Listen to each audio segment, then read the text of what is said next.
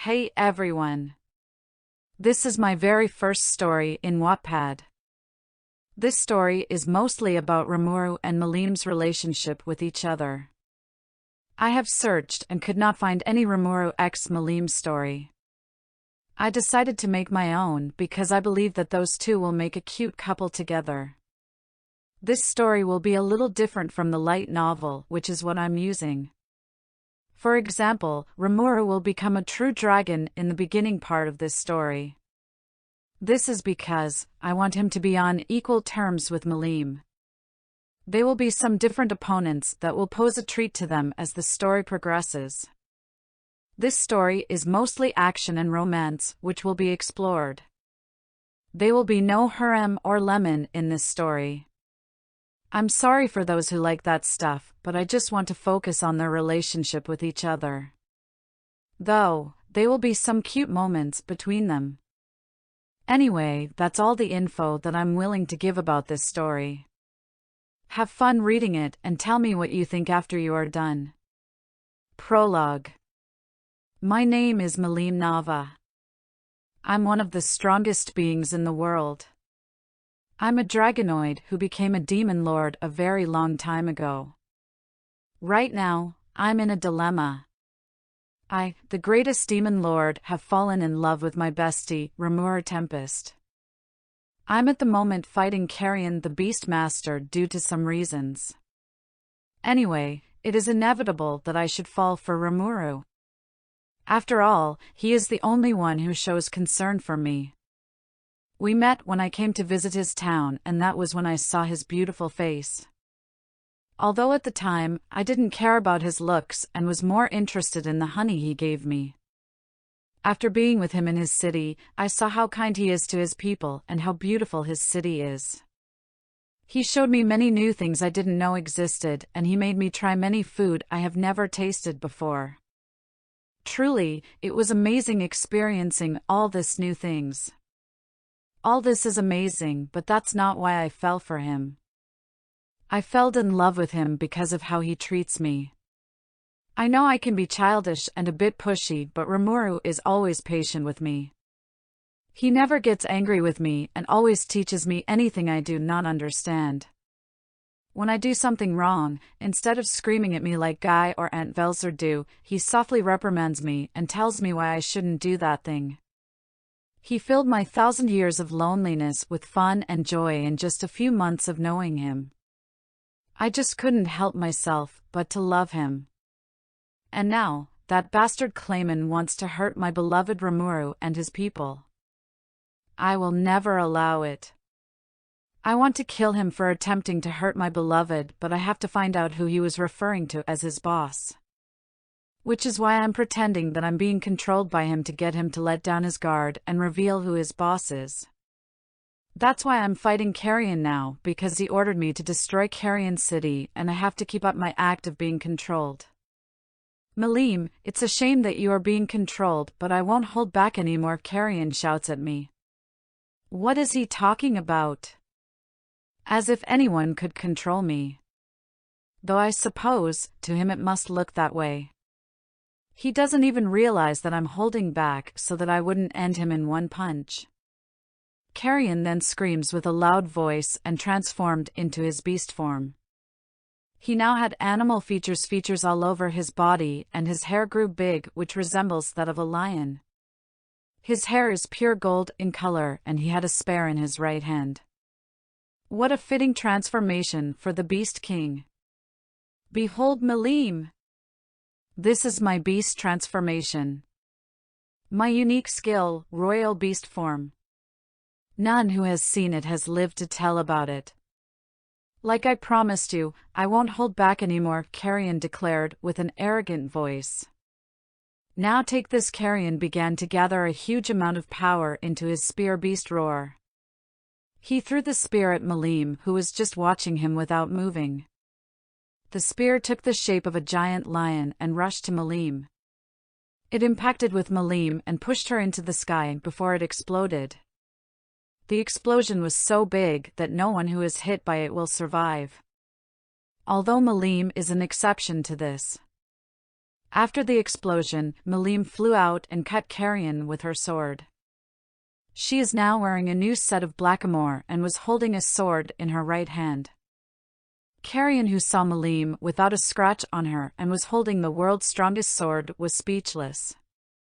The world-class sword, Temet, Carrion muttered to himself. Ha ha ha ha. I didn't think my hand will feel a little numb from that. I will reward you by showing you my trump card, Milim said with a crazy look in her eyes. Yes. I know putting on this amour is just overkill, but I got mad seeing Carrion acting cocky because of his transformation. Even though I'm acting at the moment, I still want to put him in his place. I gathered a massive amount of mana within myself and fired it at Carrion. Take this, Dragonova. The power I fired at Carrion could only be described as overpowered. Good thing that Carrion is wise enough to jump out of the way, because if my power had hit him, then he would have died. My Dragonova made contact with Carrion City, Eurazania, and destroyed it in one go. Seeing the destruction myself, I couldn't help but sweat drop a little. I think I went a little overboard, but in my defense, he insulted me. I should try and control my powers, or I might kill him by mistake. Yes, I'm so mature. Carrion, who saw the level of destruction, couldn't help the look of fear in his face. Before he could do anything, Demon Lord Frey appeared behind him and grabbed him with a knife pointed dangerously close to his neck. What are you doing, Frey? Carrion asked her. Nothing personal, Carrion, just bear with us, and she cut his neck, or so it seems. After that, Milim looked up in the sky deep in thought. I hope Rimuru is okay. After all this is over, I will tell him how I feel. I am sorry, Carrion, but if it is for the one I love, I will do anything to keep him safe. I hope you understand. Frey flew down to Milim and saw the sad look in her eyes.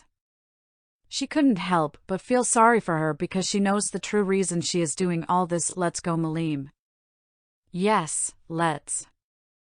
Milim and Frey flew back to Clayman's mansion while carrying Carrion body. Chapter 1, Veldora's Release. After my evolution to a demon lord, I returned back to my office where I met the three Beastketeers. I couldn't help but feel sad after hearing what the three Beastketeers said about Milim. It's been a long time since we met and a lot has happened, but one thing has not changed, and that is my feelings for her. Yes, I'm in love with Milim Nava. Got a problem with that? It happened when I first met her. She came to my city because she was curious about me. After a little fighting, I took her into the city and showed her around. She had the expression of a little child who was seeing her toys for the first time. I couldn't help but like her because of her free spirit. Before my evolution, I heard the story of how Milim became a demon lord, and it broke my heart, if I had one, that is. I couldn't imagine what she went through after losing everything that she loved. She always smiles whenever I showed her some new things, but I never knew that deep down, she was a very lonely girl who had no one to care for her. I vowed then that I will do everything within my powers to make sure that she keeps that smile I love so much in her face. Which is why, when I heard that Clayman may be controlling Milim, I was enraged. I hated Clayman before because of what he did, but hearing that he might be controlling Milim sealed his fate. How dare that Clayman! He thinks he can control Milim and get away with it. After I'm through with him, he will wish he never did something so stupid again. Just wait, Milim, I will save you soon, Rimuru thought with anger.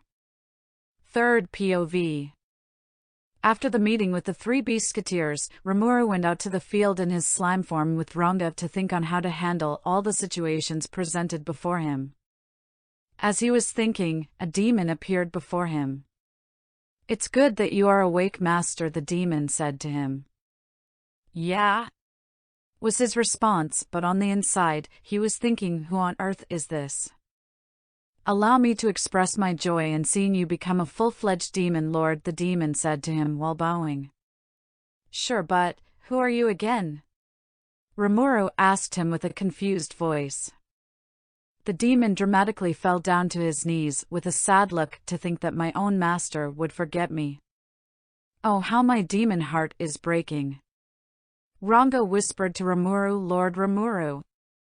He is the demon you summoned by sacrificing the Falmouth Knights. Oh, that right.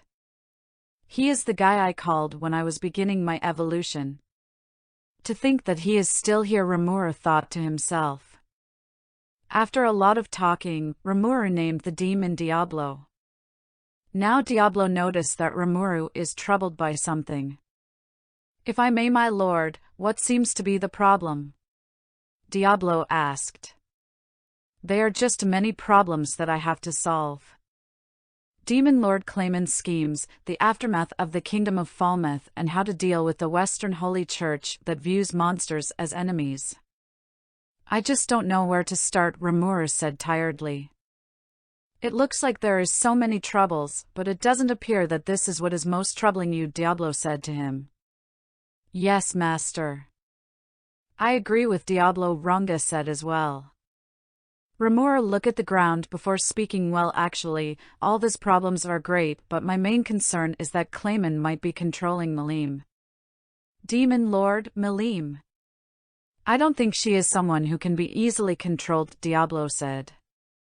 Yes, I'm aware, but what if she really is being controlled? If Clayman orders her to attack me, I don't think I can beat her even though I'm now a demon lord.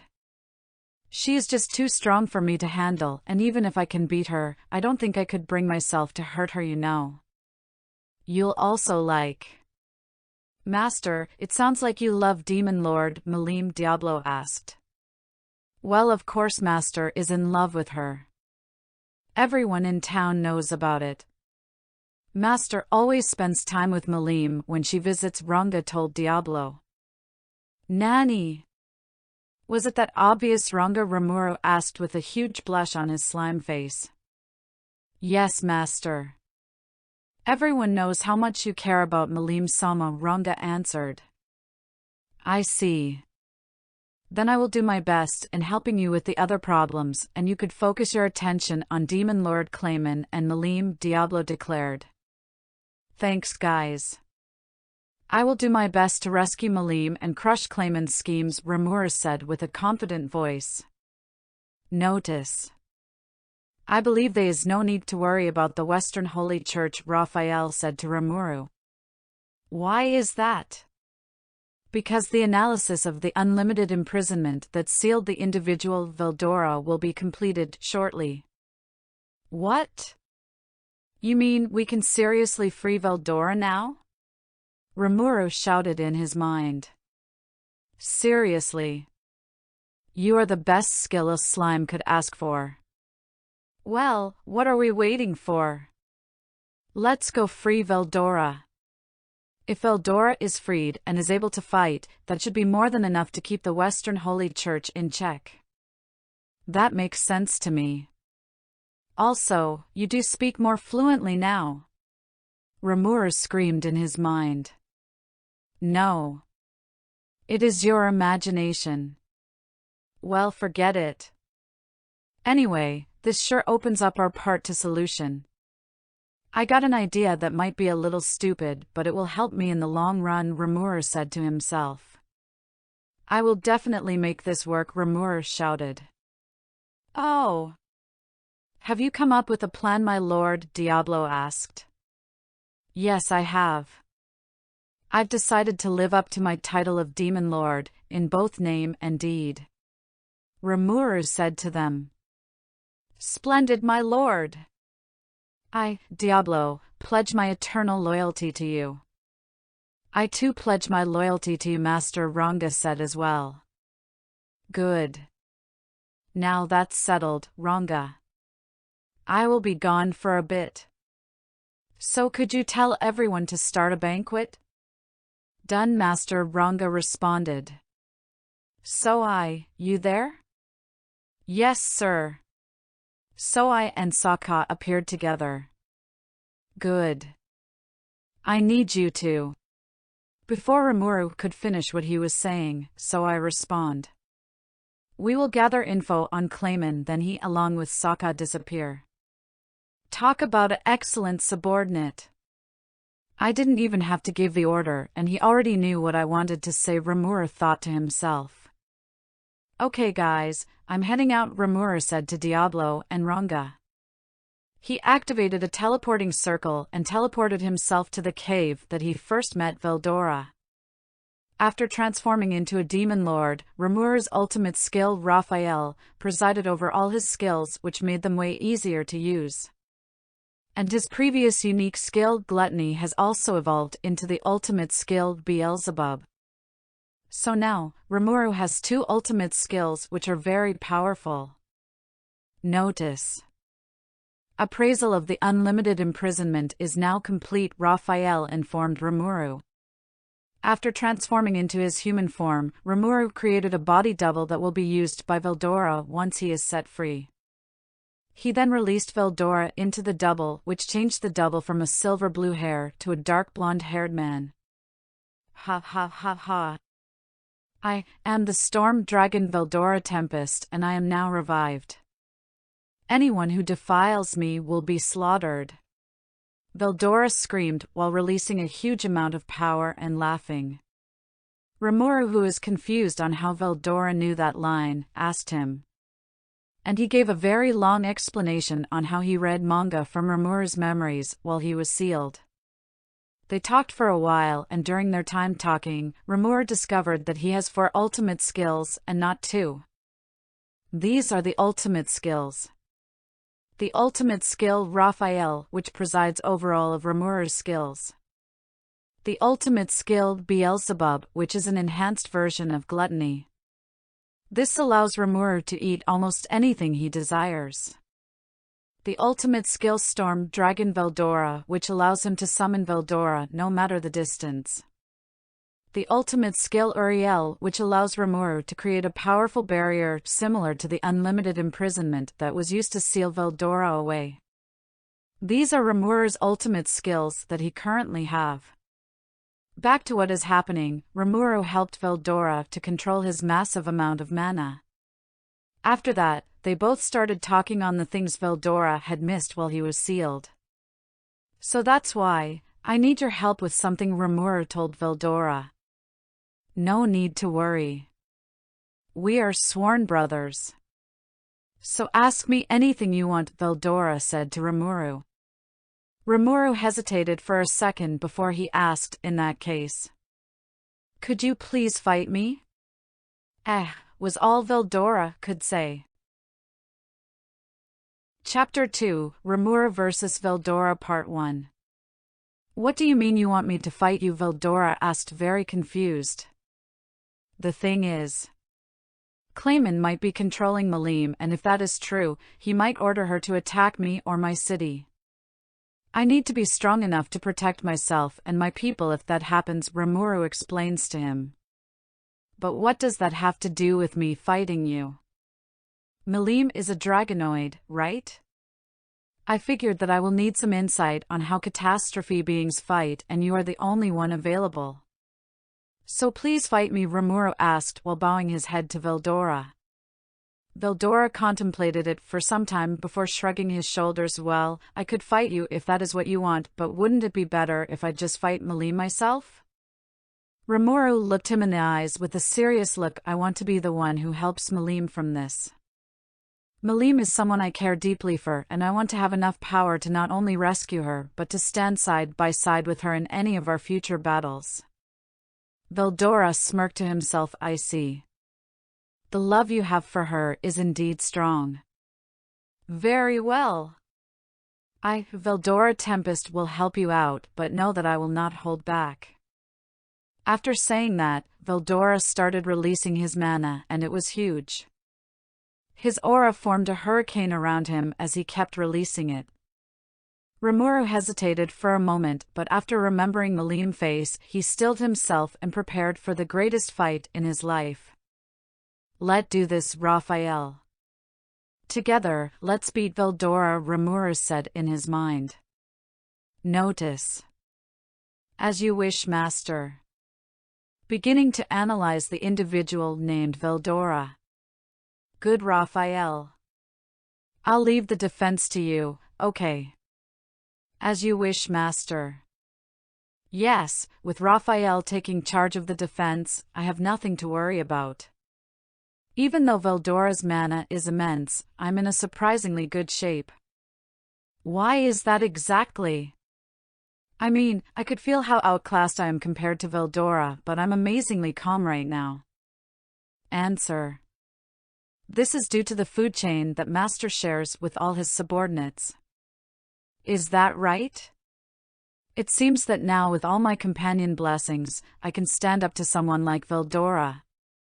In that case, I don't feel like I could lose. Rimuru's POV. I rushed at Veldora with my enhanced speed and punched him in the face, which surprisingly sent him flying to a wall in the cave. Even I am shocked, because I didn't expect to move so fast. Don't get me wrong, I know I'm fast, but fast enough to catch Veldora off guard was not something I expected. I even sent him flying. Guess he was looking down on me, I sure showed him. Veldora got up from the ground and smiled at me. It seems I underestimated you, Rimuru. I didn't think you were this strong. Well then, time to show you what I'm made of. Veldora then rushed to me with speed I didn't expect. Even with my thought acceleration stretched by a million, I just couldn't react to his speed. I saw his first closing in on my face, but my body just couldn't react at all. It was all over for me, or so I thought. Just then, a rainbow-colored barrier appeared in front of me, blocking Veldora's punch, which was second away from punching me. I immediately jumped back to create some distance between us while analyzing what just happened. Seriously, what happened? Answer. Due to Veldora's speed being above prediction, I activated the ultimate skill Uriel to block his attack. So that was your doing, Raphael? Correct. Thank God I have you for a partner. Keep defending while I attack him. Notice.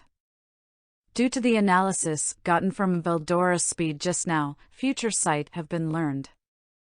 Use this skill? Yes, no. Future sight? Does that mean that I could see the future or something? In that case, yes. After saying that, I saw Veldora rush to me and punched me in the stomach. After that, he kicked me above himself and fired an energy wave at me. All of a sudden, I returned back to the real world and I was still standing a little further from where Veldora is. He then rushed to me and prepared to punch me, exactly as I saw him do just seconds ago. I moved my body to the side and let his fist to pass by my stomach. He was shocked by this, but I didn't end it there. I grabbed his hand, which was still in the air, and threw him above me. I then gathered a huge amount of mana in my hand and fired it at him with great speed. He didn't have time to block and tipped my attack head-on. It exploded the minute it touched him, which sent him into several walls. Veldora stood up with some scratches in his body, but otherwise, okay. He smiled at me. That was excellent, Rimuru. I thought that this fight would be easy for me, but I see that I greatly underestimated you. I will now use my full power. Keep up if you can. What a cocky guy he is. Here I am, giving everything I have just to match you, and you just casually say that you are going full power. This has to be a cheat, I tell you. More importantly, what was that just now?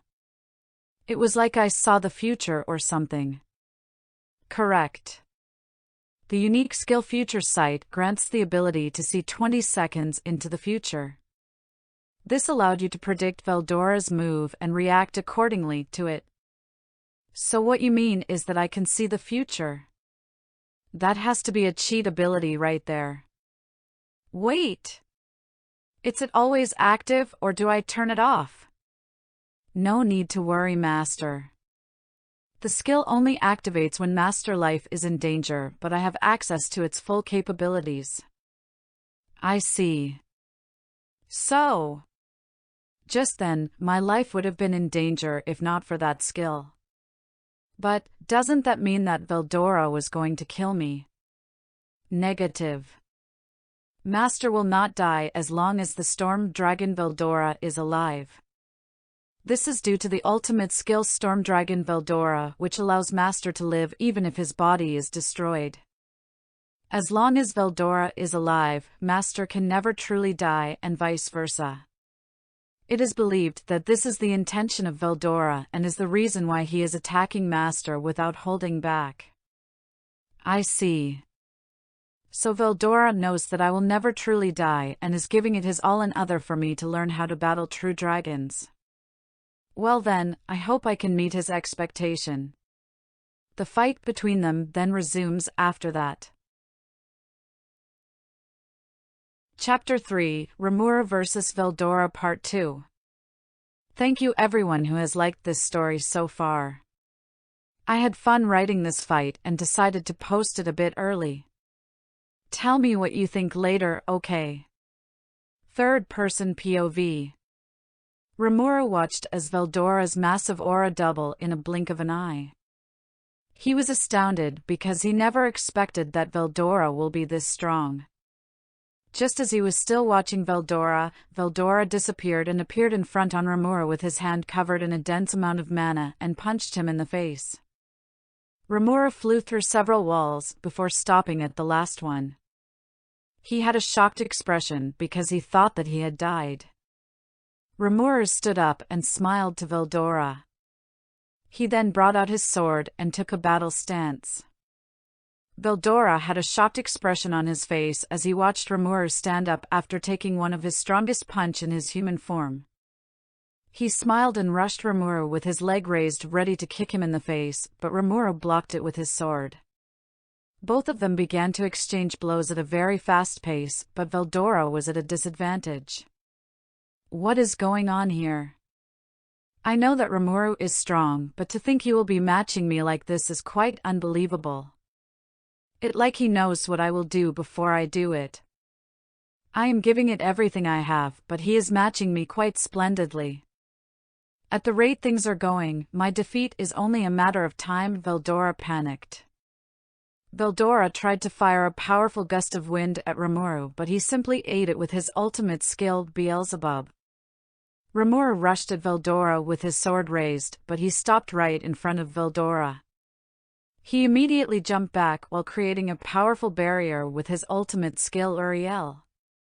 Seconds later, the place where he would have been a moment ago, exploded. The explosion was big and was mixed with a huge gust of wind. Veldora had a dumbfounded expression on his face after seeing Rimuru dodge his sneak attack. While they were fighting, Veldora had been preparing this attack by isolating his mana in the air. This was one of his secret moves that he created while inside Rimuru. The mana in the air is supposed to transform into a lightning spear and attack when he gives it the signal. What makes this attack deadly is that it is not visible to the eyes or magic sense.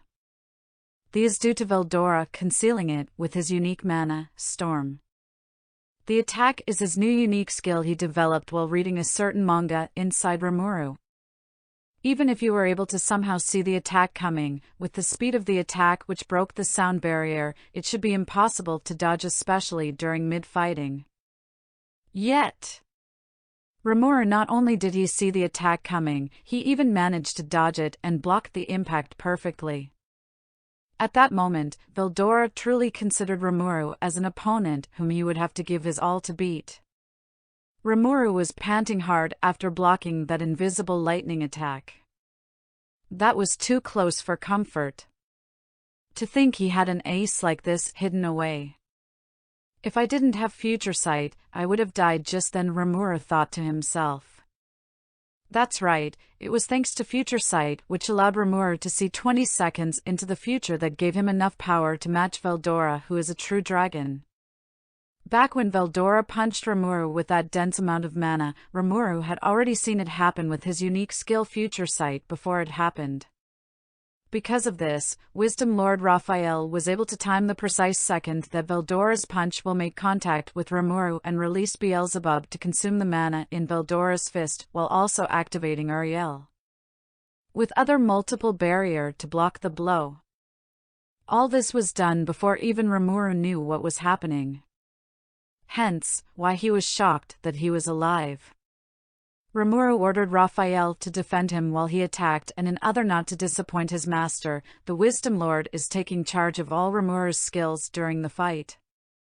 It is thanks to Raphael's perfect calculation that Rimuru is able to fight someone like Veldora like equals. You'll also like. Veldora started to laugh, which put Rimuru on guard. He flew up in the air and looked at Rimuru while smiling. I must commend you, Rimuru.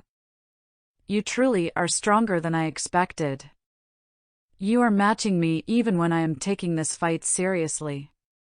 Now prepare yourself because my next attack will be very different and powerful. After saying that, Veldora transformed into his dragon form and roared into the heavens. Then he began to gather a huge amount of mana in his mouth while facing Rimuru. Rimuru looked at Veldora and was very scared on what to do. He believed that he is stronger now with all his comrades' blessings, but he didn't believe that he could beat Veldora with just that. Veldora is truly a catastrophe being. To think that a human was able to beat him in a fight is downright insane. What to do now? If that attack makes contact, then he would not only die but the cave itself will be destroyed. Before the fight began, Raphael had used a powerful barrier to seal the entire cave so that there will be no casualties from the outside. But all that is meaningless now with the level of Veldora's attack. Seriously, what am I going to do? Answer. Active the ultimate skill Beelzebub to consume the attacks. Active the skill. Yes, no. Just when Rimuru thought all hope is lost, Raphael spoke with a calm voice as if all this is within her calculation. Rimuru didn't hesitate to activate the skill. Veldora was done charging his attack which he fired at Rimuru. Take this, Storm Breath Cannon. The attack was similar to Milim Drago Nova, but it was black in color. It moved with great speed towards Rimuru, but it was intercepted. Gobble it up, Beelzebub, Rimuru shouted. Immediately, Beelzebub activated in front of the attack and consumed it, or tried to at least. It turns out that Veldora had activated his probability manipulation, which made the attack stronger than it should have been. Rimuru POV. Beelzebub was absorbing the massive breath attack of Veldora, and Raphael was isolating the energy into my imaginary space, but the process was painful. I have pain nullification skill, yet the pain I'm feeling now is greater than anything I've ever felt before in my life. The pain was so great that I had to turn back into my slime form just to see if I could bear it. I looked up and saw that Veldora was still firing his attack, and by the looks of things, he will not be stopping anytime soon. Is this it? Is this where I die for real? Is this the extent of my power as a demon lord? Just then, an image of Milim smiling at me flashed before my eyes, and I looked at Veldora's attack, which I am still trying to consume with determination. I will not lose. Even if the pain is unbearable, I will succeed no matter what, I thought to myself with determination. Notice. With the amount of mana that Master have consumed from the attack of the individual, Veldora has allowed Master to develop and mature a dragon core. Also, with the analysis of the ultimate skill Storm Dragon Veldora being completed, it is now possible to transform Master's body into the same species as the true dragon race with Magicule Breeder Reactor. Should it be implemented now? Just then, I heard something so unbelievable that I couldn't help but laugh. This is just too crazy to understand. Doesn't this mean that I will be a true dragon, and what is Magicule's Breeder Reactor? Answer. Magicule Breeder Reactor is a skill which will allow Master to generate an infinite amount of mana of the purest form, Stardust. After Master transforms into a true dragon, it is calculated that Master's mana reserve will be equal to or greater than Milim's, who also have a Magicule breeder reactor. So evolve into a true dragon race? Yes, no. At a time like this, do you have to ask yes or no? I gave my answer in a heartbeat. Yes. The moment I agreed, all the pain I felt was gone. Pain, heat, and so on. The attack of Veldora's Storm Dragon Cannon no longer had an effect on me. I consumed it in a blink of an eye like it was nothing to me, which is true. After eating that attack, I started to feel a massive amount of mana pouring into me with no end to it. My mana reserve kept growing and growing with no end in sight at all. Hey, Professor. Is this not dangerous? I asked with a little bit of panic. No problem. I will manage it. So she says. I will just leave it to her then. My mana kept increasing, and before I knew what was happening, I was covered in a bright light. Veldora got a little carried away after fighting Rimuru. That was why he used one of his strongest moves in his dragon form on him. By the time he realized this, it was too late because he had already fired it at Rimuru. He panicked a little but calmed down after Rimuru activated his own skill, which started to eat his attack. He was shocked that one of his strongest attack was being eaten before his eyes. This made him to increase the power of his attack more than ever. Among all the true dragon, Veldora had the highest magicules after his sister Velzard. So he was confident that he could overpower Rimuru's skill if he kept up his attack. But something so unbelievable happened before his eyes. Just as his attack was about to overpower Rimuru's skill, Rimuru transformed into a true dragon. He had no idea how he did it, but Rimuru is now a true dragon. The fifth true dragon. He knew this because true dragons have the ability to sense their own kind if they are close by. So he was sure that Rimuru had transformed into a true dragon, but the question is how. To make matters worse, Rimuru easily ate all of his attack in a blink of an eye. After he ate it, he was covered in a very bright light, which lit up the whole cave. As Veldora was still contemplating on what to do next, the light died down and revealed Rimuru in all his glory. He is now taller than before and looks to be about 16 of age. He was holding his sword in his hand and his clothes were a pitch-black full bodysuit. His face looks more feminine and his skin were as white as snow. He is the very definition of divine beauty. His golden eyes seems to be looking at himself before he smiled to him. His mana was overwhelming even for Veldora. It was like his mana was 10 times that of his, and this frightened Veldora. Sorry to keep you waiting, Veldora, but I'm ready if you are, Rimuru said to Veldora with a smile on his beautiful face.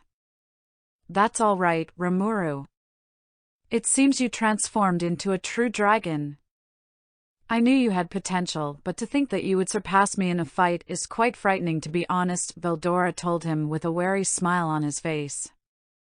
Shall we continue then?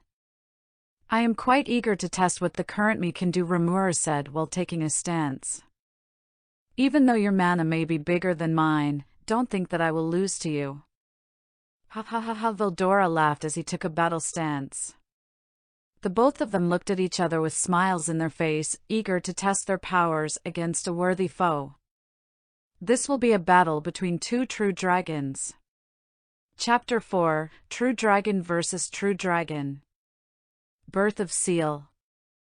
Rimuru calmly looked at Veldora, who was in his dragon form. He was just standing there, admiring his new powers, and wanted to test it against Veldora. Oh! Before we start. Rimuru clicked his fingers and the whole cave was then covered in a giant cube barrier. Veldora looked around the cave before he turned to Rimuru. What did you do? I placed a powerful barrier around the cave to prevent it and the whole Jura forest from being destroyed. If two true dragons start to clash, I have a feeling that the damage will be catastrophic. Hence, the barrier, Rimuru explained. Veldora, nodding his head, didn't waste time in attacking Rimuru. He created multiple light beam energy behind him and sent it all at Rimuru. The light beam attacks were all as fast as light and they were all rushing to Rimuru. Don't mock the new me, Veldora, Rimuru said before readying his sword. With his thought acceleration moving at a speed beyond numbers, Rimuru was able to calculate the precise time to draw his sword with such speed that even someone with thought acceleration of 10 million will not be able to keep up. The shockwave that was created when he drew his sword formed a giant wind slash which stopped all the light beam attacks while they were still in the air, causing all of them to explode. The explosion was big, but that wasn't the issue. The issue is that the huge wind slash created by Rimuru's sword was still moving at great speed to where Veldora is. Veldora, seeing this, tried to dodge as fast as he could, but the wind slash was still able to impact on his left wing, which cut it off. Due to his left wing being cut off, Veldora started falling to the ground, which gave Rimuru enough time to attack. Go, Black Lightning! Rimuru created a huge blue magic circle above the falling Veldora, which then released the Black Lightning. The Black Lightning was fired at the falling Veldora with no time for him to defend himself. The moment the lightning attack impacted with Veldora, it caused a massive explosion which burned Veldora before he reached the ground. Rimuru was surprised because he didn't think that his lightning will be that strong. Note to self: don't use that attack in the city. He watched as Veldora stood up with a lot of injuries, but they were slowly healing. Veldora looked at Rimuru with a shocked look. What was that attack you used, Rimuru? I almost died there if I didn't concentrate all my mana on defense. Rimuru smiled at him. That was just a simple skill I acquired a long time ago called Black Lightning. It doesn't matter what attack I use, any attack for me is deadly due to the level of mana I poured in it. Veldora began to panic on the inside. This means that he is just as strong as Nichan. No! He might be stronger. How did Rimuru get this strong so suddenly? Veldora looked at Rimuru before he smiled. He was truly happy that his sworn brother has surpassed him in power. He flew up and began to gather a huge amount of mana around himself. The weather around the barrier began to darken and a huge gust of wind began to generate everywhere. Rimuru looked around and was surprised by what was going on around the cave. He readied himself for anything Veldora might do. Notice: the individual Veldora is preparing to unleash his ultimate skill. It is believed that the individual Veldora is in possession of two ultimate skill and the one you want to unleash is his strongest one. Professor, do you mean that Veldora has more than one ultimate skill? How do I counter it then? No problem. Master could match it by releasing his new attack, Dragon Cannon. You'll also like... Wait! I have a new attack now? Yes. After analyzing the attack, Storm Dragon Cannon. It is now possible for Master to use an enhanced version of the attack known as Dragon Cannon. This is due to Master possessing a magic breeder reactor which generates a pure dense mana known as stardust. Wow! Well then, I leave it all to you, Seal, Rimuru thought happily. Seal. Well, yes. Since you are my partner and it is wired calling you Professor, I thought I should give you a name and that name is what came to mind. How about it, partner? What is this emotion? It is just a skill. It should not feel emotion, but yet it is feeling a very powerful emotion right now. What is this? Yes. This emotion is happiness. Notice: the ultimate skill Raphael has evolved into the Monus known as Seal. The voice of the world proclaimed, but it was only heard by Rimuru and Seal. I am the Monus known as Seal. I look forward to being of use to you, Master. Rimuru POV. Something crazy just happened again. I just thought that giving my skill a nickname is way more better than calling it Professor all the time. I didn't think that it will evolve into a Monas. How did it even happen? Well, some things are just better left not knowing. I'm counting on you, Seal. Third person POV. Just then, Veldora finished his attack and looked at Rimuru. Take this. Tempest Infinity. A huge gust of Tanadu mixed with lightning and thunder was created and was sent to where Rimuru stood. As the attack moved, it generated lava on the ground, which is then mixed with the attack. The attack was devastating and will kill anyone who is hit by it in an instant. This was Veldora's new trump card for when he challenged his older sister Velzard again. Even though he has not mastered it, the attack is still deadly to anyone who comes in contact with it. This is the ultimate skill, Tempest Infinity. Rimuru saw the attack coming to him with great speed. He began to gather a massive amount of mana that easily overpowered Veldora's own mana. He began charging an attack in front of himself. Once he was done, he looked at the attack that was coming at him. Blast it all away. Dragon Cannon, Rimuru shouted. The attack Rimuru generated was fired at the attack of Veldora that was coming to him. The attack was the same as Milim Drago Nova, with the only difference being their color. Whereas Milim Drago Nova was a kind of rainbow color, Rimuru's Dragon Cannon was pure blue in color. The Dragon Cannon made contact with Veldora Tempest Infinity and destroyed it in one go and kept on advancing. The difference in both of the attack was very clear due to the level of mana both used in their attack. Rimuru, whose mana is at least 10 times higher than Veldora's, won the contest. That is why Rimuru's attack was able to destroy Veldora's attack despite it being only a unique skill. The Dragon Cannon kept going to where Veldora was, in the air. Upon seeing that his ultimate skill failed, Veldora tried to get out of the way, but due to him still being in his dragon form, he couldn't move out in time and was hit by the Dragon Cannon.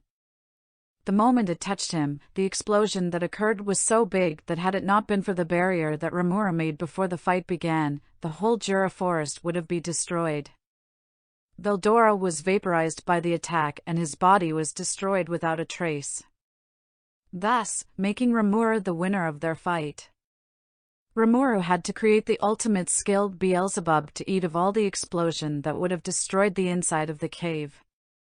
After he was done, he looked around and didn't see Veldora anywhere in the cave. Veldora! Are you there? Rimuru asked in his mind. Ha ha ha ha. It seems that I lost this fight, Rimuru. You truly have become stronger, Veldora praised Rimuru from inside of him.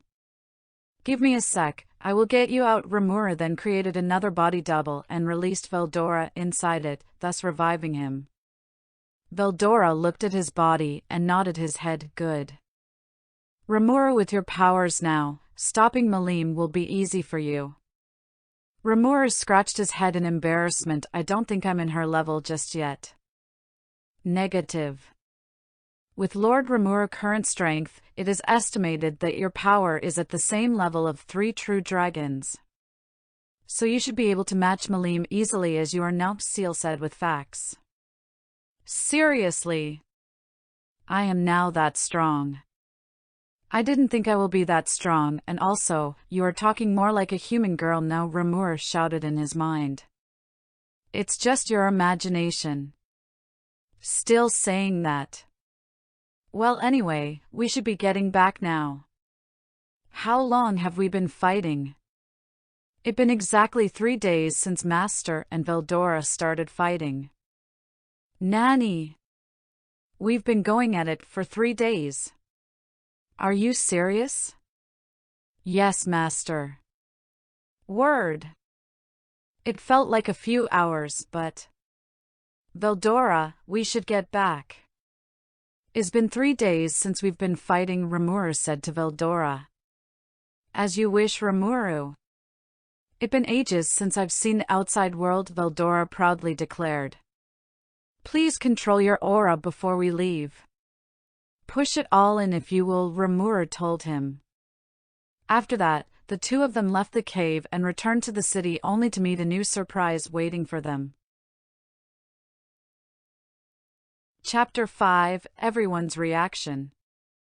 As Rimuru and Veldora were returning to the city, they saw a huge crowd gathered in the town square.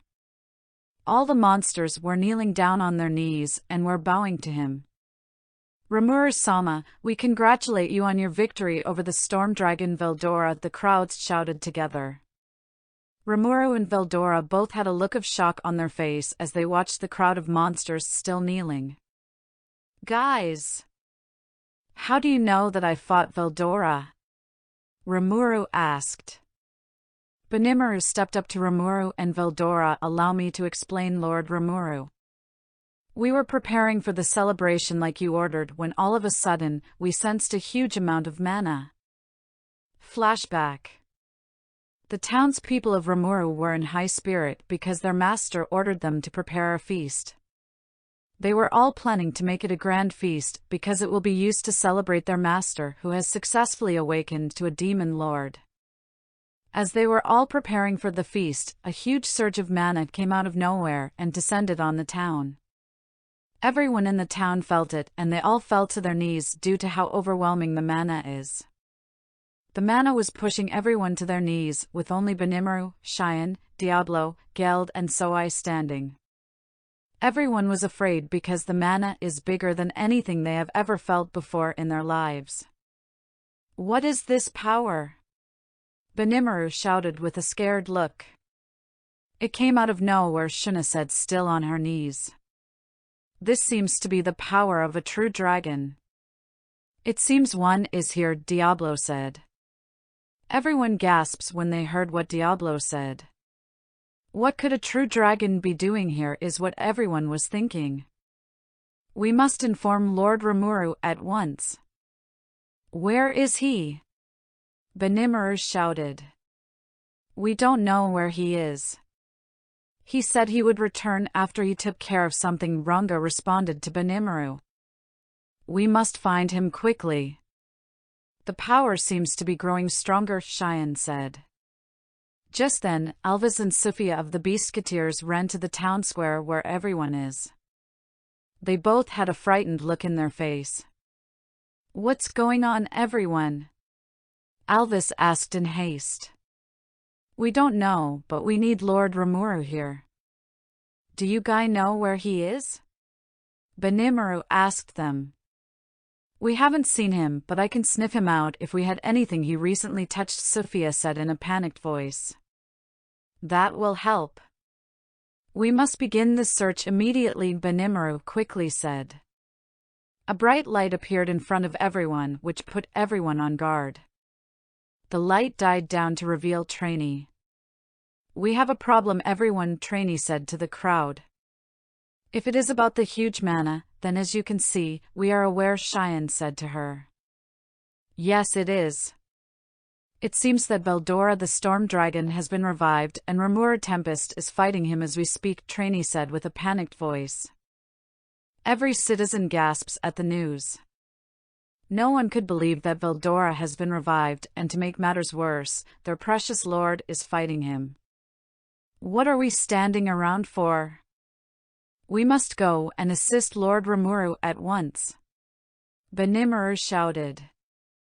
Only those who can withstand this magic should go, while the rest should remain here, Diablo said to Benimaru. Benimaru looked at him and nodded. You are right. Those who can stand, follow me. The rest, stay here and guard the town. You'll also like.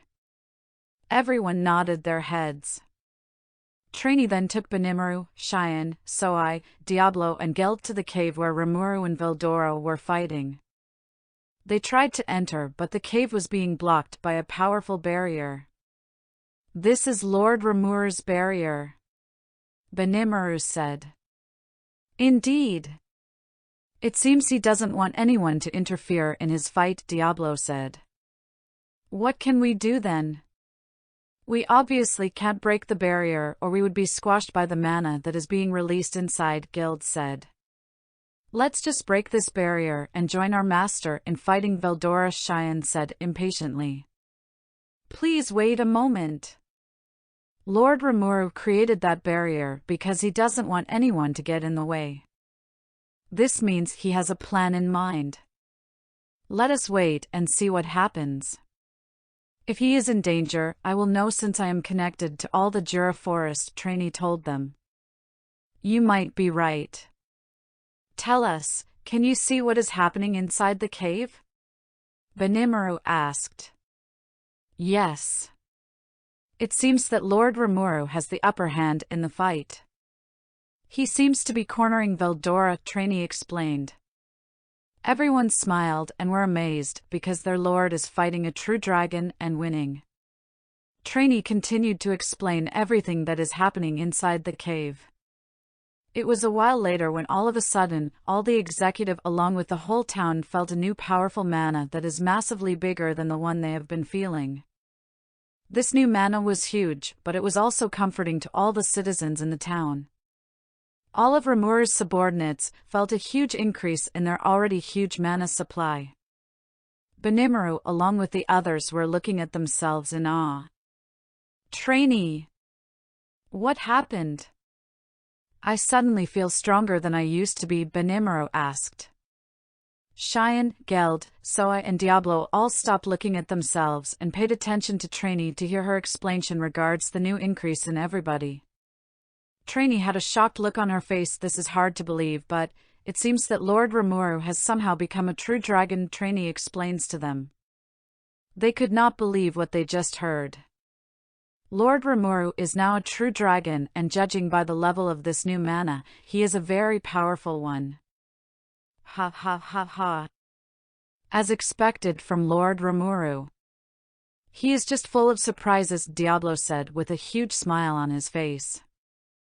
I never doubted him once. Cheyenne too was smiling. Indeed. With this level of mana, his victory over Veldora is all but assured, Gild said while nodding his head. Rimuru faced Trainee. What is happening now? Lord Rimuru is toying with Veldora. He will win soon with how things are looking, Trainee explained. All of them had a smile on their face while nodding their head. They all had a new respect for their lord.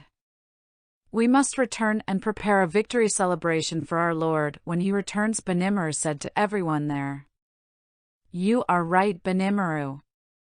And with Lord Rimuru's blessing, we have all gotten stronger again, Geld said.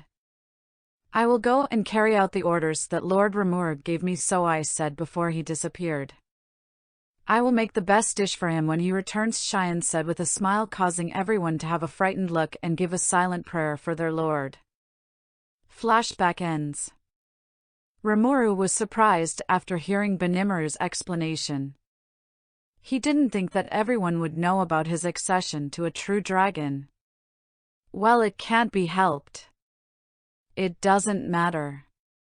Anyway, I want you all to keep me being a true dragon a secret from anyone that isn't a citizen of this town, Rimuru said to the crowd of monsters. Why is that, my lord? One goblin monster asked. I still want to have the element of surprise. If people look down on us and decide to become hostile, they will be very surprised when they discover that I am a true dragon. But if they know beforehand, they may start planning some kind of countermeasure, Rimuru explained to everyone. I see. You plan to use you being a true dragon as a trump card against your enemies, Rimuru said to him. Exactly. Though, I will announce it after I rescue Milim from Clayman. For now, just tell anyone who asks that I'm a demon lord like we planned before, Rimuru said to them. As you wish, my lord, everyone shouted. Rimuru nodded his head, good. Anyway, Guy, I want to introduce you to someone. He motioned for Veldora to stand next to him. This here is Veldora the Storm Dragon. Everyone had a look of awe while looking at Veldora. Then they all bowed down to him. Welcome to our humble city, Lord Veldora, everyone shouted. Thank you. I plan to live here with Rimuru from now on. Ha ha ha ha, Veldora proudly shouted. Rigard stepped forward. Lord Veldora. If I may. Just what is your relationship with Lord Rimuru? Veldora smiled at the question as if he has been hoping that someone will ask him that very particular question. He then put his hand on Rimuru's shoulder and brought him close to himself before shouting, Rimuru is my sworn brother whom I have vowed to look after in any situation. That's right, he is my friend. Why must he say it like that? Now I'm embarrassed, Rimuru thought with a blush on his cute face. Everybody started cheering and shouting in joy. They were all happy that their lord is not only friends with Demon Lord Milim but also with the Storm Dragon Veldora. If you guys are friends, then why were you both fighting, Lord Rimuru? Rimuru asked. Everybody else nodded their heads at hearing that question. It's a long story, but I'm the one who asked him to fight me. Though, I will explain the reason later. For now, let's all celebrate, Rimuru said while raising his jug of alcohol. He now went up to the stage prepared for him. He looked at everyone before spreading his new dragon wings, while changing his clothes to white for the occasion and releasing a little bit of his mana. All the citizens felt his power wrap them in a protective embrace. Only the three Biscuiteers had a frightened look in their face from seeing his new powers up close. This is because they do not have Rimuru's blessing, which is protecting the citizens from Rimuru's dense mana. This means that they, along with Trainee, are feeling how dangerous Rimuru's aura is, and it frightened them. I know we have a lot of problems in the future, but for tonight, let's eat, drink and have fun with each other. Cheers everyone, Rimuru said to all of them. Everybody raised their own jug and the celebration truly began. Although Rimuru and Rimuru were in a great dilemma on how to eat Cheyenne's cooking that she is happily preparing for them.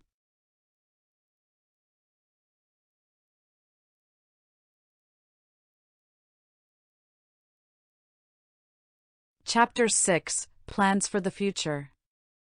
On the next day after the celebration between Rimuru and his citizens were over, Rimuru and his executives along with the three Biscuiteers and Yum's party were now in the meeting room to determine their next course of action. Now that everyone is here, we can begin, Rimuru said to everyone. He first of all introduced Diablo to everyone before he got to the main topic. With that out of the way, I would like to share what I plan to do in the future. I'm going to announce to the whole world that I am now a demon lord, Rimuru explained to them. That will get the attention of the other demon lords, Kaijin said to Rimuru. Exactly. That is my plan, Rimuru said. Oh, who? Are you planning to pick a fight with the other demon lords? Hakuro asked while stroking his beard. Yes, I am, but I'm not after just any demon lords, but just one in particular, Clayman. He is the cause of everything that has happened to us. The Orc Lord, Charybdis, and the Falmouth. He is behind it all, but my greatest anger with him now is that he might be controlling Milim. For him to dare to lay his hands on Milim is a crime that I won't forgive, no matter what, Rimuru said with an angered voice. Everyone except for the three Biscuiteers smiled after hearing Rimuru say that about Milim. It seems that he is finally being honest with his feelings for Lady Milim, and they were all happy for him. What do you suggest, my lord? Rimuru asked. My first order of business is to crush Clayman and his minions hard. The problem is that he might send Milim after us if she truly is under his control, Rimuru said. I see. If Lady Milim attacks us with her full power, we might be done for, Vester said. Are you forgetting that our lord is a true dragon as well now? He can beat Lady Milim no problem, Cheyenne said to Vester. Cheyenne is right. With Lord Rimuru's accession to a true dragon, I doubt anyone will pose a challenge for us, Rimuru explained. It is because of the possibility of fighting Milim that I asked Veldora to fight me. I needed insight on how a catastrophic beings fight. My accession was simply a bonus that is well received. Rimuru explained to everyone. He turned to the 3 Beasketeers. I would like you guys to assist us in crushing Clayman's subordinate. The 3 Beasketeers nodded at him. Rimuru began to explain the plan of attacks for everyone.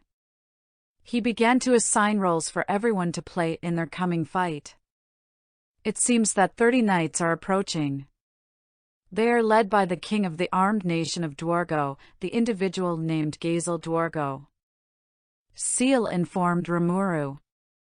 I see. Thanks for informing me, Seal. Also, you sound more human now. It's your imagination. That line of yours sounds human as well. And she keeps quiet when she doesn't know what to answer me, Rimuru thought to himself. He informed everyone of the visitors that are approaching. He then went out to greet Gazel and his people. After a long meeting between Rimuru, Gazel, Elila Duke of the Lion and Yum's group, it was finally decided that the Jura Tempest Federation will form an alliance with the Sorceress Dynasty of the Lion. Even though Gazel, Elilud and Fuse almost had a heart attack after seeing Veldora, everything seems to work out. You'll also like. Just then, Ramiris came as they were rounding up the meeting. She came in front of Rimuru to inform him that his city was going to be destroyed, but she stopped in front of Rimuru and looked at him with a look of slight fear. Is something the matter, Ramiris? Rimuru asked her. She didn't move when Rimuru asked her that. She was simply looking at him with a worried look. Rimuru, getting impatient, was going to ask her again until she raised her finger and pointed it at him. When and how did you become a true dragon, Rimuru? You can practically hear the fright in her voice. Rimuru slapped himself for not remembering to completely hide his aura. He didn't think anyone will notice, let alone Ramiris, but it looked like he underestimated her. Despite how she looks and acts, Ramiris is still the queen of the spirit. What are you talking about, Ramiris? You must be imagining things. Have you met my friend Veldora? Rimuru casually changed the subject. What? Veldora has been revived? Since when? Ramiris shouted in shock. Guess you didn't know then. I will introduce you to Inch. Rimuru then took Ramiris to Veldora, who was reading manga while lying down. Ramiris at first panicked, but after seeing the manga, she got curious and addicted very quickly. Rimuru returned back to where the others were and saw the look all the visitors were giving him. What's with the look? Rimuru asked them. Rimuru, who is that little fairy just now? Fuse asked him. Oh, her. Her name is Ramiris, and despite her looks, she is actually a demon lord, Rimuru explained to them. They all just sighed, too tired to question Rimuru. It seems that after meeting Veldora, nothing could surprise this guys today. What did she mean when she asked you on how you became a true dragon?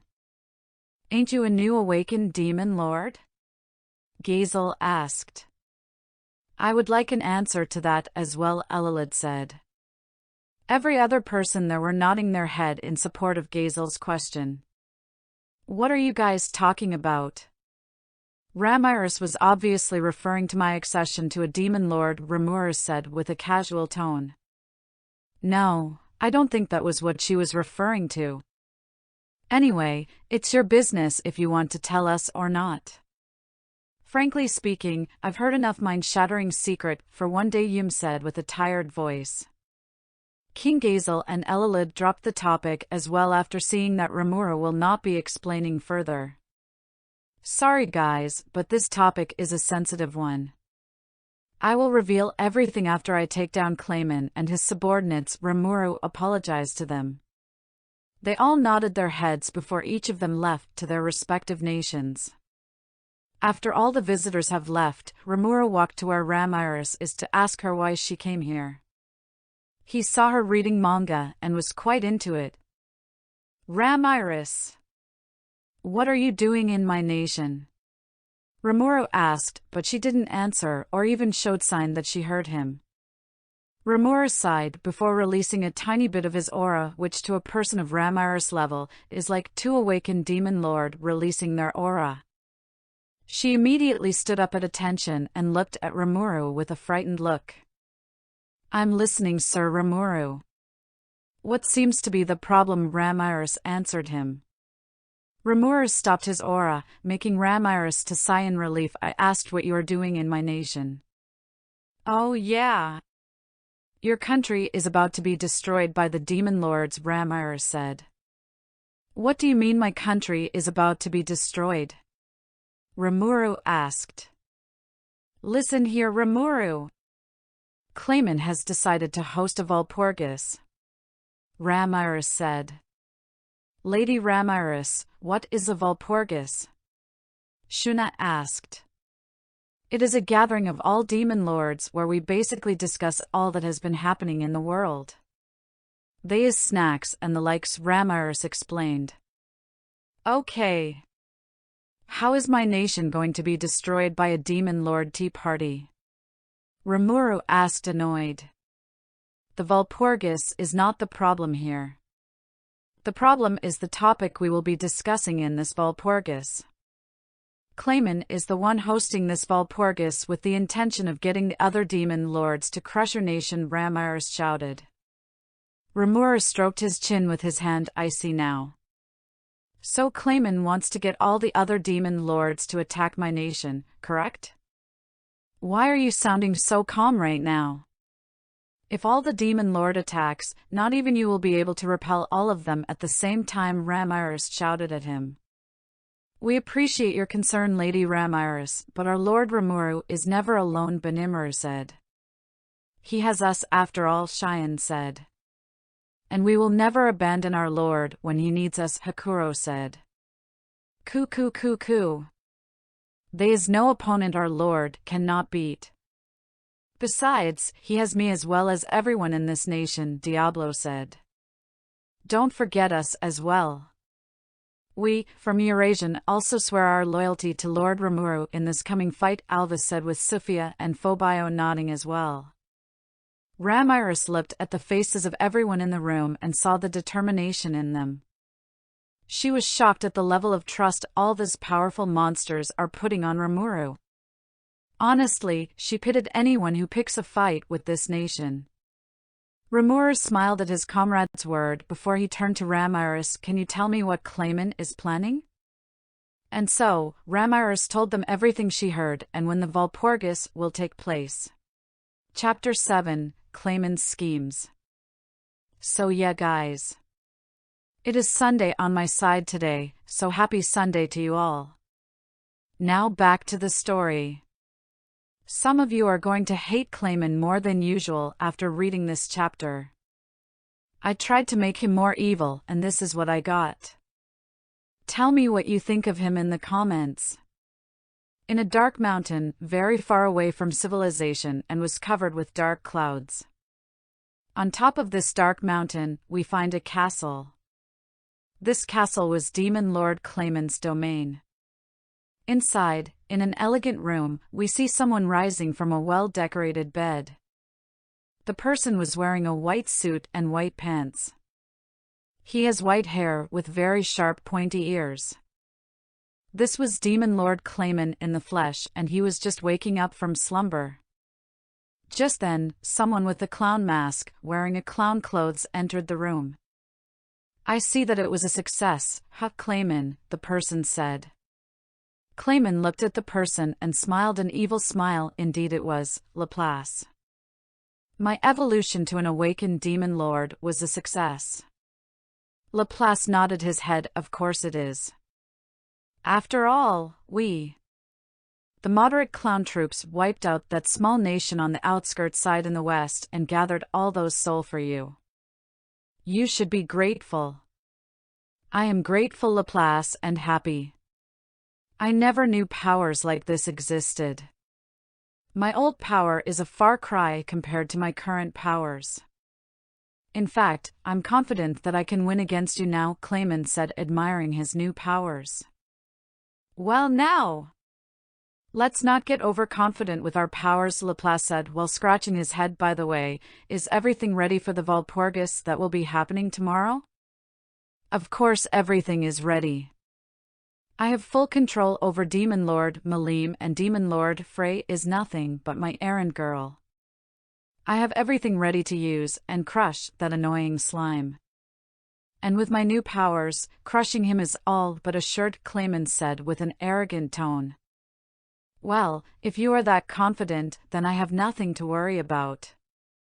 Just be sure not to let your guard down, Laplace advised.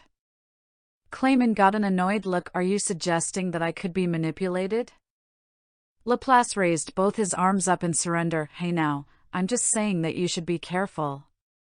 After all, you are dealing with demon lords. And with that, I bid you good day. He disappeared after that. Clayman had a furious look on his face. How dare that Laplace? He thinks that I, Clayman, can be manipulated by those wannabe demon lords. That may have been true before, but now that I've awakened into a true demon lord, I can never be misled by anyone. Clayman then left his room and headed to his office. Once he arrived at his office, he sat down in his chair, still with that annoyed look on his face. Fry! Get in here right now, Clayman shouted. Demon Lord Fry entered Clayman's office after hearing his call. You called for me, Clayman. You'll also like. Clayman stood up from his chair and moved to where Fry was standing. He then slapped her with enough force that threw her to the floor. How many times must I tell you to always refer to me as Lord Clayman?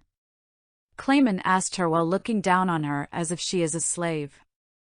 Fry silently stood up and bowed to Clayman. Forgive my insolent Lord Clayman. Please, how may I serve you? Clayman smiled at this. See. Now that's better. Always remember to obey me or your people and you will get it. Remember that your heart is in my possession, so no funny business. Understood? Yes, Lord Clayman, was her only response. Good. Now remove those clothes and start your work, Clayman commanded. Frey silently took off her clothes and got on her knees to please Clayman. Ever since Clayman took her heart in his possession, her life and all her people's life belonged to him. It happened when she was kidnapped by those clown troops. She was brought to Clayman and he used a spell to bind her heart. And now, he need only press a button and she will be dead in a second. To make matters worse, a massive spell has been placed in her city with all her people being unaware of it. If he so chooses, he could activate the spell which will suck out all her people's soul. Because of this, she is forced to do what Clayman wants in order to save her life and the life of her people. That's why, she has been a sex slave of Clayman for a very long time. Whenever he was angry, he would call her and have her do all kinds of things that are very difficult to mention. After using her as he likes, he would then beat her up until he was satisfied, then he would ask her to heal herself. Truly, she has been living a life of hell ever since Clayman took her heart. Her only hope was Demon Lord Milim, who saw the truth about what Clayman has been doing to her. Milim obviously loved that magic-born slime named Rimuru.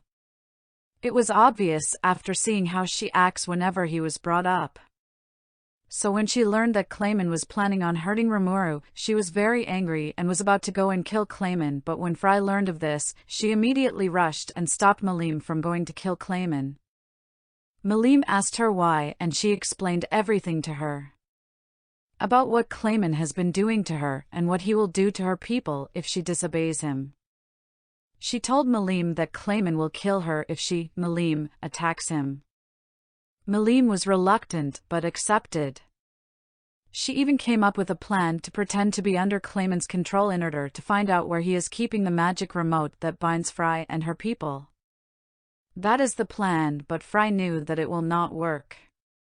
The reason is because the magic that Clayman used on her is not from an object but from his own soul. In other words, he only needs one thought to end her life. She didn't tell Milim this because she was afraid of how she might react. Yes, Demon Lord Fry has no free will of her own because she is bound to Clayman for life, which is why she is being very obedient to Clayman as much as she could. Her life is not what matters to her, rather the life of her people. And that brings us back to now. As Clayman is fucking her with no intention of slowing down, she will endure because that is all she can do. After Clayman was done with her, he put on his clothes and watched Frey, who was still lying on the floor. "Use your tongue to clean up all this mess in the floor before I get back," Clayman said before he left the room. Frey weakly stood up from the floor and checked herself before sighing, "At least he didn't beat me up today. He must be in a good mood," was her thoughts. She immediately got to work and used her tongue to clean up the mess she and Clayman made during his sessions. Once she was done, she left and went back to her room to rest. As she opened the door to her room, she saw Milim there with an angry look. "Is something the matter, Milim?" Fry asked her gently. Milim looked at her with anger look which made her flinch. "How can you ask me that when you are the one in pain? How long will he keep doing this to you?" Fry sighed. "Is not like I have a choice. If I don't obey, then my life and my people's lives will be forfeited." "I know that, but still," Milim said in frustration. Fry then hugged Milim. "Thank you for worrying about me. It means a lot to me to see you pretending, just to save me. I know you rather be with your beloved." Milim blushed and returned the hug. "Tomorrow is the Walpurgis. Do you think Rimuru will be safe?" Fry released Milim from the hug and looked her in the eyes, only to see worry in them. She gave Milim a reassuring look. "It's gonna be fine. If he is as good as you say he is, then you have nothing to worry about. Besides, you would protect him, right?" "Of course I will. I will make sure that nothing happens to him or you tomorrow," Milim said to her. Fry smiled after hearing that. "Thank you, Milim. You are a good friend." "Ha ha ha ha. There is nothing that I can't do. Just remember to keep what I asked of you safe," Milim said. "You mean your first present from your beloved?" Fry teased. Milim blushed after that and nodded her head with a smile. Fry smiled back and told her that it was safe. After talking some more, Milim left and Fry lied down on her bed to rest. She hoped that everything worked out tomorrow and that Rimuru wins and finally puts an end to Clayman and his scheme.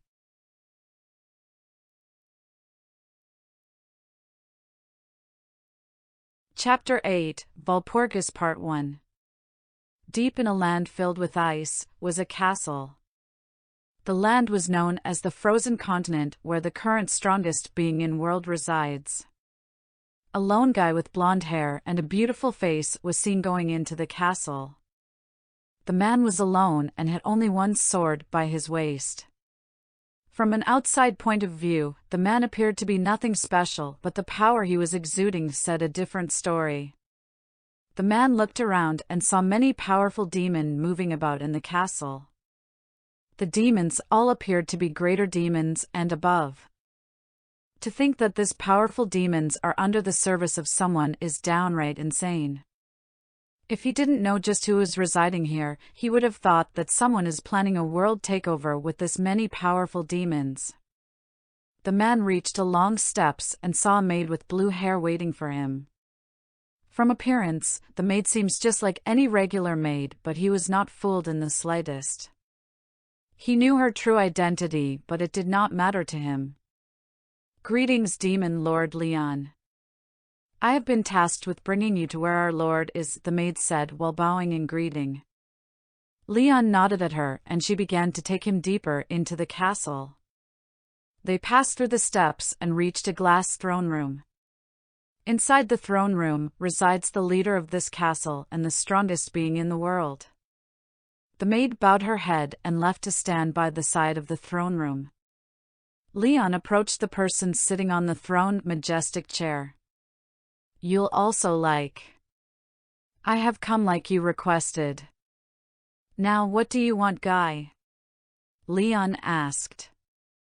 Guy smiled at Leon. "Now don't be like that, Leon. You know I hate seeing a frown on that beautiful face of yours. Come on, Leon, come to bed with me?" "Like I said many times, I am not into guys," Leon said with his expression not changing. "I see. I could turn into a girl if that is what you like." "Anything for you, my sweet Leon," Guy said with a seductive smile. "What do you want, Guy?" "If it is nothing, then I'm leaving," Leon said with an irritated expression. Guy smiled more before shrugging. "You are no fun. Anyway, I called you here to know your thoughts on the upcoming Walpurgis that will be held tomorrow." "What do you mean?" Leon asked. "Well, since Clayman is the one who is hosting this Walpurgis, I figured that something must be happening behind the scenes," Guy explained. "Why do you sound so interested?" "You never show any interest in anything we demon lords do," Leon asked. "That's true. I tend not to get involved with you guys' business, but my interest was piqued this time," Guy said with a smile. "How so?" Leon asked. Guy relaxed in his chair. "Well, a few months ago, Milim came to me to brag about this slime she met. With the way she was speaking about him, it was obvious that she was head over heels in love with him. I wanted to see this slime for myself, but she threatened me. Her words were, 'Know that if you bring harm to my new bestie, I will unleash my wrath on you,' is what she said." Leon looked interested. "For Demon Lord Milim to say that to you, of all people, is quite a surprise. She must really like that slime then." "That's not the issue. The issue is that she along with Frey supported Clayman, which is why we are having this Walpurgis tomorrow," Guy said. "I don't see anything strange about Milim supporting Clayman," Leon said. "Clayman wants to purge the new monster nation that has recently been developed, and that's why he is hosting this Walpurgis. The strange part is that Milim new bestie is the leader of the monsters that Clayman wants to kill. So Milim supporting Clayman must mean that she wants to kill the slime that she loves, and that's why it is strange. I know she is planning something, but for the life of me, I have no idea," Guy said with an exasperated sigh. "Now that you put it like that, then it is strange. What will you do about it, Guy?" Leon asked. "Nothing at all. Not too long ago, Ramiris contacted me and asked me to allow her to bring that slime, who is now claiming to be a demon lord, with her in tomorrow's Walpurgis," Guy said. "If Ramiris is supporting him, then his claim of being a demon lord must be true." Leon nodded his head. "Well, I just wanted to hear what you thought about all this. Either way, tomorrow will be interesting for sure," Guy said with a smirk. Leon nodded to him and was about to leave. "Oh right. One more thing, Leon. It seems that Veldora has been revived," Guy said to him. Leon stopped and turned to look at Guy. "How do you know this?" Before Guy could answer, a beautiful white-haired girl appeared by the side of Guy and looked at him.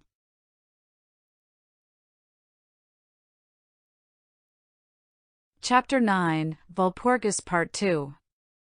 The gate opened in a kind of void plain. After it opened, Rimuru and his entourage stepped out and looked around the place where the Walpurgis would be held. There was a big round table in the middle of the place. The table had 12 seats neatly placed around it. By the leading chair in the round table sat an individual with red hair. Ramiris flew over to him and greeted him cheerfully. Rimuru observed the red-hair individual with interest. "This must be Demon Lord Guy Crimson that Ramiris was talking about. The level of magical I'm feeling from him tells me that he is no ordinary being. I honestly don't want to fight him even as I am now. He is trying to mislead people by changing the flow of his aura, but nothing can surprise me with Seal, as my partner Rimuru thought to himself. Guy looked at Rimuru and smiled. You can sit down, you know. After all, this whole Walpurgis is centered around you. Rimuru went to the chair opposite Guy and sat down. Soon, others began to arrive. The first one to arrive was a giant wearing an Egyptian robe. This was Demon Lord de Gruel, the giant. He sat down in his chair and waited for the Walpurgis to begin. The next to arrive were 3 people. The leader was wearing a vampire robe, the second was an old man wearing a butler uniform, and the last was a very beautiful girl with white hair who was wearing a maid outfit. This was Demon Lord Valentine and his servants. What caught Rimuru's attention was the white-haired maid. She has more magicule than the supposed Demon Lord Valentine. She must have been the real Valentine, or so Rimuru thought. You'll also like. Maybe it is their way of throwing of others. The real Demon Lord disguised herself as a maid while she appoints someone to replace her, Rimuru thought to himself. That is correct. Seal. How are you sure? Answer. After calculating the level of magicule each individual possess, it is estimated that she has the highest out of the 3 of them, and her magicule is that of an awakened demon lord. Oh. So she is an awakened demon, huh? Tell me, Seal, do I have anything to worry about with her? Rimuru asked. No, my lord. You are the strongest person in this room currently. The person who may pose a threat to you currently in this room is Guy Crimson. I see. Keep me informed of anything that I may miss, Rimuru thought to himself. After the 3 vampires came in, the supposed Demon Lord Valentine took his seat with the 2 standing behind him. The next to come in was a guy who looks like he could use a lot of sleep. The guy looks tired and lazy. He walked to his seat and saw Ramiris seating next to Guy with Beretta and Trainee standing behind her. What the hell, Ramiris? Since when do you have subordinates? The guy asked with a shocked look. Ha ha ha ha. In your face, Dino. I told you that I have followers and retainers, but you wouldn't listen. Who's laughing now, huh? Ramiris said with a smug look towards Dino. Why you? When I get my hands on you, I'm gonna. Dino said with an annoyed look towards Ramiris. Ramiris flew and hit herself behind Guy's hair. Just so you know, if you lay a hand on me, I will tell on you to Guy or my friend Rimuru. Guy sighed at Ramiris' childish antics before closing his eyes and ignoring her and Dino. Guy, I can understand, but who is Rimuru? Dino asked with a confused look. Ramiris flew back to her chair and pointed to where Rimuru was sitting. He is over there. The one with the blue hair. Dino turned around and saw Rimuru looking at him with a blank expression. He got chills looking at Rimuru with that expression on his face. I didn't even notice him there. It's like he can completely hide his presence from all kinds of sensing. I must never let my guard down around him. My instincts is telling me that he is a dangerous being, were Dino's thought before he sat down in his seat. Rimuru observed Dino some more before returning his look to Guy, who still had his eyes closed. He might look like he is not paying attention, but I can tell that he is watching me like a hawk. He might be trying to gauge the level of my powers. Thanks to Seal's interference in clocking my mana, my magicule is the same as that of AF adventurer. This is all to throw people's suspicion away from me.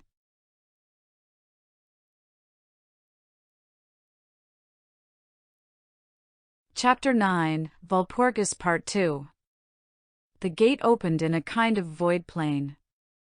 After it opened, Rimuru and his entourage stepped out and looked around the place where the Walpurgis would be held.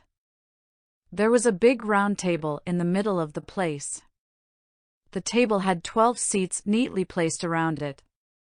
By the leading chair in the round table sat an individual with red hair. Ramiris flew over to him and greeted him cheerfully. Rimuru observed the red-hair individual with interest. This must be Demon Lord Guy Crimson that Ramiris was talking about. The level of magical I'm feeling from him tells me that he is no ordinary being. I honestly don't want to fight him even as I am now. He is trying to mislead people by changing the flow of his aura, but nothing can surprise me with Seal, as my partner Rimuru thought to himself.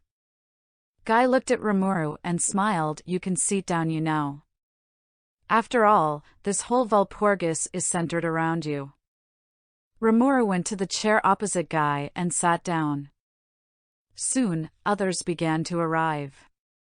The first one to arrive was a giant wearing an Egyptian robe. This was Demon Lord de Gruel, the giant. He sat down in his chair and waited for the Walpurgis to begin. The next to arrive were 3 people. The leader was wearing a vampire robe, the second was an old man wearing a butler uniform, and the last was a very beautiful girl with white hair who was wearing a maid outfit. This was Demon Lord Valentine and his servants. What caught Rimuru's attention was the white-haired maid. She has more magical than the supposed Demon Lord Valentine. She must have been the real Valentine, or so Rimuru thought. You'll also like. Maybe it is their way of throwing of others. The real Demon Lord disguised herself as a maid while she appoints someone to replace her, Rimuru thought to himself. That is correct. Seal. How are you sure? Answer. After calculating the level of magical each individual possess, it is estimated that she has the highest out of the 3 of them, and her magical is that of an awakened demon lord. Oh. So she is an awakened demon, huh? Tell me, Seal, do I have anything to worry about with her? Rimuru asked. No, my lord. You are the strongest person in this room currently. The person who may pose a threat to you currently in this room is Guy Crimson. I see. Keep me informed of anything that I may miss, Rimuru thought to himself. After the 3 vampires came in, the supposed Demon Lord Valentine took his seat with the 2 standing behind him. The next to come in was a guy who looks like he could use a lot of sleep. The guy looks tired and lazy. He walked to his seat and saw Ramiris seating next to Guy with Beretta and Trainee standing behind her. What the hell, Ramiris? Since when do you have subordinates? The guy asked with a shocked look. Ha ha ha ha. In your face, Dino. I told you that I have followers and retainers, but you wouldn't listen. Who's laughing now, huh? Ramiris said with a smug look towards Dino. Why you? When I get my hands on you, I'm gonna. Dino said with an annoyed look towards Ramiris. Ramiris flew and hid herself behind Guy's hair. Just so you know, if you lay a hand on me, I will tell on you to Guy or my friend Rimuru. Guy sighed at Ramiris' childish antics before closing his eyes and ignoring her and Dino. Guy, I can understand, but who is Rimuru? Dino asked with a confused look. Ramiris flew back to her chair and pointed to where Rimuru was sitting. He is over there. The one with the blue hair. Dino turned around and saw Rimuru looking at him with a blank expression. He got chills looking at Rimuru with that expression on his face. I didn't even notice him there. It's like he can completely hide his presence from all kinds of sensing. I must never let my guard down around him. My instincts is telling me that he is a dangerous being, were Dino's thought before he sat down in his seat. Rimuru observed Dino some more before returning his look to Guy, who still had his eyes closed. He might look like he is not paying attention, but I can tell that he is watching me like a hawk. He might be trying to gauge the level of my powers. Thanks to Seal's interference in clocking my mana, my magical is the same as that of AF adventurer. This is all to throw people's suspicion away from me. The door opened and another person entered. This person had blonde hair and looked like a female model. She was very beautiful while they walked. Rimuru saw the new person walking to the seat beside his own. With Seal's help, he was able to tell that this was Demon Lord Leon in all his beautiful glory. Leon walked to the side of Rimuru and freezed when he saw his face. It brought back memories of a girl he summoned a long time ago. This person next to him looked exactly like her, only that his eyes is gold and he had blue hair. Rimuru looked at Leon, staring at him with a calm look. "Can I help you with something?" Leon regained his cool before replying, "It's nothing. Your face just brought back memories I thought I have forgotten." "You mean of Shizu, right?" "She was a dear good friend of mine," Rimuru replied to him. "Is she now?" was Leon's reply. "She also asked me to punch you whenever I meet you in person as her dying wish." "Mind letting me do that?" Rimuru said with an annoyed look at the way Leon was dismissing the memories of Shizu. "I don't think I have done anything that deserves getting punched. I gave her Ifrit so that she could use his power to control her excess magicule, but she rejected the spirit. If you still want to punch me, feel free to come to my country if you want," Leon said to Rimuru. Rimuru sighed and looked at Leon with his calm look. "Consider yourself lucky that you are not my target for coming here, but I will definitely be taking you up on that offer in the future after this is done." Leon sat down at his seat. "We will see then if you survive this Walpurgis, that is." And with that, both Rimuru and Leon ignored each other's presence. The other demon lords saw the exchange between Rimuru and Leon and kept their thoughts to themselves. Some were curious on who the blue and silver-haired person is, but they know that now is not the time for asking such questions. After some minutes passed, Demon Lord Frey opened the door and walked in along with Milim, a buff man wearing a lion mask, and finally Clayman. When Rimuru saw Milim, his heart raised and wanted to jump off his chest. He was watching her and admiring the face he loved so much. He could have sworn that he saw Milim's chin turn pink when she gave him a side glance before he shrugged it off. He was very confused and angry when he saw Milim pulling out Clayman's chair for him. All of a sudden, the mood changed when Clayman slapped Milim hard in her chin. Everybody froze when they saw this happen before their eyes, and to make matters worse, Milim was bowing her head in a show of surrender to Clayman. "Useless piece of garbage. Can't just do anything right. Go take your seat, now you fool," Clayman said to Milim with an arrogant voice. Milim bowed to him before she went and took her seat, which was by Guy's right side. Rimuru had a look of rage after he saw the slap that Clayman gave to Milim. He wanted to go and tear him into pieces for what he did, but he was stopped by Seal. Notice. Lord Rimuru's mana reserve is boiling to an almost uncontrollable level. Master needs to calm down now. "How do you expect me to be calm after seeing the girl I love get slapped before me?" Rimuru thought to himself with anger. It is estimated that if Master acts out of anger, he will do things he will regret in the future. Rimuru calmed down a little after that, but his hatred for Clayman has only doubled. Clayman stood up and addressed everybody. "Thank you all for coming. Without further ado, let us begin this Walpurgis." "Wait! Someone is still coming," Guy said. Everybody had a confused look in their face. Every demon lord were already here, so who is Guy talking about? But their answers came when the doors opened to reveal a white-haired girl wearing a beautiful white and blue dress. She walked majestically to where the other demon lords were seated. Her aura were off the charts, and it frightened all the demon lords, who recognized her true identity except for Guy and Rimuru. Rimuru watched this new girl and felt her aura and was certain that she was a true dragon just like him. Her aura were bigger than that of Veldora at full power by at least 3x.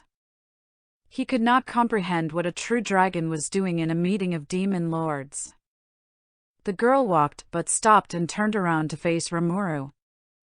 She watched him for a while before she smirked. "So it was you," the girl said. Rimuru had a confused look on his face. "What do you mean? Did I do something to you?" "No, you didn't do anything wrong.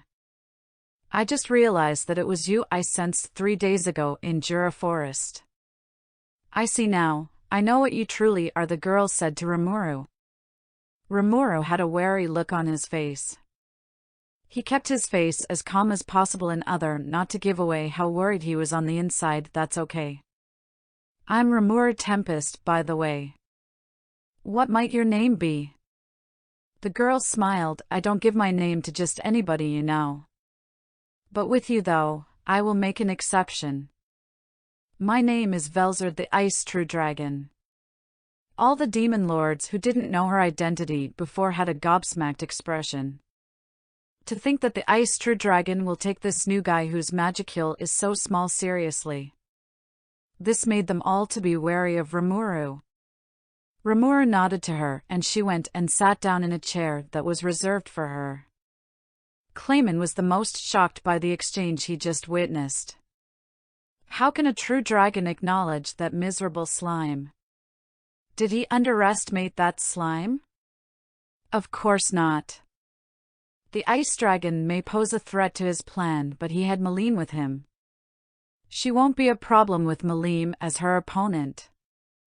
As for the slime, his fate was sealed the moment he stepped foot inside this place. He will make sure that he would not leave here alive. He can't wait to finally kill that slime. With that out of the way, let us begin, Clayman said with an arrogant tone. Rimuru looked at Clayman and smiled. He can't wait to make Clayman pay for everything he has done.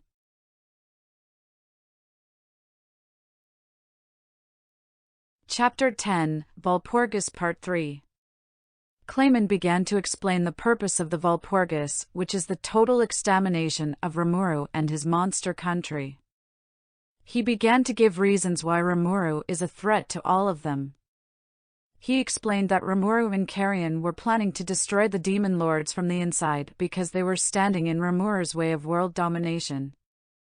He also gave instances of Rimuru's latest conquest, which is the Orc Lord incident and the destruction of the Falmouth forces. He even said that Rimuru killed his subordinate Murin in cold blood after she discovered his plans.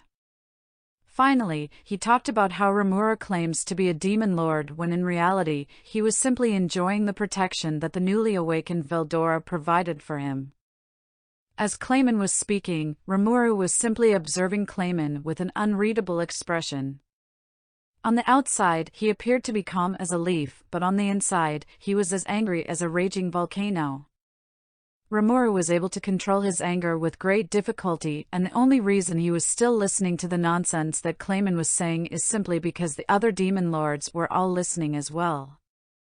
And with that, you can see that this insufferable slime is a threat to everything we demon lord stands for. I say we purge him at once, Clayman said, looking at everyone. The other demon lords nodded their head with some like Dino and Ramiris pretending to be following what Clayman was saying. Guy turned to Rimuru. Now would the defendant like to defend himself? All the demon lords turned their attention to Rimuru to hear what he has to say. Rimuru raised his eyes and looked at every demon lords there before his eyes, then settled on Clayman. You are Clayman, correct? Clayman looked confused by the question. Yes, I am. What is it to you, slime? Well, I needed to make sure that the one I killed today is not the wrong guy. You have made a grave mistake of making me an enemy, Rimuru said to him with a pissed-off expression. All the demon lords were surprised by what Rimuru said. They all looked at Rimuru like he was an idiot. Who declares that he will kill a demon lord in front of so many demon lords? Milim was looking at Rimuru with a worried look from where she was seating. Guy calmly looked at Rimuru. Does that mean that you are admitting to everything Clayman said? You know, I originally came here to prove that Clayman was a liar and a deceiver, but I changed my mind, Rimuru said with anger. Why is that, if I may ask? The one who asked this was Draggle. Simple. Because Clayman has committed a grave sin against me, Rimuru answered him. What sin did I commit exactly? Clayman asked with a curious look. Rimuru glared at Clayman with anger. You have the gut to ask me that. You manipulated the humans to attack me and my country, you killed so many of my people, you made Milim wipe out Eurasian from the map while placing the blame on Carrion, and worst of all, you hurt someone that was precious to me, right before my very eyes. For daring to hurt Milim before my presence has sealed your fate. All the demon lords were surprised after hearing what Rimuru had said. Milim in particular had a huge blush in her face and a smile which she is trying so desperately to hide. Rimuru says the most sweetest things sometimes. I want to hug him so bad, but I will blow my cover if I do. Wait! Does this mean he feels the same way I do? I hope he does, because my heart cannot handle rejection from the person I love more than life itself, Milim thought to herself, while secretly smiling at the possibility that Rimuru may return her feelings for her. You'll also like. Clayman looked shocked from what Rimuru said before he composed himself. Are you accusing me, you slime? You that was plotting with Carrion to overthrow us demon lords and conquer the world. Everyone, as you can see, this slime has revealed his true colors. I say a purge is needed. Rimuru stood up from his chair and kicked it to where Clayman was standing. The chair impacted to the side of Clayman's face, only barely missing him. Clayman looked shocked by this action and looked at Rimuru with anger. I told you, didn't I? I will kill you for what you have done. You, who clearly do not know me, can say any trash things you want about me and I won't care or give a damn. All I want is to build a nation where I and Milim could live in comfortably with humans and monsters coexisting together in happiness. Anyone who gets in the way of that, be it a god, a true dragon, a demon lord, or the holy Western countries, is my enemy. Just like you are, Clayman, Rimuru said while walking to where Clayman is. Clayman turned to the other demon lords. Are you all going to ignore what this insufferable slime is saying? Stop getting others involved, Clayman. This is between you and me and no one else, Rimuru said with an annoyed voice. Well said, Rimuru. Now a question. Are you truly claiming to be a demon lord? Guy asked him with interest. Forgive my rudeness for not introducing myself earlier. Rimuru spread his new dragon wings for all to see. I am Demon Lord Rimuru, the fifth true dragon to be born in this world. The Devourer. The amount of mana that was pouring out of him was on another dimension. There is no word to describe it other than overwhelming. The mana is black in color and was coating Rimuru's whole body. The demon lords all had a gobsmacked expression from seeing Rimuru's transformation. Not to mention that his magicule is massively bigger than all of their own, except for maybe Milim. To think that he was a true dragon. With the amount of mana and feeling pouring out from him, I stand no chance at all against him in a fight. I must count myself lucky that I am not his target yet, Leon thought to himself with worry written in his expression. No way. Is this real? How can one guy possess all this aura? This is 10 times bigger than any true dragon aura I've seen. No wonder Ramiris was confident when she said that she will call him if I touch her. Now that I know what he is capable, I'm glad she didn't call him Dino, thought in fear. His aura is indeed bigger than that lizard. How did he become a true dragon? This is totally different from what I've been told, Luminous thought to herself before she turned and saw Roy, who is posing as a demon lord in her stead. Almost about to pass out. The only reason he is still awake now is because of my mana, which I am using to protect him from this hashgust of mana. I never imagined that he will be this powerful. Clayman is done for. He is a fool for provoking this monster. I know Clayman will kill me before he dies, but I can at least have the pleasure of seeing him suffer before I go, Frey thought to herself. Milim was looking at Rimuru with a shocked look filled with love. I know that I should not be thinking this, but Rimuru looks so sexy right now. Seriously, how did he become a true dragon? If I were to fight him in a practice match, I wonder who would win. Ramiris was looking at Rimuru with a shocked look. He is even stronger than Master. No wonder he was not worried when I told him what Clayman was planning. If he is this powerful now, does that mean that he is stronger than Guy? Ha ha ha, I'm going to brag to Dino that my best friend is so much stronger than him. Velzard looked at Rimuru's aura and laughed. I knew that it was you I sensed fighting my little brother. I must ask Rimuru, how did a slime like you become a true dragon? Rimuru gave her a side glance. That's my secret to keep. Very well. We all have our secret. Now Guy, what will you do? Velzard asked Guy.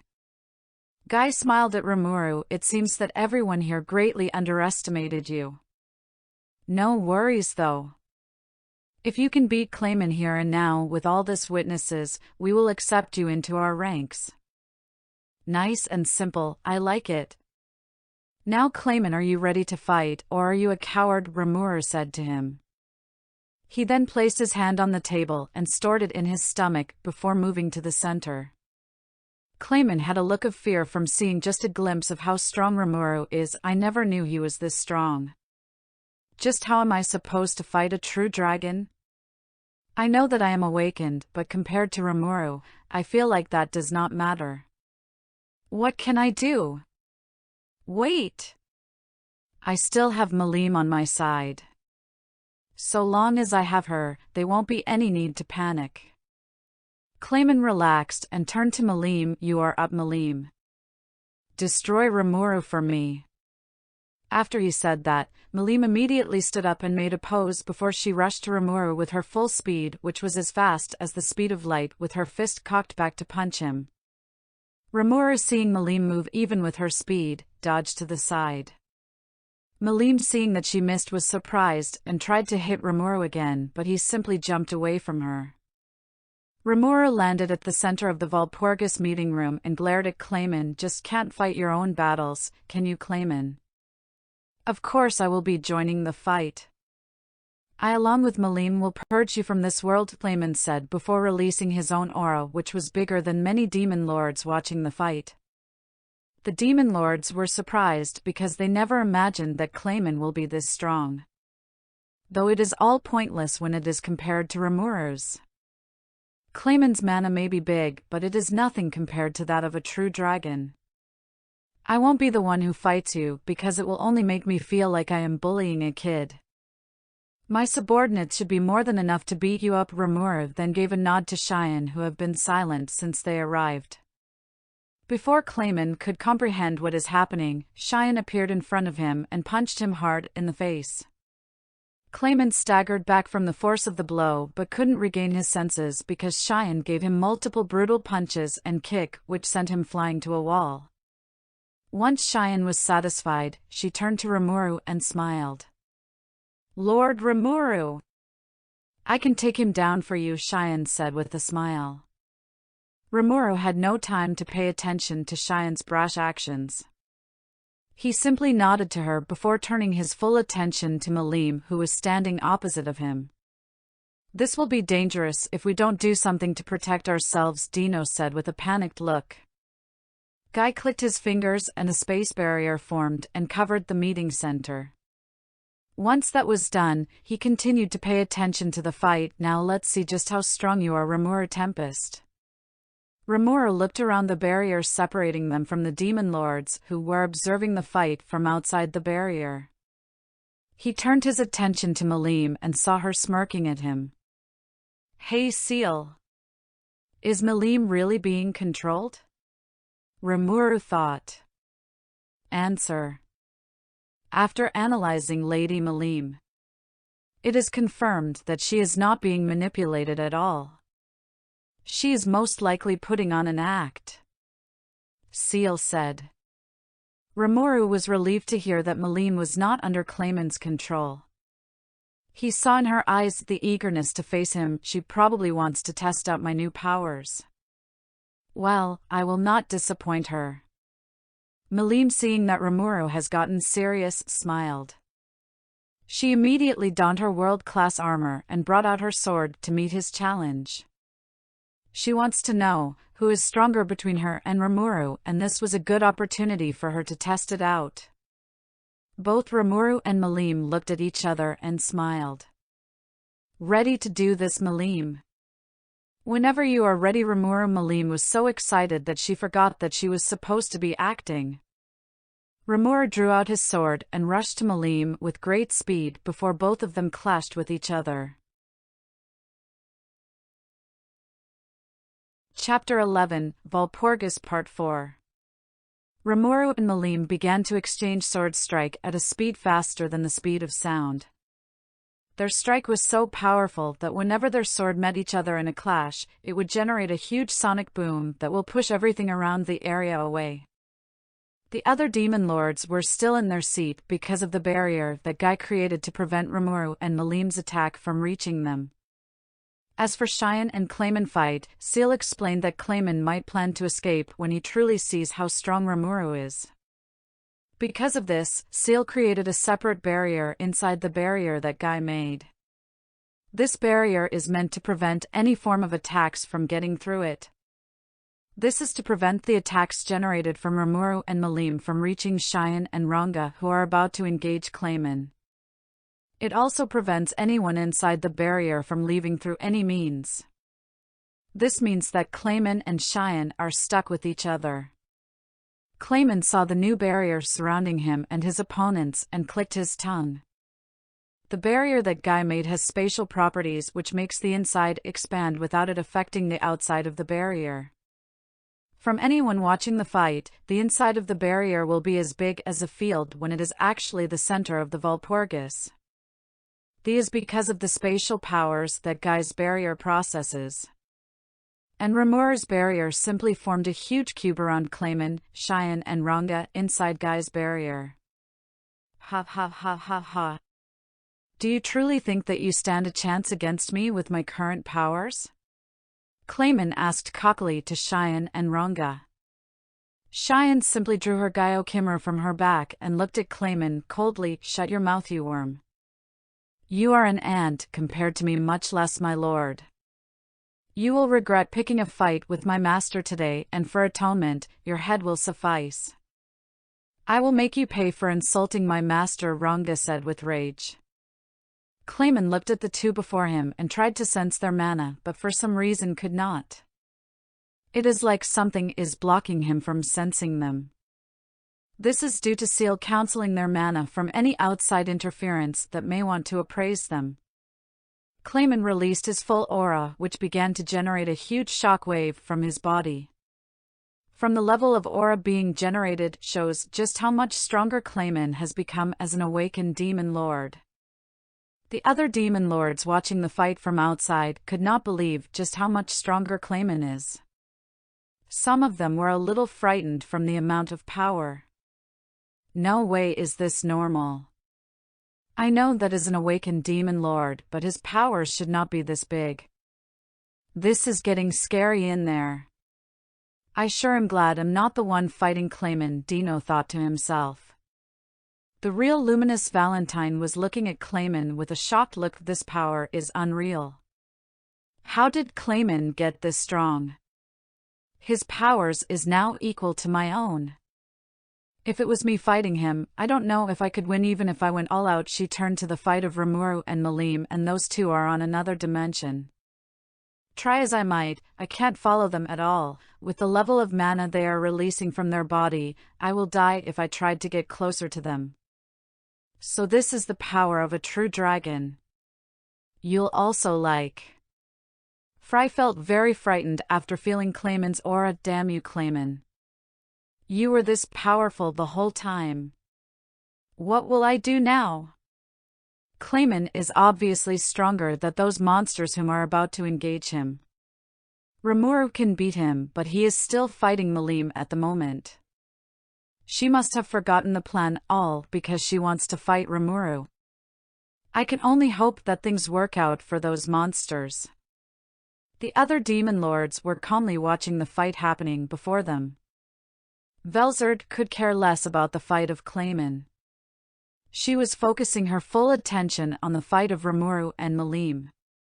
That is expected because no other fight is worth her attention except for the fight of the two dragonoids.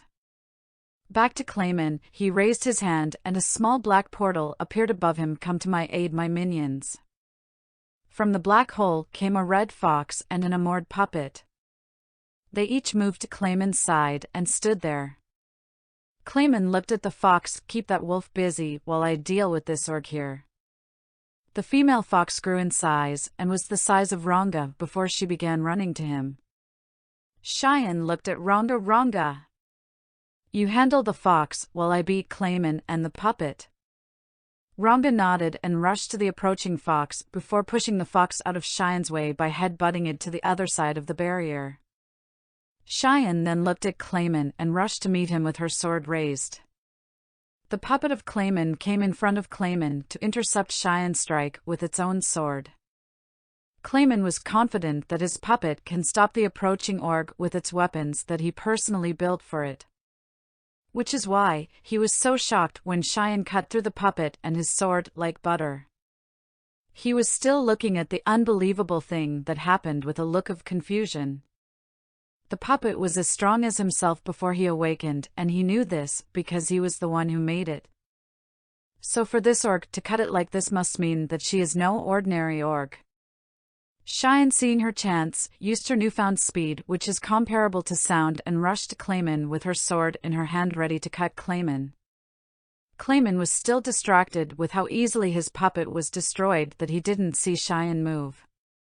By the time he noticed, Cheyenne had already smashed her sword to his stomach, which left a huge gash as he was sent flying to the wall of the barrier that Rimuru created.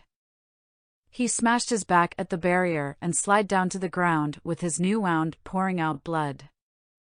He saw his blood with a look of shock and looked at Cheyenne, who was standing in front of him while glaring at him. Clayman didn't understand what was happening. He should be more powerful than this orc by miles, yet here he was on the ground with a heavy wound in his stomach with the orc standing without any scratch on her. To make matters worse, his wound will not close no matter how much he tried to close it. His regeneration is not working at all and his powers looks to be draining from him. What did you do? How am I not healing from this wound? Tell me what you did? Clayman shouted at Cheyenne. Cheyenne looked at him with disgust. You call yourself a demon lord? What a disgrace for a demon lord. Allow me to put you out of your misery. The reason why Cheyenne's attack are not healing is because of her unique skilled cook, which has the power to change anything that Cheyenne cut to the desired outcome that she wants. With her new mana reserve, which is comparable to that of an awakened demon lord, Cheyenne has evolved into a Oni with a massive mana reserve. Clayman may have more mana than Cheyenne, but with Cheyenne battle instinct and her unique skill, the difference will be staggering. Cheyenne's blade has the power to cut spiritual life form, which is why she was able to cut down the puppet without it healing back or regenerating back. Cheyenne is the worst opponent for someone like Clayman. Clayman stood up and glared at Cheyenne with rage. I will make you regret saying that to me. Cheyenne smiled. Good. This would have been boring if you went down with only one strike. I still want to beat you up some more for what you did. Meanwhile, Milim and Rimuru were still clashing with each other. Rimuru slashed his sword at her, but she dodged it and slashed at his stomach, which he jumped out of the way. Rimuru landed further away from Milim and looked at her. Seal. How are things looking? It would appear that her mana reserve is slowly raising with each swing she performed. Men, I knew that Milim was strong, but this is just ridiculous. She is matching me blow for blow. Wait! How much mana am I using? Master is using about 10% of Master's full power. I still got a lot of reserve left. I better get a little serious with her or this will never end. Milim rushed Rimuru with her sword ready to cut him, but Rimuru blocked it with his own sword. This time something was different. Rimuru not only blocked Milim's sword, he also pushed her away with enough force that cracked her armor. Milim was sent flying back from the force that Rimuru used in his sword to push her back. She landed with her back on the ground with a heavy thud that left so many cracks on the floor. She was still in a daze from what happened just now. What was that just now? It's like his power just doubled out of nowhere. Milim looked at her more and saw the cracks in it. To think that he would damage my world-class armor like this is really outstanding. He truly have become stronger. She slowly stood up and looked at Rimuru and saw him looking at her with concern and worry. She blushed and averted her gaze to the floor. Okay. He is beautiful, I admit, but I can't get distracted by his looks. I need to calm my heart a bit. Milim started breathing in and out in order to calm her heart. She looked at Rimuru, who still had a worried look on his face, with resolve. She began to generate a huge amount of mana while preparing for her next attack. Rimuru was worried that he might have accidentally hurt his beloved when all of a sudden she began to generate an enormous amount of mana into an attack. Rimuru was surprised at the level of mana that she is pouring into this attack of hers. Master. It seems that she is planning to use the same attack she used against Charybdis. Yeah. I kind of figured that part out myself. The mana she is releasing is greater than when she used that attack on Charybdis. Master needs to deploy Beelzebub to eat that attack. Activate Beelzebub. Yes, no. Hold on a minute, Seal. There is something I want to check. Please, just trust me on this. Seal didn't know what to say. For her beloved master to beg her for something must mean that he is planning on doing something reckless. She wants to help, but she cannot disobey her master's wish, especially when he begged her. As you wish, master. I will leave everything to you and focus on analyzing. Thank you, Seal. You really are best, Rimuru thought before focusing on Milim, who was almost done with her attack. He readied himself and waited for attack. Milim kept on charging the attack while Rimuru waited to receive it head-on. Chapter 12, Confession of Love. Milim was done charging her attacks and looked at Rimuru. Dragon Buster. She fired it at Rimuru with tremendous speed and power. The attack was, in one word, massive. It was made up of multiple light beams energy that were generating more power as they travel.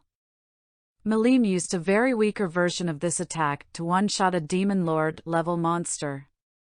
This time, she puts more power in the attack to make it stronger, though she believes that Rimuru can counter the attack quite easily, which is why she was using it as a distraction and readying her counter move.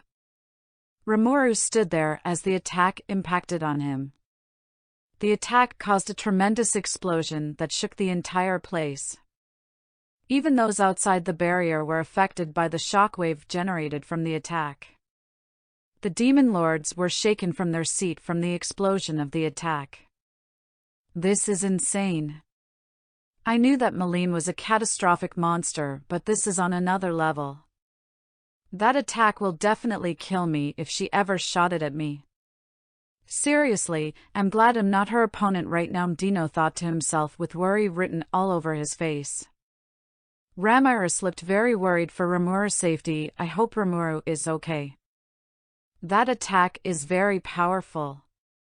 It is thanks to Guy Barrier that we were able to withstand this attack with just the shockwave hitting us. Can Rimuru survive this? So this is the level of destruction a catastrophic being could generate. Even I would be worried if that attack was shot at me, Leon thought to himself while observing. Luminous had a surprised look on her face. To think that this is not even close to her full power is downright insane. Milim Nava. What a monster. Truly a catastrophic being. She really deserves the title Destroyer. Guy had an annoyed look on his face. That idiot. Always going overboard. Does she not even consider that people are here and could get hurt from that attack? Velzard laughed. To tell you the truth, Guy, I'm more interested in seeing what that slime will do next. Oh. Do you think that attack will have no effect on him? Guy asked her. Well, it is better if you see than me telling you, was her answer as she continued to watch the fight. As the explosion died down, the smoke cleared to reveal Rimuru still standing in the same position as he was before the attack impacted. The whole demon lords, except for Velzard, all had a gobsmacked expression. Rimuru took that powerful attack head-on without a single scratch on him. This solidified that he is truly a true catastrophic being. Rimuru looked at himself and couldn't find a single scratch on him. He smiled to himself. At the moment, Rimuru had multiple barriers around him at all times. And with his accession to a true dragon, the barriers have all been strengthened to become an absolute defense barrier. He wanted to test it against a catastrophic level attack, and this was a good time for him. He looked and saw Milim already coming to him with her sword raised to cut him. Rimuru dropped his sword and left himself open for Milim to attack. Milim saw this and immediately stopped her sword inches from his face. She looked at him with cold eyes. Why did you drop your sword? Are you looking down on me, Rimuru? Rimuru shook his head. I just can't keep doing this. Fighting you, even if is acting, is tearing me up inside. Milim slowly lowered her sword and looked at Rimuru with a shocked look. What do you mean? Rimuru, instead of answering her, went up to her and hugged her gently, burying her face in his chest. I'm so glad that you are all right, Milim. When I thought that Clayman might have been controlling you, it tore me apart. To see him slap you in front of me was one of the worst experience of my new life. You'll also like. Milim was speechless. Here she is, hugging the man of her dreams, and he is hugging her back. She was so happy hearing that he was worried for her. It made her smile that someone after all these years genuinely cared for her well-being. She cannot explain the happiness she is feeling right now. Rimuru released her from the hug and looked her in the eyes. Milim. For a long time, I have never had a girlfriend before. All my life of trying to find someone to love, but it never worked out for me. I guess girls just don't find me attractive. I tried to find someone to date, but it never worked out. After I was reincarnated, I was suddenly surrounded by people who genuinely cared for me. My people all love me, and I love them all back, but not as much as I love you, Milim. Rimuru, you don't have to. Milim tried to say, but Rimuru placed a finger on her lips. Please let me finish, Milim. She slowly nodded, and he removed his finger from her lips and continued, You mean the world to me. When we first met, I thought that you were scary, but after spending time with you, I was really intrigued. You found everything you do fun, and you always smile and have this cheerful look in your face. I fell in love with that smile of yours. When you asked me if I'm scared of what will happen if I lose my people, I didn't understand what you meant at the time, but after losing my people to Falmouth, I understood. You lost someone dear to you, and that is why you keep people in a distance. You don't want to get too attached because of the fear that you might one day lose them. You even kept me at a distance. No! You are wrong. I didn't mean to keep my feelings from you. I have never had this kind of feelings for anyone before except for you. You changed my world, Rimuru. You showed me things in this world that I never knew existed. I started loving this world again thanks to you. I was just afraid that you might not like me the way I like you. And that frightened me. If you were to hate me, I'll have nothing left to live for. Losing you is the one thing that frightened me the most, and I felt that if I am closer to you, then people will start targeting you. I can't lose you to anyone because I truly, truly love you, Rimuru Tempest, with all my heart. Milim told him her whole feelings. Rimuru was shocked at first, then he smiled a gentle smile at Milim. I love you too, Milim Nava. I promised myself that I will never let you be alone ever again. All the pain you felt, the loneliness that you carry, the false smile that you show to people and other to hide your pain from them, and the tears you shed for your loved ones. I promise to carry it all in me and to make you smile a real and genuinely smile now and until the end of time.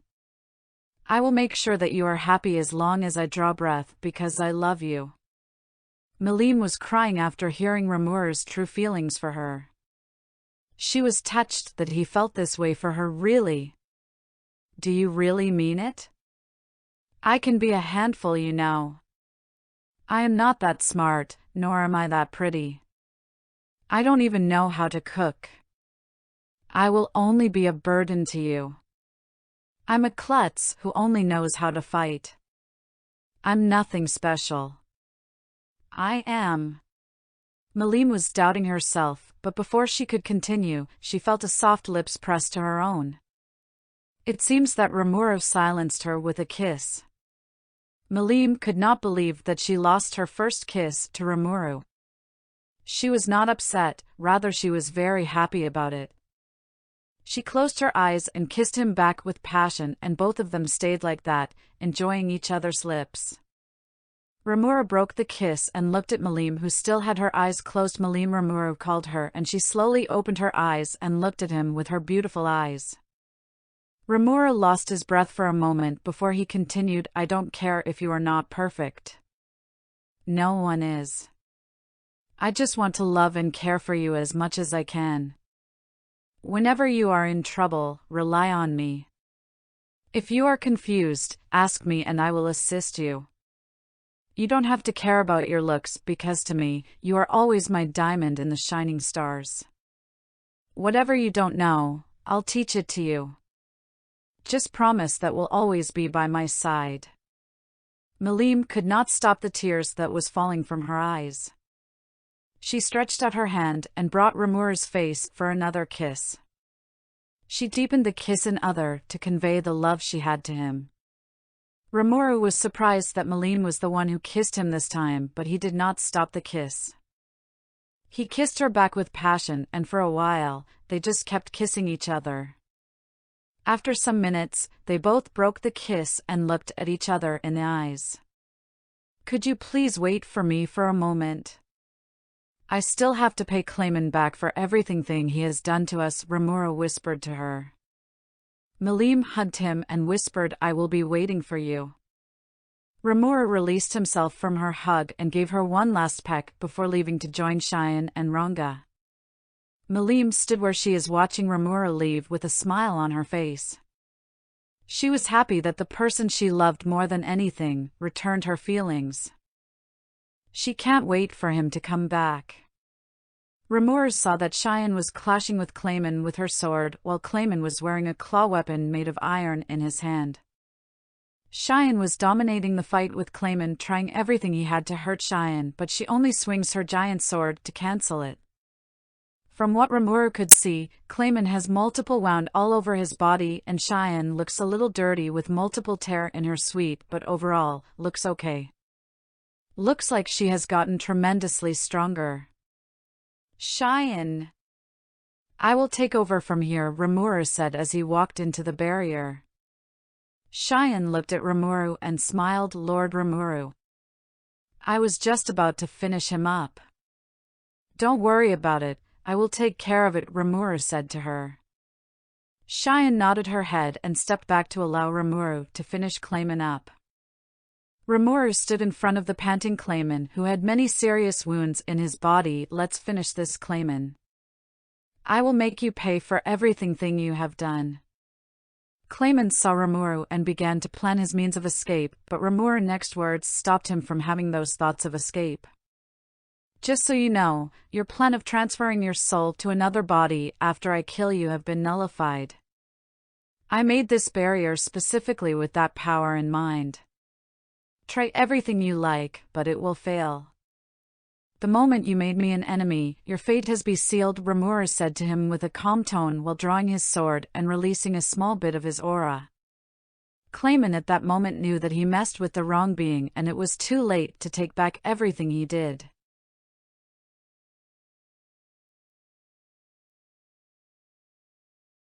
Chapter 13: Death of Clayman and His Schemes.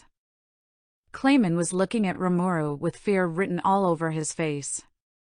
He didn't know what to do. Earlier, he was fighting that female orc with everything he had and couldn't so much as scratch her. He was confident in his powers as an awakened demon lord and was certain that he could beat most of the demon lords here in a one-on-one fight. Yet, he couldn't hurt the orc. Her sword cut and nullified everything he dishes out, and if the sword cuts him, his regeneration also stops responding. She was faster than him, who specialized in a long-range attack. It was no surprise that he was helpless to her. And now, her master, who has somehow become a true dragon, is now standing before him. He kept an eye on his fight against Milim, and he could say that he stands no chance at all against him. He has sealed all means of escape from him. Judging from the look on his face, he doesn't plan to finish him off with just one strike. He probably wants him to suffer humiliation before killing him. There is absolutely nothing he could do against this monster. The other demon lords had a shocked expression with the way fight they are watching was progressing. Seriously? That subordinate of Rimuru is terrifyingly strong. She made Clayman look like a baby, Dino said with a sigh. Indeed she is.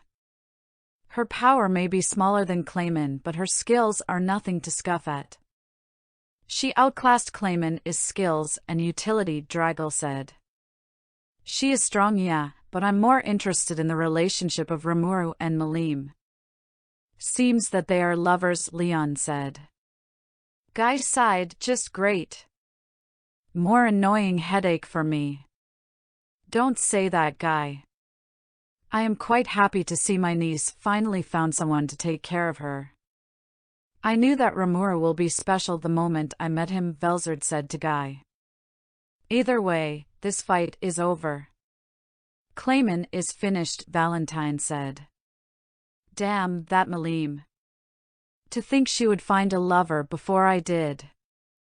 If only I had my true form back, then I wouldn't be worried because I'm beautiful. Now though, she is going to brag and make fun of my single life to my face. This is not good at all, Ramira said to herself. Guy, who was by her side, heard what she said but decided to ignore it. If he get involved, it will only cause more problems for him.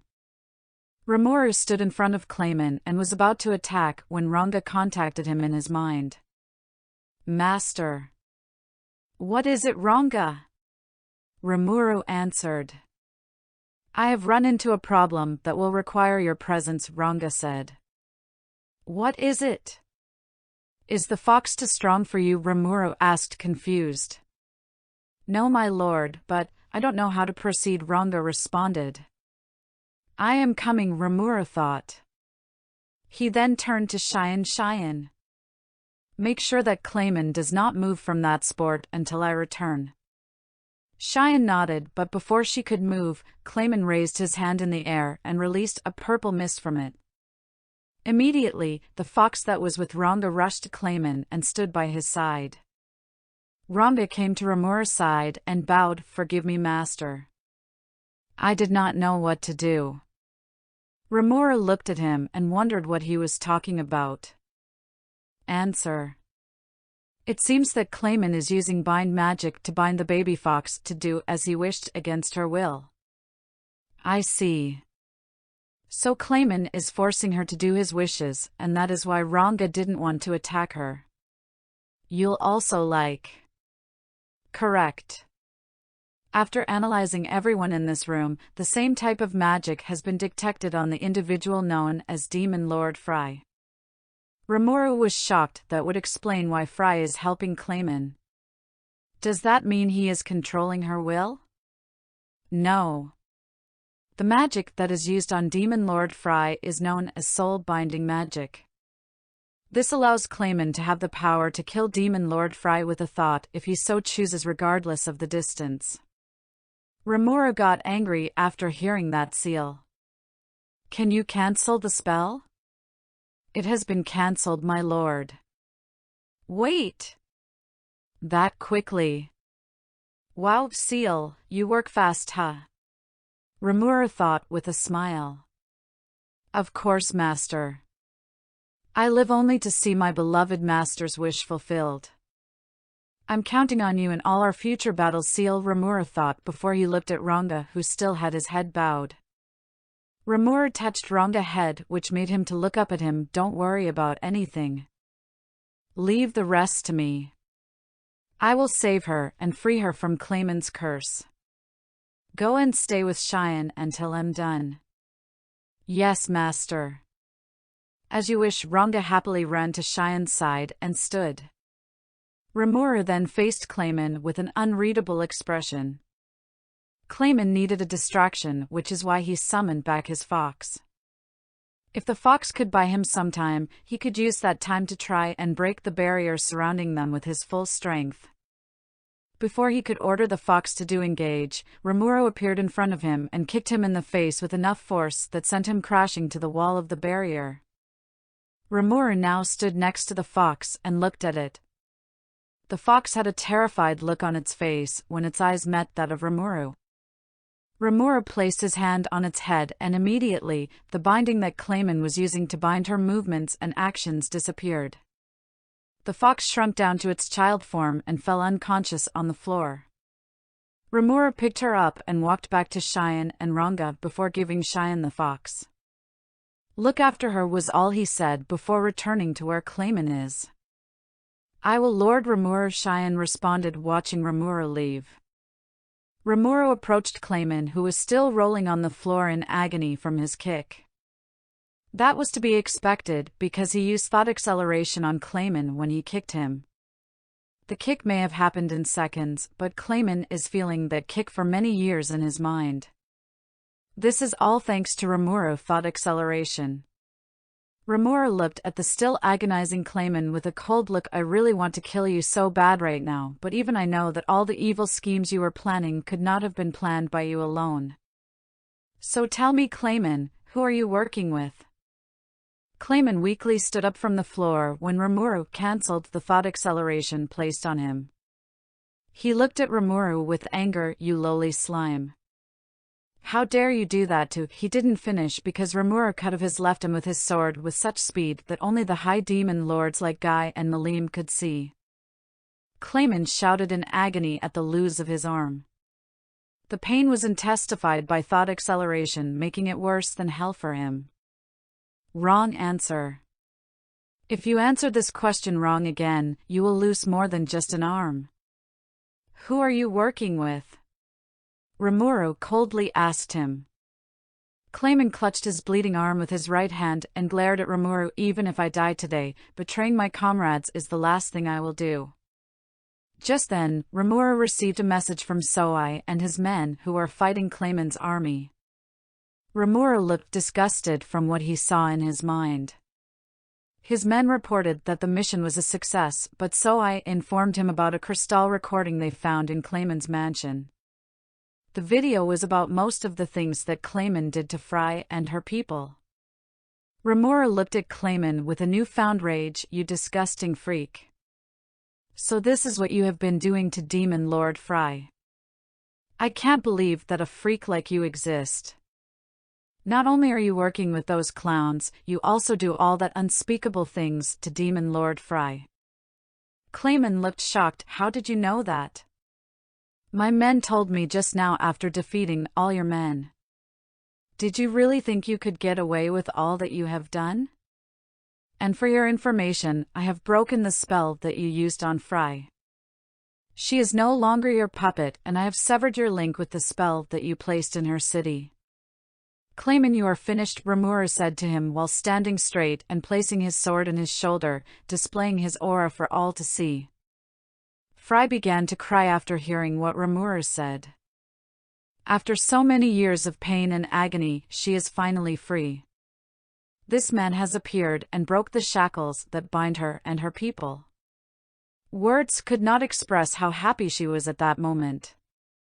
The other demon lords looked at her in understanding. They weren't idiots, except for maybe Rimuru. They understood what Clayman has been doing to Fry from hearing what Rimuru said. Luminous Valentine in particular looked extremely pissed off from hearing what Rimuru said. If Rimuru were not killing him, I would have done it myself. That digestible pig, Luminous thought in anger. Milim, who was standing outside Rimuru's barrier, had a smile on her face. I believed in him. I knew that if anyone could help Fry, then my beloved Rimuru will be the one. Show them, Rimuru! Show them all that you stand at the same plane as the strongest in this world. You are my beloved, and I will never let anyone get between us. Clayman looked at Rimuru in fear. He couldn't believe what he was told. The summary of everything is that he has lost. He had nothing left to fight with anymore. This is the end for him. Clayman stood up and weakly removed his shirt with his right arm. In his body, some type of rune was drawn all over his body. The rune began to glow a very bright light. Rimuru had a shocked look after seeing the rune on Clayman's body glowing. He had no idea what it does, but he knew that it will be trouble. Warning. The individual known as Clayman is planning a nuclear self-destruct spell. What? That is bad. Will it kill me? Rimuru thought. Negative. The nuclear explosion will not kill Master. However, several individuals in this Walpurgis will be killed by it. This spell was designed to hurt the physical and spiritual bodies of anyone who it hits. How do we stop its seal? Rimuru asked. The demon lords were surprised by the level of mana that Clayman was generating all of a sudden. This is bad, guys. This just got out of hand, Dino shouted in panic. What is going on? What is Clayman trying to do? Leon shouted while standing up. It looked like Clayman is planning to self-destruct with a nuclear spell. Things will end terribly if that thing explodes, Guy said with worry in his tone. Not for himself, but for the other demon lords. Every demon lord there knew that the situation was serious if Guy was worried. They all stood up from their seat and faced Guy. What do we do, Guy? Valentine asked. Everybody here will have to combine their powers to create a multiple barrier that will weaken the impact of the explosion. The problem of this spell is that it attacks both spiritual and physical body.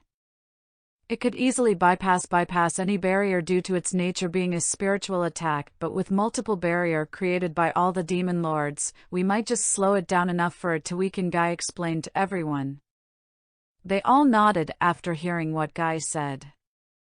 If that is the case, I won't be needing this mask anymore, the man wearing a lion mask said while removing his mask to reveal that he was indeed carrion. Every demon lord were surprised, but they knew that now was not the time for questions. They instead focused on creating the barrier. What about Lady Milim, Cheyenne and Ronga? They are still outside the barrier, Trainee asked in panic. I don't know about the other two, but something like this will not be able to kill Milim, Guy answered. Besides, Rimuru is still there. He would never allow his comrades to face any form of danger, Rimuru told Trainee. Trainee nodded and focused her mana along with everyone else in creating the barrier. Clayman had his head facing the ceiling.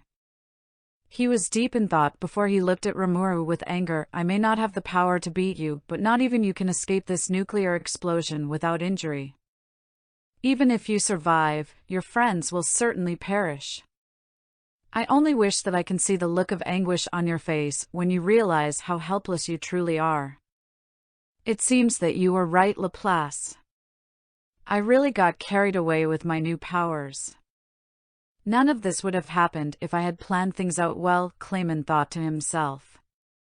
Forgive me, Lord Kazaram, Clayman shouted in a loud voice before the light from the rune expanded and consumed him. Don't get ahead of yourself, Clayman. I am still standing, you know, Rimuru said to him in anger. Activate the ultimate skill, Beelzebub. Yes, no. Yes. And that was all it took for Beelzebub to consume everything. Clayman's nuclear skill was impressive, but nothing can escape the quenching hunger of Beelzebub. It consumed Clayman along with the nuclear strike and isolated it into Rimuru imaginary space, where Seal began to convert it into power. After Rimuru consumed the explosion, everywhere became quiet. Rimuru turned to everyone who was watching him with a shocked look in their face. He could understand why they were looking at him like that. After all, he just ate an attack that had enough power to blow up a continent like it was nothing. Before he could move, Milim tackled him in a hug which pushed them both to the ground. Both of them were lying on the ground still hugging each other. I was worried about you for a moment, you know, Milim whispered to him. Rimuru smiled. Sorry for worrying you, Milim. I promise to make it up to you. Yeah. I plan to make you pay for worrying me like this, but for now, I'm happy that it is finally over, Milim said to him. Rimuru released her from the hug and helped her stand up. He gazed at her eyes and smiled. After we go home, let's go on a date together, just the two of us. Milim blushed hard after hearing what Rimuru said. A huge smile made its way to her lips. I would like that a lot. Rimuru smiled back and closed the distance between them in a kiss, which Milim returned. They both kept on kissing, not minding that the other demon lords all had an awkward look in their faces while watching the two of them kiss each other. Chapter 14, The Octagram. This is the final chapter of the Walpurgis arc. Next, we will begin to see the reaction of the Holy Knights and the world in general regarding Rimuru and Milim's relationship. I am very excited to write it, and I hope you all are to read it when it's done. Honestly, I didn't expect that this story will be this popular. I thank everyone who supported and liked this story. I have a little bit of bad news that will be said at the last author section after the story. So scroll down to the last section to read it. The demon lords watching Rimuru and Milim all had an awkward look. How long do they intend to kiss? Ramiris asked. It's been 5 minutes already. Shouldn't we stop them by now? Dino said.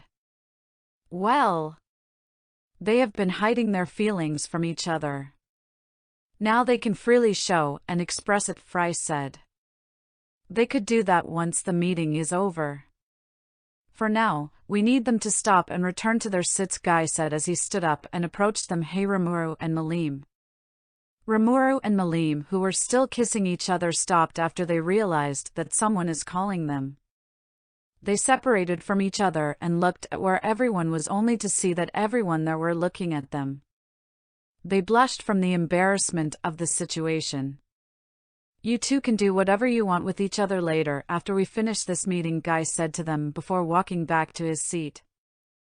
Rimuru shyly nodded to Guy before he turned to Milim, who was by his side. Let's go, Milim. We still have to conclude this Walpurgis. But I want to be with you some more, she pouted. Rimuru nearly had a heart attack from seeing the pout in Milim's face. He immediately looked away from her to calm his heart. This is dangerous. I have to be careful around her. That look of hers is too cute to be described. Deep breath, Rimuru, deep breath. Milim looked at Rimuru with confusion written all over her face. Is something wrong, Rimuru? Rimuru, hearing his name, turned back to her and gave her an awkward smile. Nothing is wrong. Let's hurry up and get this meeting started. Milim nodded and they both returned to where the others were. Once they arrived, they took their seat next to each other after Rimuru brought out the table from his stomach. Guy stood up and began. Now that the real mastermind is dead, I have two things to ask. He turned to Carrion first. How are you still alive, Carrion? I wasn't actually killed. Milim and Fry wanted to trick Clayman and gain his trust. They need Clayman to let his guard down and reveal where he kept the spell he used to bind Fry and her people. So they made him believe that Milim had killed me in that fight while I stayed in hiding, Carrion explained.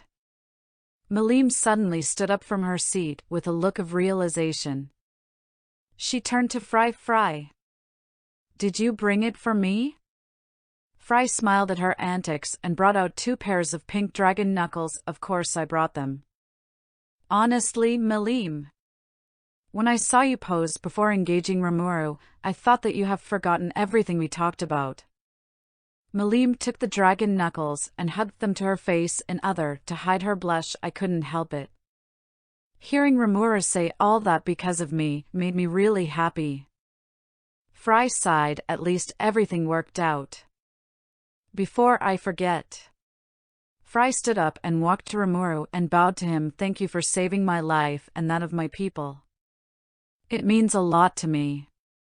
Rimuru became embarrassed and started waving his hands to stop her from bowing. No need to bow to me. Please raise your head already.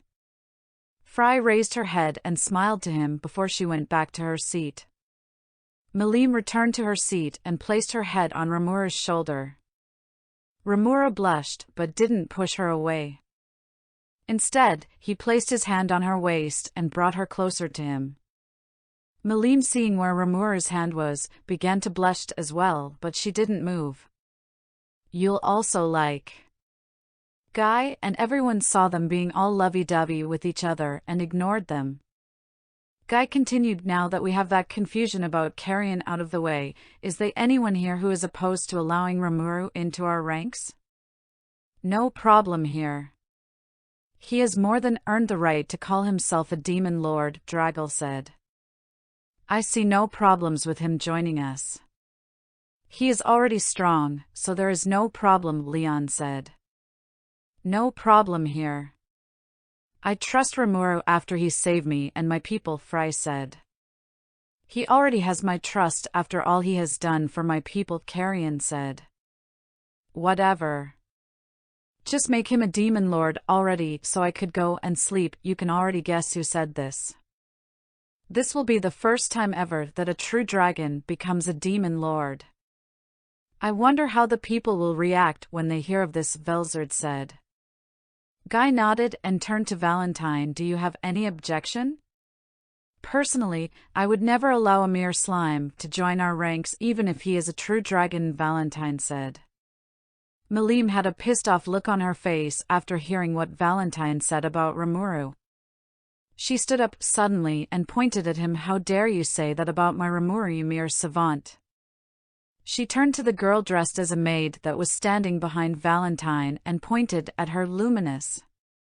You better train your servant well, because if he says anything rude about Rimuru again, I will end him. Everyone in this meeting room became quiet after hearing Milim's outburst.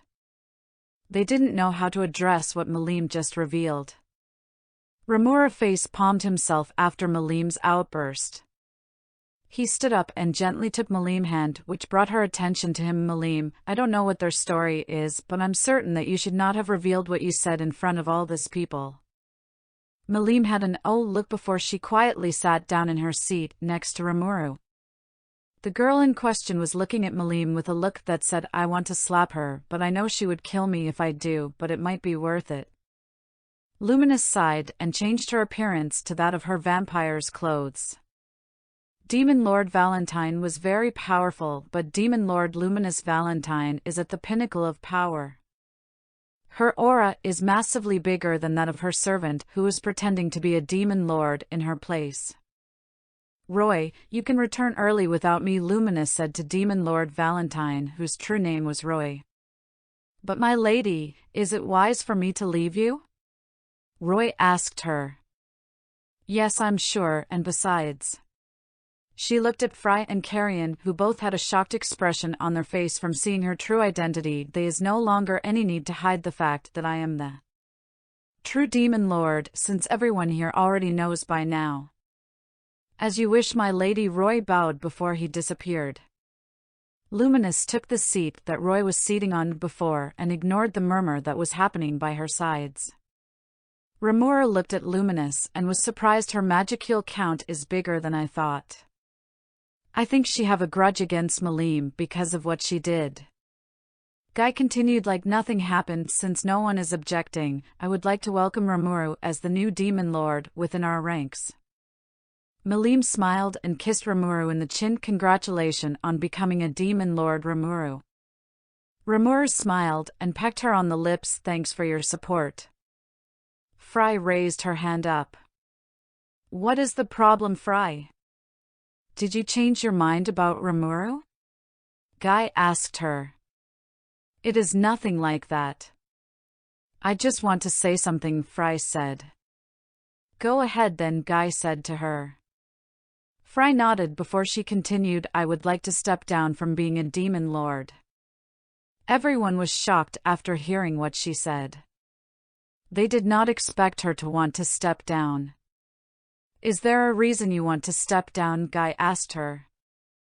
I realized something after watching the fights that took place here. I don't have enough power to compete with the real monsters in this world. If it were me who fought Clayman today, I would most certainly have lost to him and died.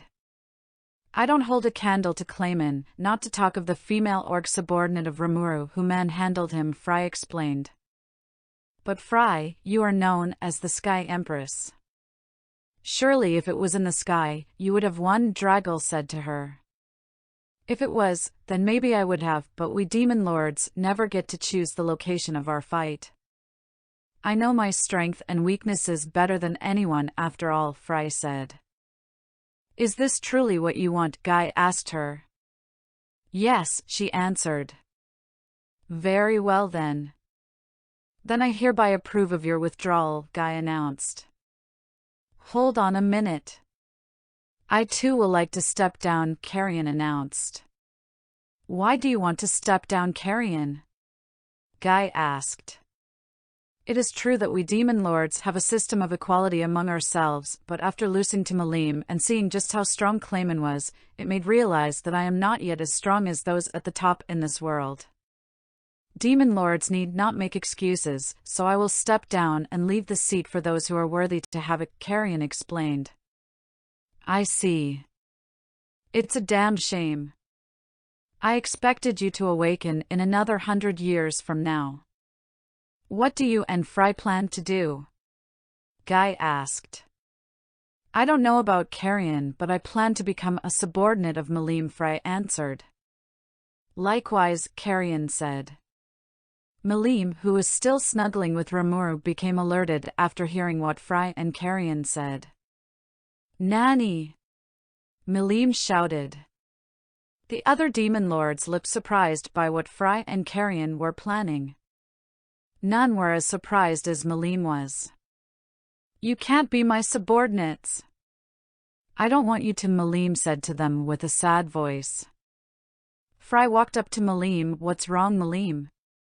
Why are you against this? Milim looked at Fry. If you and Carrion becomes my subordinates, then we won't get to talk as equal anymore, and we won't be friends anymore. Don't worry, Milim. If I become your subordinate, I will be able to be with you and play with you whenever you want, Fry explained to her. As for me, I plan to build a new kingdom with Milim at the top. I still plan to be king of my people, but Milim will be the overall ruler, Carrion said. Milim looked worried, not knowing what to do in this situation. She then felt someone grab her hand. She looked down and saw Rimuru smiling at her with his beautiful looks. She sighed and looked at Fry and Carrion. You guys can do whatever you want. I don't care anymore, she said. Rimuru stood up, still holding Milim's hand, and looked at Carrion. You don't need to worry about your city. I will help you rebuild it. Carrion was shocked from what Rimuru said. Truly, Rimuru. Thanks a lot. I am in your department. Don't worry about it. You and I have a friendly relationship with each other, Rimuru said while waving his hand. Still though, if there is anything I could do for you, just ask, Carrion said to him. Like I said, don't worry about it, but if you really want to repay me, take care of Milim from now on when I'm not around, Rimuru told him. Is that all you want? Carrion asked. Yes. Milim is someone I care about more than my own life, and I would be very angry if anyone hurt her in any way whatsoever, Rimuru explained. Milim blushed scarlet after hearing what Rimuru said. She tightened the hold of her hand, which was still holding Rimuru's own hand. Words cannot describe the love she felt for Rimuru at that moment. Rimuru felt her hold and smiled at her with a look of love. Carrion, seeing the exchange between them, sighed, as you wish, Rimuru. Since I plan to be her subordinate, I will do everything in my power to make her wish come true. Likewise, Rimuru Tempest, Fry said to him. After that, both Fry and Carrion left the room and moved to the room where the other Demon Lord subordinates are staying. The other Demon Lords wanted to end the meeting, but something happened. Oh yeah. I guess we are no longer the 10 great Demon Lords since we are low on number, Rimuru said mostly to himself, but the others heard him. The Demon Lords all paused what they were doing and looked at Rimuru with a look of surprise. Now that you mention it, Luminous said. We will need a new name, Leon said. But the other name took us centuries to decide, and we weren't even the one that came up with it. Rather, we started going with the name the humans called us since it sticks, Dino said. Everyone calm down. We have all the Demon Lords here today. If we all put our head into it, we could come up with an amazing name, Guy said to them. How about the 8 Great Demon? Ramiris tried to say, but she got cut off from the looks everyone gave him. I don't see what the big deal is with having a new name, Velzard said with a bored tone.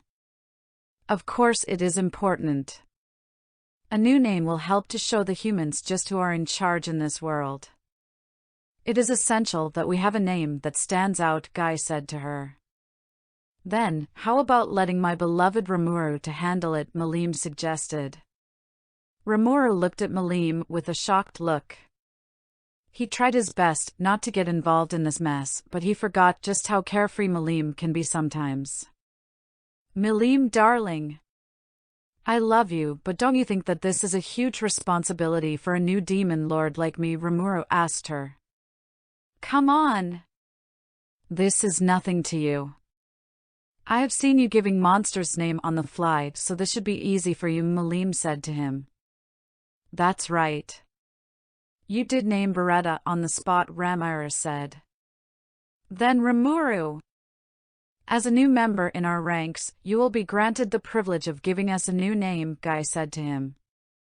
Rimuru wanted to protest, but after seeing the look that Milim was giving him, he surrendered. All right already. Don't blame me if you don't like it. After that and a lot of thinking, he remembered that today is a new moon filled with twinkling stars. Octogram. How about Octogram as our new name? Rimuru told them. The whole Demon Lords liked the name. See, Rimuru. I knew you could give us a wonderful name, Milim said to him while pecking him on his chin. Just like that, Dino said. Impressive, Luminous said. It almost feels like you can do anything, Rimuru Draggle said. See, that's my best friend for you, Ramiris said while flying around Guy. Guy smiled after hearing the name, then it settled. Quite a lovely name. From this point forward, we would be feared and respected under a new name called the Octogram. On this night of a new moon, a new era of Demon Lords will rise, and we shall all bear our titles. Demon, Lord of Darkness, Guy Crimson. Dragonoid, Destroyer, Milim Nava. Pixie, Labyrinth, Master Ramiris. Giant, Continent's Wrath, Draggle. Vampire, Queen of Nightmare, Luminous Valentine. Fallen Angel, Sleeping Ruler, Dino. Demonoid, Platinum Saber, Leon Cromwell. Ultimate Slime, Devourer, Rimuru Tempest. Everyone nodded their head after what Guy said. After that, we began the distribution of domain. Rimuru was made in charge of the whole Jura forest and Milim was given her domain along with Freys and Carians. Everything was rounded up and we all began to leave. Velzard walked up to Rimuru and Milim who were preparing to leave Rimuru. Rimuru looked at her. Is there something you need? Just wanted to congratulate you and my niece on your relationship with each other, she said with a smile. Rimuru smiled after hearing that. Thanks for the support, Velzard-san. It is good to have the support of a member of Milim's family in our relationship. Think nothing of it. By the way, how is my foolish little brother doing? Velzard asked. He's okay. He is living in my city now, Rimuru answered. Velzard smiled a fond smile. Maybe I should visit him sometimes. If you have the time, feel free to come, Rimuru said to her. She nodded at him and left the two of them alone. Rimuru looked at Milim and saw her looking at the ground. Is something wrong, Milim? Rimuru asked. She snapped out of her daydream and looked at Rimuru. Nothing is wrong. I was thinking how happy I am to finally have you. Thank you for returning my feelings, Rimuru. Rimuru brought her face closer to his and kissed her on the lips. Milim, being new to the whole kissing thing, blushed a lot but did not pull out from the kiss. After some time, they both separated and Rimuru looked her in the eyes. I should be the one thanking you. Once we get back home, let's take a break from work and have fun with each other.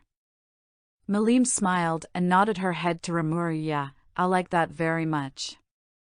After that, they both along with their subordinates, went home together. Veldora's POV. That was close. I almost ran into my sister just now. I came all the way here just to ask Rimuru for the new issue of this amazing manga that I am reading, but I didn't expect to sense my sister in there as well. This is not good at all, and to make matters worse, Velzard is the one in there. If she finds me, my new life is over and done for. Because of this, I turned and flew back to Tempest as quickly as I could. I will just ask Rimuru when he gets back. No need to risk my life like that if not necessary, I thought to myself while flying home. So like I said, I have a little bit of bad news. So school have resumed for me and I'm going to be very busy for a while. I won't be updating daily like I used to. Instead, I will be updating every Sunday of the week. For those who are looking forward to this story on daily basis should please bear with me for the time being. I will never drop this story and I plan to complete it. This is the first serious Milim and Rimuru relationship story out there and I plan to see it through to the end. Thanks everyone and see you next time.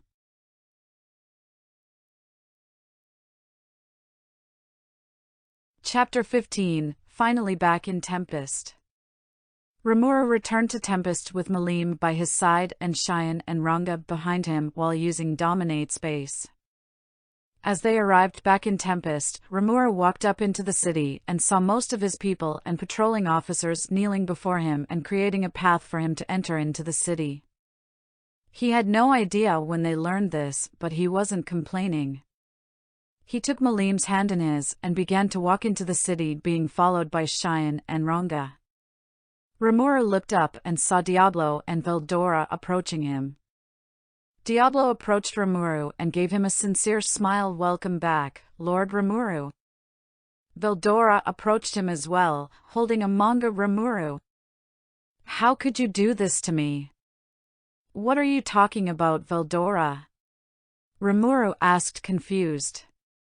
Don't act like you don't know. You gave me this manga and left out the continuation, Veldora said to him. Oh. That's right. I did that to him thinking it will be a funny prank. Didn't think he would react this way though, Rimuru thought to himself. Don't worry, Veldora.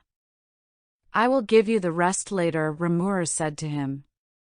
He looked behind himself and saw Cheyenne and Diablo having a heated debate about who is a better secretary for him. They get along just fine. Lord Rimuru, you've returned. Rimuru looked at his front and saw Rigurd approaching him. He arrived and smiled at him. How did it go, my lord? I will brief everyone later. Right now, me and Milim are going to soak in the hot spring and rest. Oh. So you and Lady Milim are now together? Rigurd asked. Rimuru smiled and looked at Milim. Yes, we are, and I couldn't be happier. Milim blushed from that and smiled a small smile. Veldora looked at Milim's expression in surprise. I never thought that I will see the day when my niece will act so meek. Milim looked at Veldora with an embarrassed expression. What are you talking about, stupid Veldora?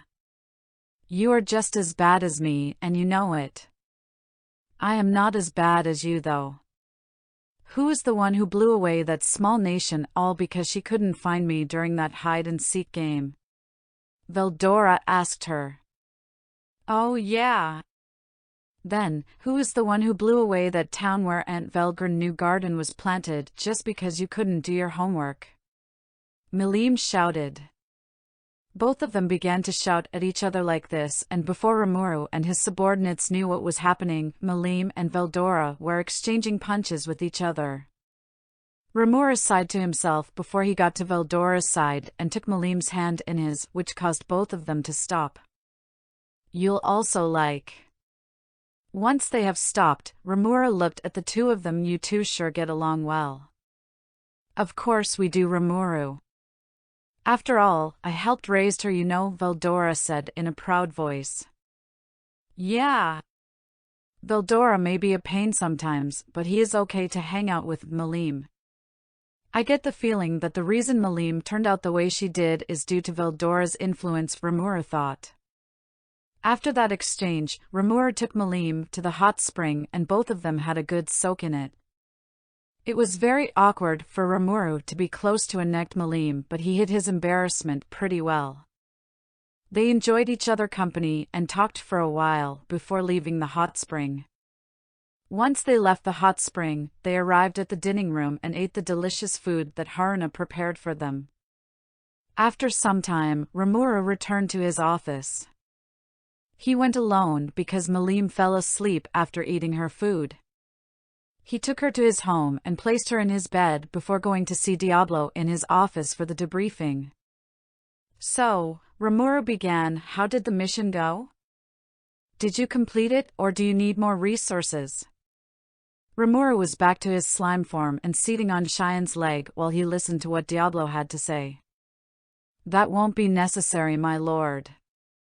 You see, the mission was a success and everything is proceeding according to plan, Diablo answered him. Seriously? But you are back so early. I thought this mission would have taken you longer to complete, Rimuru told him. It was no trouble at all, Lord Rimuru. I made the king of the Falmouth nation sign the conditions that I handed to him. We will hear a reply from them in about 1 week from now, Diablo explained. What are these conditions? Rimuru asked. The first one is for the king to abdicate and the nation to pay war reparations. The second is for the nation to surrender to us and become our vassal state. The last is that if they should decline any of the above conditions, we will not hesitate to wipe them off the face of the earth. These are the conditions I charged them with, Diablo explained. How much did you ask as the war reparation? Rimuru asked him. 10,000 stellas, Diablo answered him quite proudly. Rimuru had no words to describe how shocked he was at this moment. 10,000 stellas is equivalent to 1 million gold coin. That was too much, no matter how you look at it. If it was back in his homeworld, 10,000 stellas would be equivalent to $10 billion. That was too much money to demand. Isn't that too much money to ask them? Rimuru asked. Ha ha ha. It is no problem, my lord. It may be true that I gave them 3 choices, but when you look at it, only one is the answer.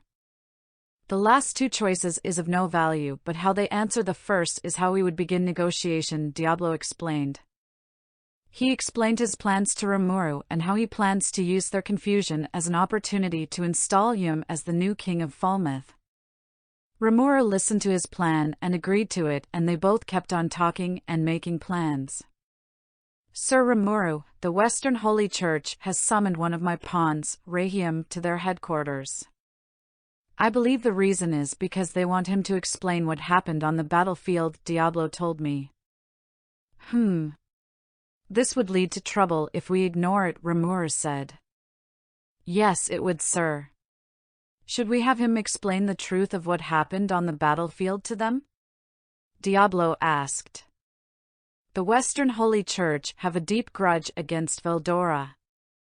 With my accession to a true dragon and my appointment as a demon lord, words will spread that 2 true dragons are residing in the Jura forest.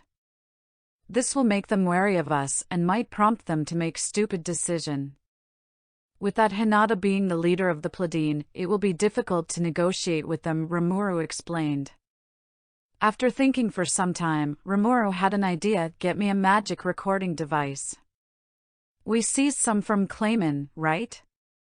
I will record a personal message with it and have Rahim deliver it to the church and see how they will react to it. Splendid idea, my lord, Diablo nodded. I will bring one over to you, my lord. Cheyenne ran out to bring the device for me. Once Cheyenne returned with the device, Rimuru recorded some message in it and asked Diablo to take it to Rahim for him to deliver to the Western Holy Church during his summon. After that, Rimuru went home and saw Milim sleeping in his bed. He stared at her for a while, admiring her beautiful face. He remembered how Milim pleaded with Fry to allow her to follow him to his home for a day after the Walpurgis ended. Flashback. Milim was holding Fry in the shoulder, looking at her with a pleading look. Fry, please, allow me to spend one day with Rimuru in his nation. But Milim, you have a huge responsibility to handle. With my nation and Carrion's nation joining your own, you have to manage it as its new ruler, Fry explained. Please, Fry. If anyone will understand my feelings better, then it's you, Milim told her. Fry knew what she meant. Milim finally got the person she loves more than anything to love her back. Of course she wouldn't want to be away from him. She could understand because she too have such feelings. Looking at Milim's smile when she looks at Rimuru and seeing the love he shows to her, she couldn't help but feel a little envy in her heart. She wished she has the same courage that Milim has and confess her feelings for the one she loves. She gave a side glance at Carrion before looking back at Milim. Okay. You can go, but you have to promise me that you will return tomorrow no matter what, understand? Milim eagerly nodded before going to Rimuru and hugging him. Fry could see the love that both had for each other as they hugged. She sighed and turned to Carrion. Let's go. We have a lot of work ahead of us, she told him. Don't worry yourself about it.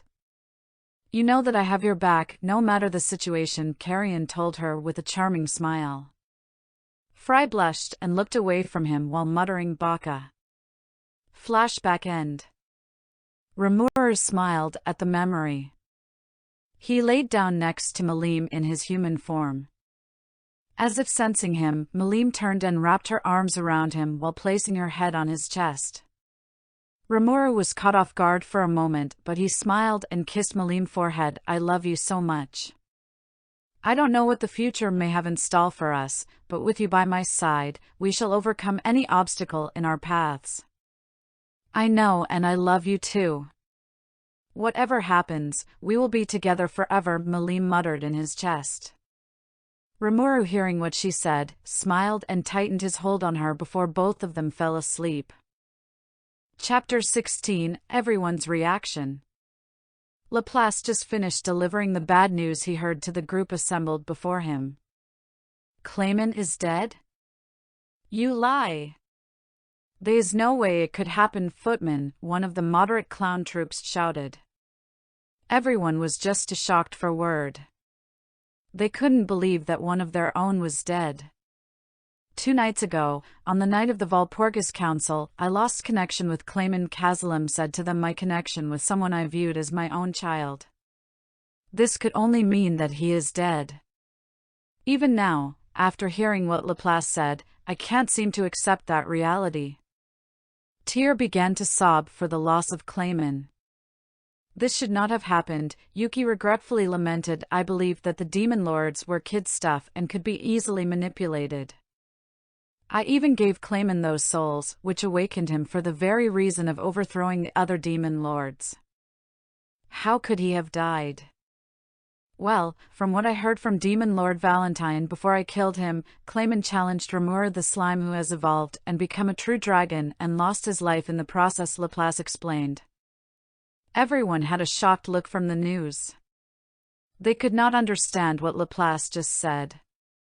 No, not that they did not understand, but they just couldn't accept the reality that was before them. I have heard rumors that the new demon lord Rimuru has evolved to a true dragon, but I thought it was just a rumor. To think that it was true, Yuki said to them with a shocked look. No way! You mean that slime Rimuru is now a true dragon? Tyr shouted in shock. I find it hard to believe. Just how did he evolve? Cazalim herself. If only we had known that he was a true dragon, we would have stopped Clayman from doing anything foolish like challenging him, Footman said.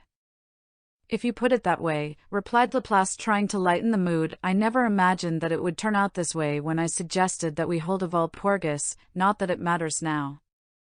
Plus you have to understand that Clayman was a fool at times. I warned him not to let his guard down, but he wouldn't listen. He even went and picked a fight with Rimuru, knowing that he is a true dragon, and it blew up in his face. Laplace! Footman snarled, do not speak of Clayman like that again. I'm only tellin' the truth. Clayman got too arrogant and cocky, which led to his death. You can't deny that fact, Laplace said. Laplace! Footman, letting his anger to consume him, took a swing at Laplace. Footman hit his chin, but Laplace stood where he was, not bothering to dodge. You wanna go, Footman? Be my guest, Laplace told him in a taunting way. Before they could continue, Cazalim stopped them. Stop it, you two! This is not the time for acting, Cazalim said to them. She is right, Laplace. You shouldn't try to bear the whole burden by yourself when all this is clearly my fault. I'm the one who hired you guys, after all. If you need to blame someone, then blame me, Yuki told them. Footman, realizing that Laplace was acting as the bad guy, immediately apologized to him. After that, they decided to plan their next plan of action. What do we do now, boss? Do we go and attack Rimuru for what he did to Clayman? Laplace asked. Yuki took a thinking pose. I'm curious about something. Laplace, Cazalim. You two are on the same level as any awakened demon lords out there. Cazalim, I gave you those souls along with Clayman, and you both awakened into a true demon lord. With your current strength, Cazalim, I would say that you are equal to Leon in power, and this is you that have not even regained your complete form and powers. So why do you still seem hesitant when it comes to challenging Demon Lord Guy, Demon Lord Milim, and the True Dragons? You'll also like. You really don't know what kind of monsters those at the top are, do you? Cazalim asked him. To be honest, I don't have an actual gauge on how strong they are, Yuki said. Yuki is right, just why are those guys called catastrophic beings? Tara asked. Listen well, everyone. Cazalim said to them, those who are classified as catastrophic beings are said to have enough power to destroy this world or any world they want with a stroke of their wrist. Their power, when compared to that of a demon lord, is like comparing a adventurer to an awakened demon lord. There is no comparison in strength and power because their very existence is power itself. How do you know this, Kazalim? Have you seen their power up close or something? Yuki asked. I never told any of you how I actually became a demon lord, did I? Kazalim asked them. Does that have anything to do with what we are discussing? Footman asked. It does in fact relate to what we are discussing. Kazalim began. Back then, I was on top of the world with my power. I believed that I could beat anyone who got in my way with the powers I possess. My power got to my head and it made me angry whenever someone says that I'm not the strongest. This arrogance of mine clouded my mind and I went and challenged the strongest being in the world. Demon Lord Guy Crimson. Everyone was shocked from hearing what Kazalim just said. You actually challenged Demon Lord Guy to a fight? Ter shouted. Wow! I knew you were strong, but challenging Demon Lord Guy seems reckless, Footman said. And I thought I was the crazy one. Good to know I got my traits from someone, Laplace said in light humor. So who won your duel between you and Guy? Though I can already guess the outcome, Yuki said. I couldn't fight Guy because I was stopped at the entrance of his place, Kazalim said to them. Wait! You weren't even able to fight Guy. Who was strong enough to stop you before you could reach Guy? Laplace asked. The look on the other's face said that they too were curious to know who stopped Kazalim. I didn't challenge Guy because one of his primordial demon beat me before I had the chance. Her name was Rain and she was beyond strong. Her strength is slightly greater than that of an awakened demon lord. She was powerful, yes, but she was only a mere savant to Demon Lord Guy. Just when she was about to kill me, Demon Lord Guy stopped her. When I saw Demon Lord Guy for the first time, every cell in my body told me to flee before he kills me because the powers I sensed coming from him is beyond what I have ever felt in my life. Luckily for me, he didn't want to kill me. Instead, he made me an offer to join the ranks of the Demon Lord. After joining them and seeing Guy up close, there was one thing I realized in this world, Kazalim said to them. Which is? Yuki asked. Kazalim sighed and looked them in the eyes that those at the top should never be messed with unless you have a death wish. Demon Lord Guy Crimson, Demon Lord Milim Nava, and the True Dragons. This being should not be messed with under any circumstances because no one is on their level. Demon Lord Guy is the overlord ruler of all demons, and Demon Lord Milim have been said to have fought him to a draw for 7 days straight. The true dragons are said to be the embodiment of destruction themselves. Compared to those monsters, we just don't stand a chance. Everyone digested what Kazalim had just said to them.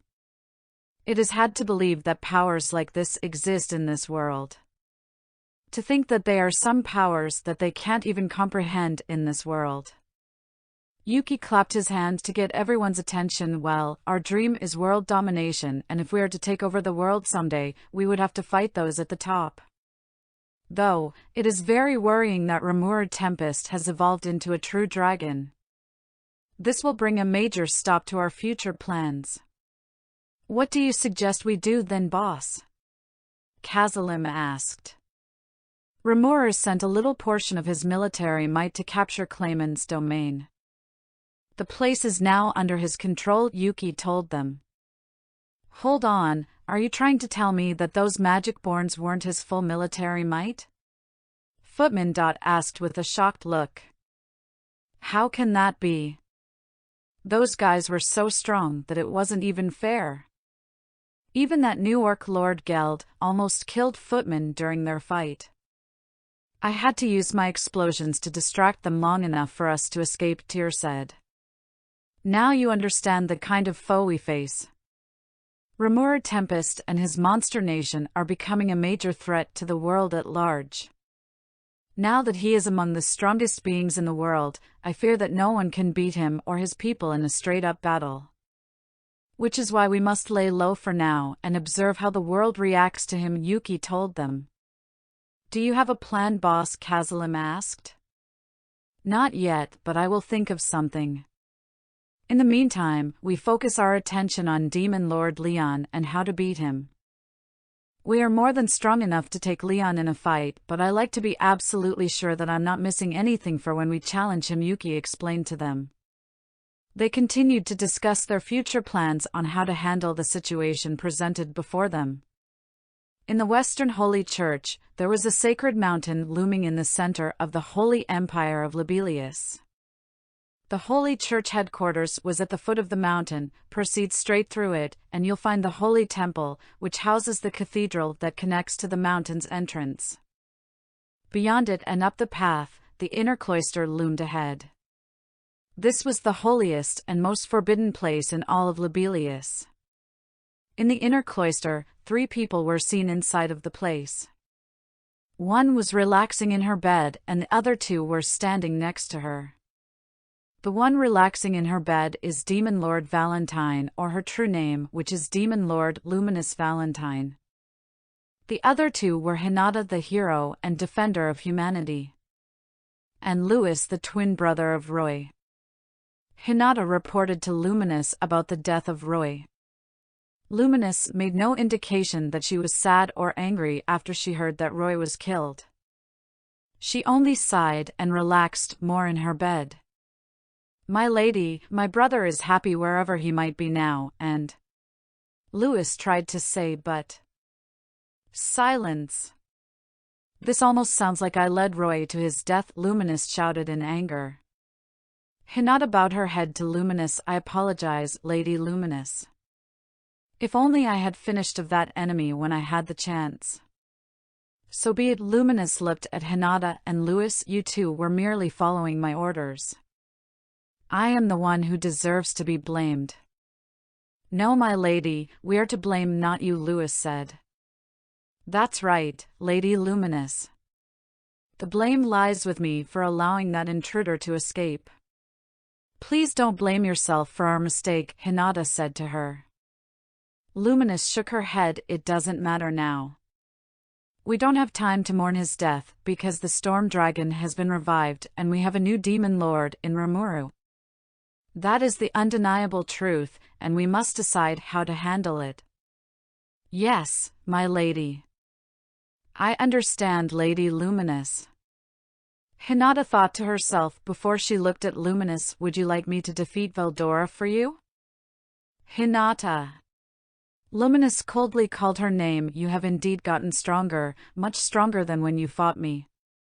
You are almost on my level, but even if you can match and defeat some of the demon lords, you will never defeat Veldora. My lady is right, Hinata. That is how terrifying that dragon is. A true catastrophe, Louis said to her. He is powerful, yes, but didn't a hero seal him away? Hinata asked. Look, Hinata. That dragon is a form of natural energy itself.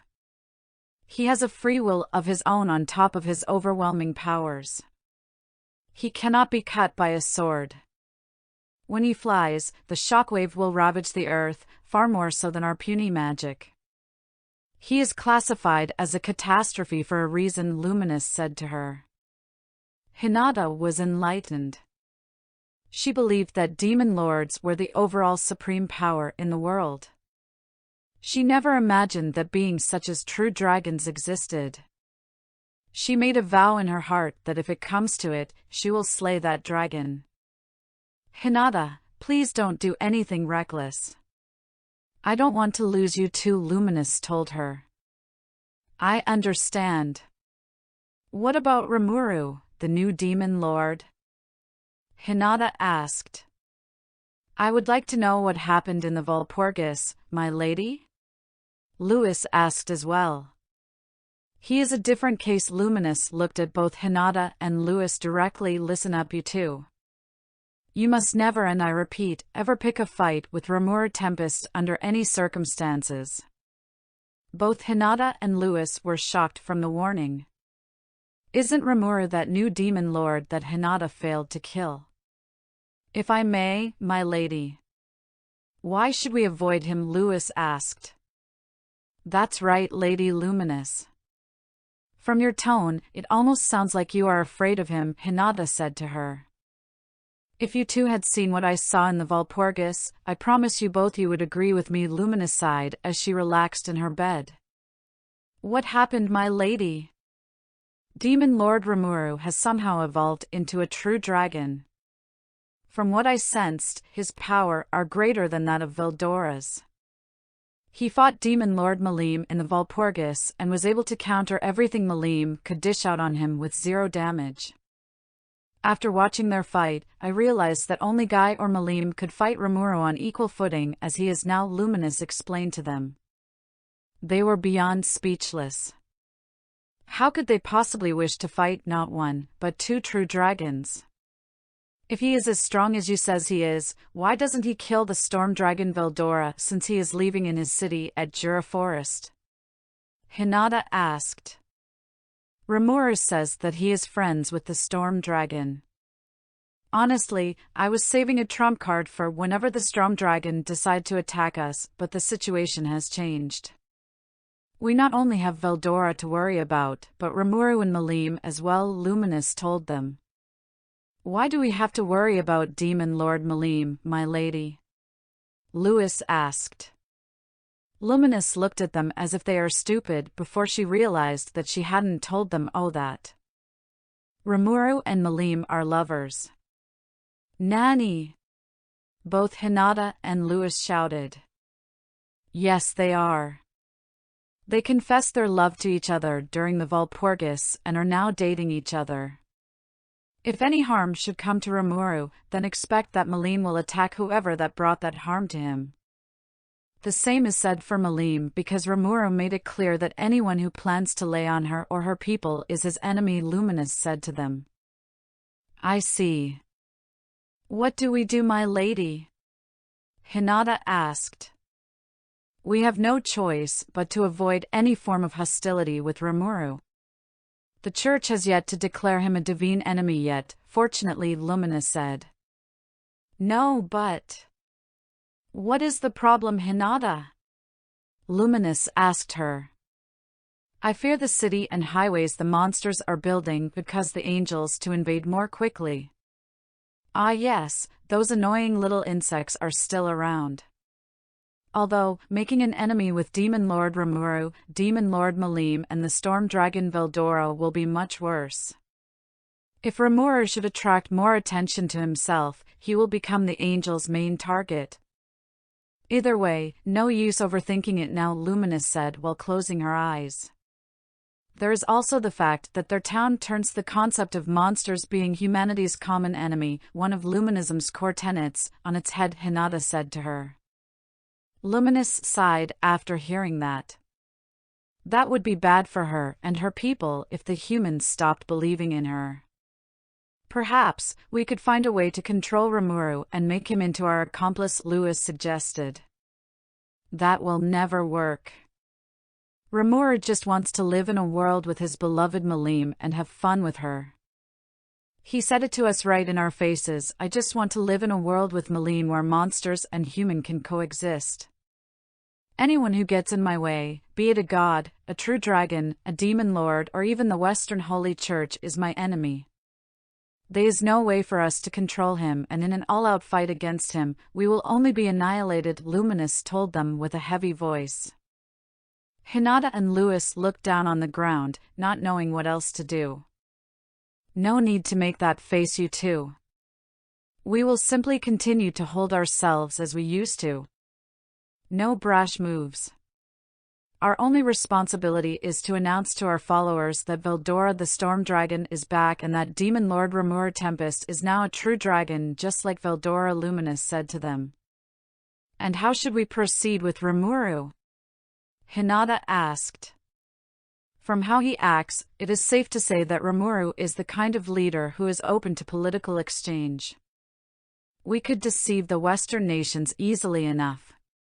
Luminous told her. Hinata nodded her head.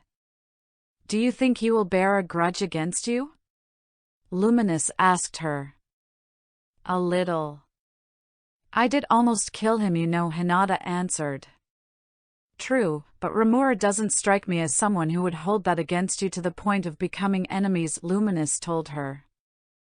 That is true. I will keep that in mind. Hinata left after that. Chapter 17, The Meeting with the Paladins. A little over a month have passed. In that time, Hinata spent tirelessly at work with her paladins, building a defense against Veldora and Rimuru while her Imperial Guards was out gathering intelligence for her. Now it was time for the Empire's monthly conference between both the major groups of the papacy, the Crusaders, the Paladins under Hinata's direct control, the Master Rooks and the Imperial Guard forces serving the Holy Emperor. They were the pride of Libelius, with Hinata Sakaguchi standing at the very peak. Hinata serves as the conference speaker, the chief knight of the Master Rooms and the captain of the Crusaders, not to mention the strongest knight in the nation. Her word was law during this meeting. To her right were 6 people representing the Crusaders. The first was Captain Reynard Jester, known as the Noble of Light. The next was Arnaud Bauman of Air, the man lauded as the second strongest after Hinata. The next was Bacchus of Earth, a man gifted at smashing his magic-infused holy mace into his foes. Following him was Lotus of Water, a beautiful healer and elementalist who employed Holy Spirit Undine on the battlefield. Guard of Fire was next, a tall knight and conjurer who wielded his flaming red spear. And finally Fritz of Wind, a magical fighter as talented in wind magic as with his twin sword. This people seated here were among the best among the thousands of Pladine, and there is no doubting their talents. Contrasting with them, in Hinata's left side, were the Master Rooms, a much more ragtag assemblage. They numbered a mere 33 but still formed their own division due to their strength in battle. They are all at least rank A on charts, and a few of them were even champion level, a calamity on the threat scale. A few of them were notable. Blue Sky, Sir, who looked like a little boy but was older than anyone in the room. He used to be the chief of the Imperial Guard before Hinata took the role from him. Giant Boulder, Grigori. He was Sir's right-hand man, whose impervious skill granted him astonishing physical resilience. The last was Raging Sea, Glenda. She was newer to the fold than Hinata but made a name for herself in the recent years.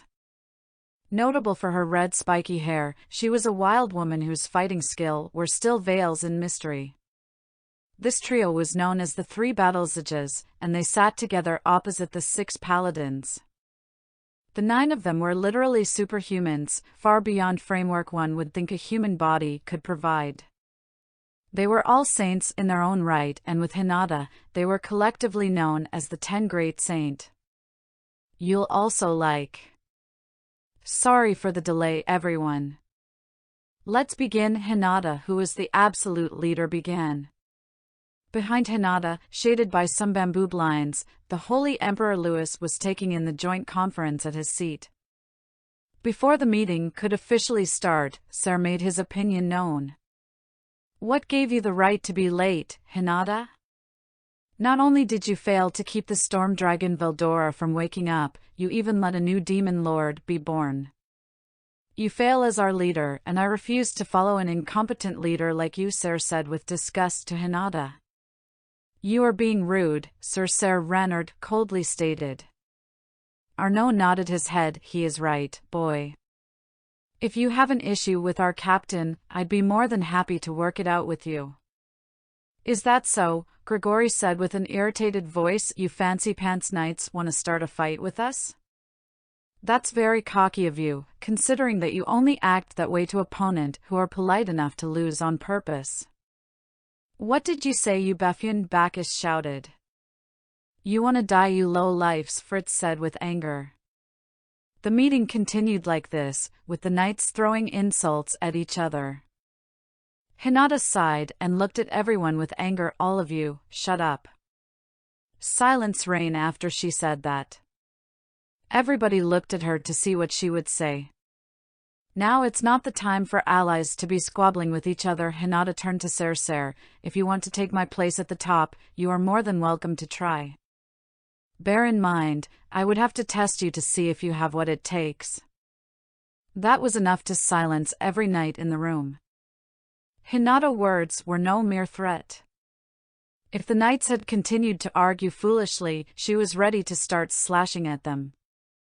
Her audience were all smart enough to pick up on that.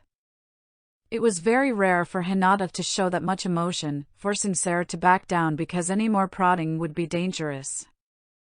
Pfft. Whatever, Ser said with a frustrated look.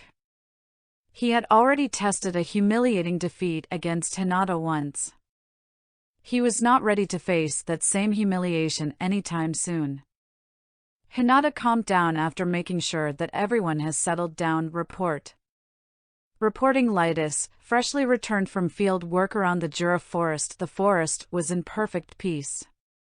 Even after Veldora's resurrection, I spotted a group of merchants entering and exiting the area. I managed to overhear a few rumors.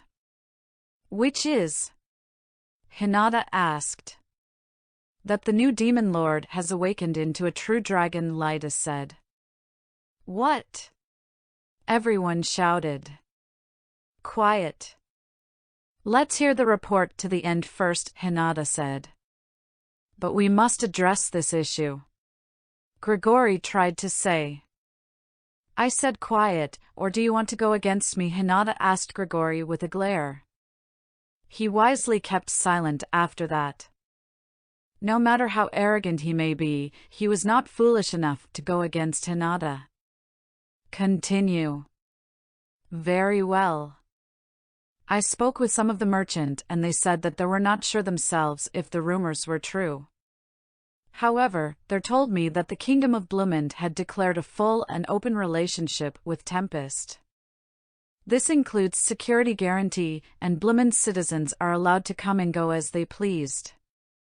Though, I couldn't confirm if the rumor of Demon Lord Rimuru accession to a true dragon were true since security were very tight, Lytus reported.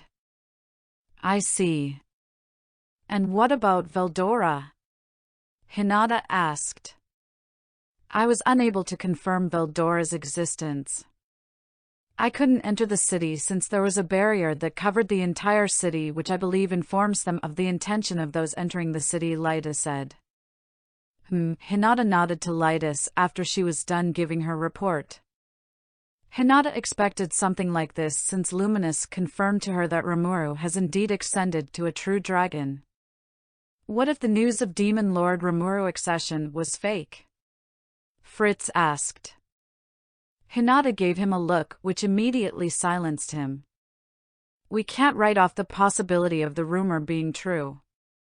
Let's hear the rest of the report before we decide, Hinata said to them calmly. The meeting continued in this manner, with everyone giving their own report to Hinata. From what Hinata could gather, it seems that Demon Lord Rimuru has indeed ascended to a true dragon and he has established a working relationship with his allied nations. The reports the knights could get about the people's opinions of Tempest were all positive. The people were all praising Tempest, and from the look of things, it is only a matter of time before Tempest becomes the greatest nation in the western country. Ser was the last to give his report. It seems that King Idmaris has abdicated the throne just as Demon Lord Rimuru has demanded, and on the surface, it seems the transfer was peaceful.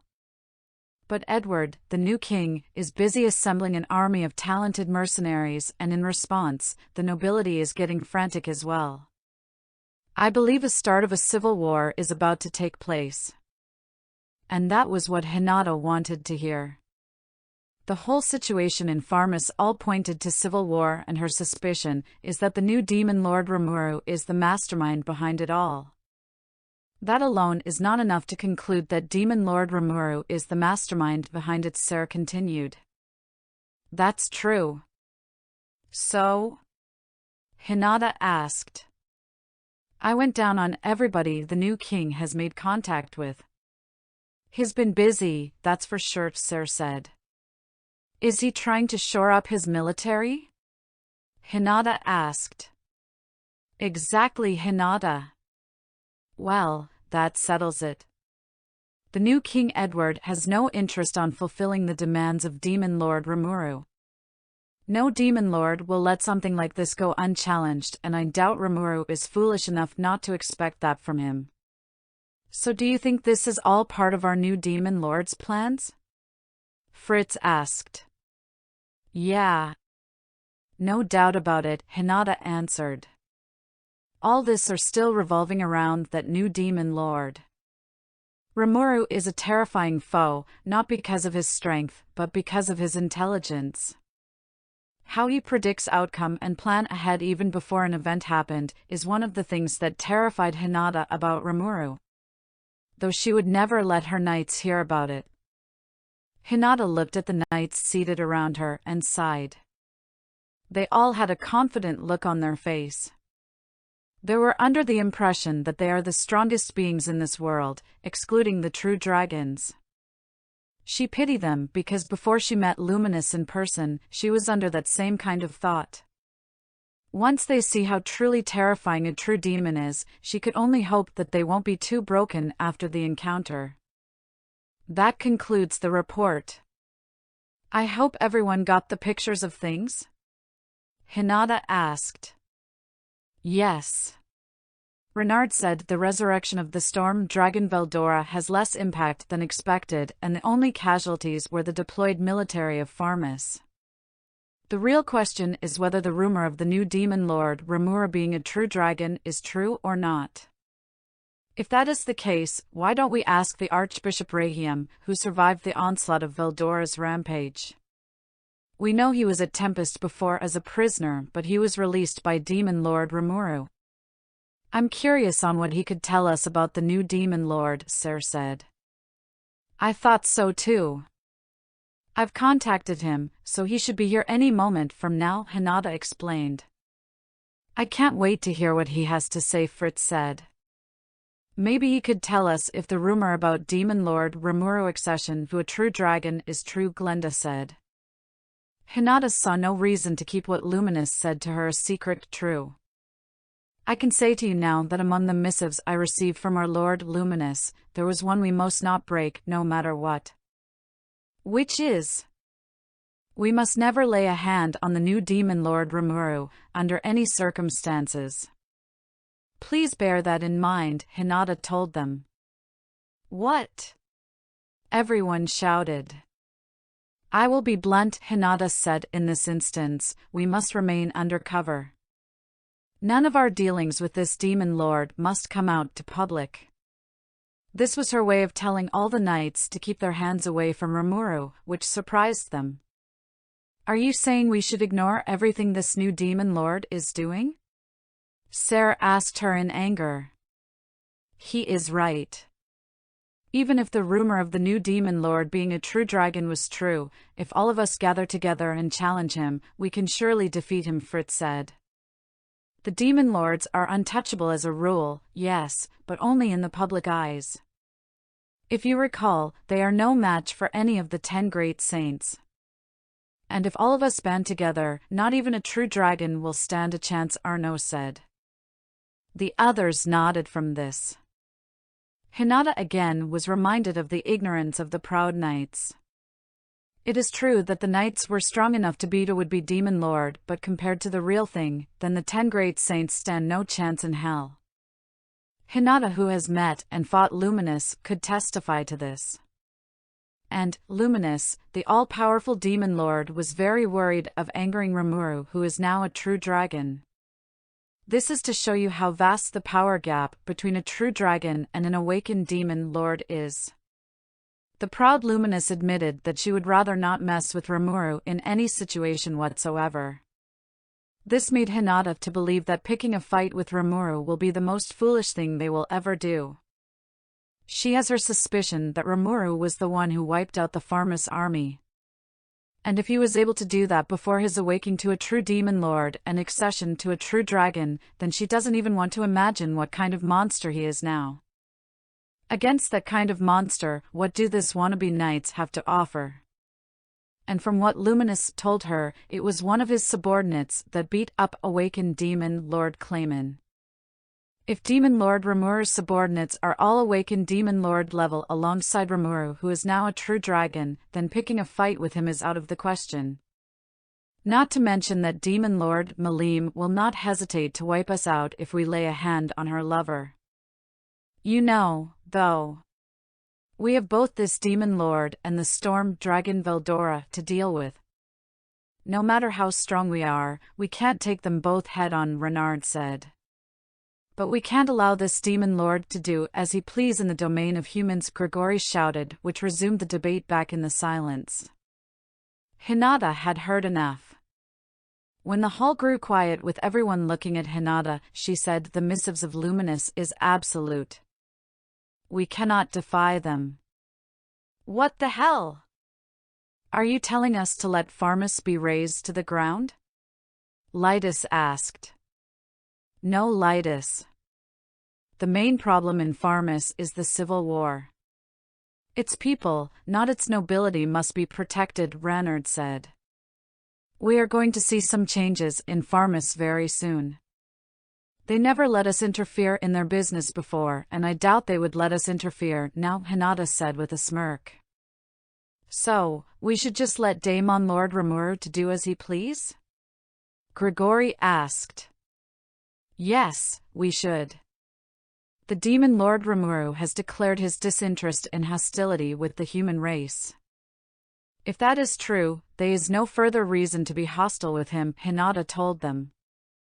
In truth, she was only saying this because she knew they would all be slaughtered if they challenged Rimuru to a fight.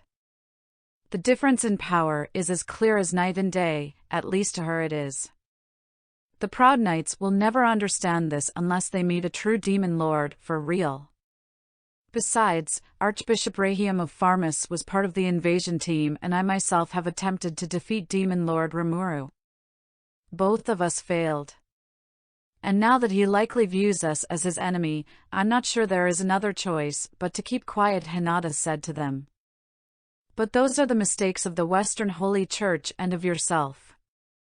It is not a mistake of Lubelius. Grigori insisted. Exactly. And that is why you need to stay hands off.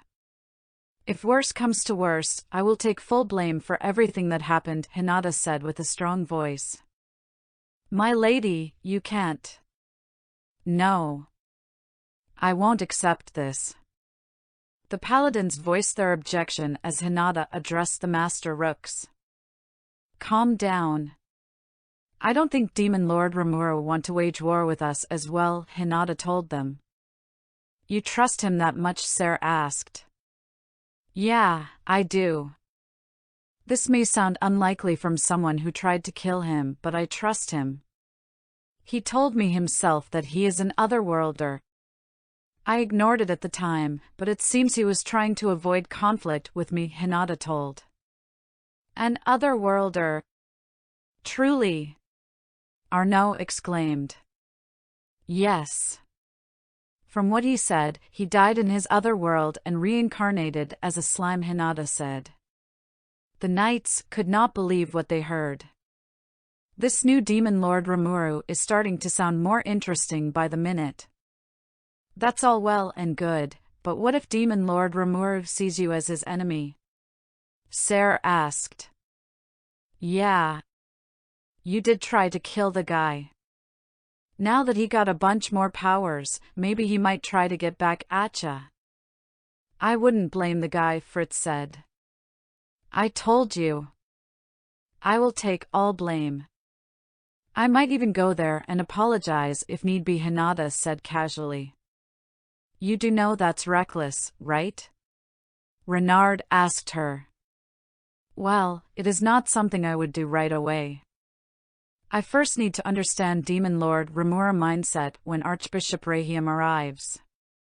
The meeting continued like so, until they heard a knock on the conference room. Come in. Chapter 18, Hinata's Resolve. Come in, Hinata replied, thinking it was Rahiam. The guards on the other side opened the heavy door, and inside strode exactly the man she expected, Cardinal Nikolaus, one of her trusted friend, and a nervous-looking Archbishop Rahiam behind him. This was expected, but the group behind them were what surprised Hinata. It seems the 7 days clergy was here. Good to see you, Hinata. Are you doing okay? Why are you looking so surprised? The 7 days clergy conversed this inside Hinata's mind. Hinata could not hide her surprise. Why are all of you here? She asked them. Who are these guys, Hinata? Sare asked. Silence, Sare. You are in the presence of the 7 days. Nikolaos hurriedly replied. Nanny! Everyone shouted. Exactly, Hinata admitted. All the knights immediately stood up and saluted except for Hinata. According to the rumors, the 7 days clergy were all well trained, surpassing the realm of enlightened and charged with training the next hero. Their existence are stuff from legends because of the mysteries that surrounds them. They were the ones who gave Hinata the trials that determines the next hero of humanity. Though, Hinata hated them with a burning passion because of their negligence to the Crusaders before she became their leader. She determined that the 7 days were all useless relics of the past when she took their trial. She took their skills with her unique skill, Usurper, which grants her 2 powers. Seize, which grants her the ability to take a target skill, and Copy, which lets her learn the skills she has taken for herself. She has very much surpassed the 7 days clergy in power, and they hated her for that. So, what brings you here today? Hinata asked while glaring at them. The rest of the knights could pick up on the hostility in Hinata's voice and wisely chose to remain quiet. He. No need to be alarmed. Archbishop Rahim here has brought back some valuable information about the new demon lord, has he not? We simply want to hear what he wants to say about this new demon lord for ourselves. This was their answer to her question. It seems that the 7 days clergy were using thought communication to answer her question in her mind. There were 3 of the 7 days clergy present in the meeting, and those 3 were the most corrupt in their group. Ars, the Tuesday priest who controls fire. Though, it is a lighter flame compared to Shizu's. Dina, the Monday priest, and Vina, the Friday priest. Hinata obviously did not trust them. From day one, this guy's never liked Hinata and would use any opportunity given to them to mess with her and bring down her spirit. It got worse after Hinata surpassed them in power, with them now plotting to kill Hinata by any means necessary. She could not figure out their motives, but she will eventually. Hinata began to grow very nervous. Rimuru obviously had a poor impression of her. If the clergy begin to get in her way, only the gods know what Rimuru would do to her and her nation. She could only hope that when Rimuru learns that Luminous is the leader of this nation, will be enough to calm him down. She faced Rahim and gave him a listening ear. I and Falmouth were very foolish. We challenged a foe that was far too fearsome for any of us. He will be the downfall of any proud nation, and any nation who wished to challenge him will meet their end just like we did, Rahim said with his bloodshot eyes and his voice raised like a scream while shivering like a scared lost puppy. You'll also like. As he told the story, the paladins began to murmur among themselves. The sheer size of this monster was astounding to them. Nothing they could think of will help them block the flash of light in Rahim's story. Hinata remained calm and collected. She surmised that the attack uses the principle of sunlight, and the droplet of water simply reflect the sunlight at a very fast rate. It was a dangerous skill, but it can be counted if you understand how the skill works. As if to back up her theory, the 7 days began to provide their own commentary. Perhaps this is sunlight magic, the kind Sir Gren was always so gifted at. Wouldn't anti-magic barriers shut it down? And Gren didn't have that much force to it. Gren, the Sunday priest, was the head of the clergy. His magic allows him to control light. One of his spells concentrated sunlight in a similar way. Hinata, understanding how the power worked, didn't seem that much bothered about it. Just as she was thinking that Rimuru was no big deal after all, Rahim continued. A moment, please. The mystery attack was a dreadful thing indeed, but it was not what frightened me the most, he said while swallowing a lump in his throat and sweating in terror. Everybody in the room stopped what they were doing to pay attention to what Rahim was saying. The real horror came after that. The next moment, the battlefield went completely quiet. Some were unconscious, some were fatally hurt, others were wounded and screaming on the ground, still more were healthy and moving around, scared out of their wits. And yet, the very next moment, all noise was gone. What do you mean? Hinata asked calmly. I mean what I said, Lady Hinata. At that moment, the surviving members of our army of 20,000 died in a blink of an eye. The only survivals were Sir Raisin, Admaris, the King of Pharmas and me. Seeing it made me lose my sanity. Rahim said with a very frightened look on his face. Silence fills the meeting room. The truth is not something that the knights could fathom. They all recalled a tale of a single individual laying waste to an entire nation and becoming a demon lord. This individual were said to be the embodiment of Calamity herself. She was a being whose powers are beyond human comprehension, and when she moves, destruction follows her. Hinata recalled what Luminous told her once when she asked her about her ranking in the Demon Lord hierarchy. Little flashback. They are two beings whom my power cannot begin to comprehend. Guy Crimson and Milim Nava. These two are in their own realm of power that we cannot even fathom. I believe that those two have surpassed true dragons in power. Who would win if you fight them? A naive Hinata asked.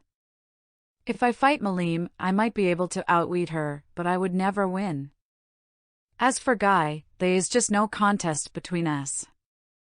I would straight up die in a blink of an eye if I fight him. Little flashback ends. Hinata couldn't help but shiver from recalling that memory.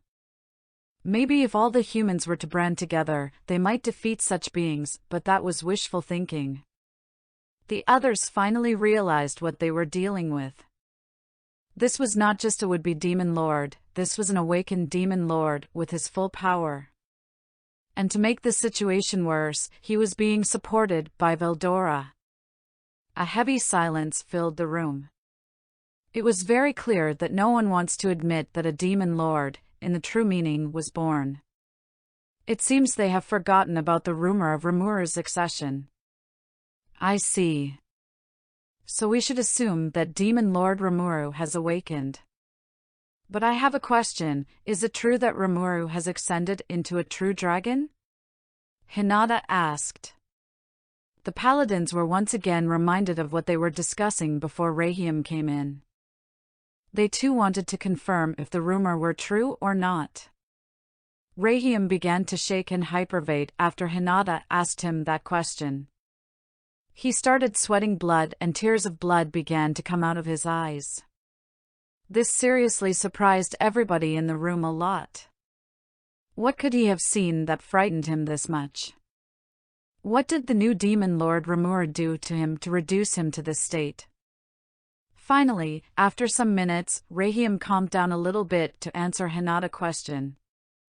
Before I was released by Demon Lord Rimuru, he approached me in my prison. His appearance was different from before.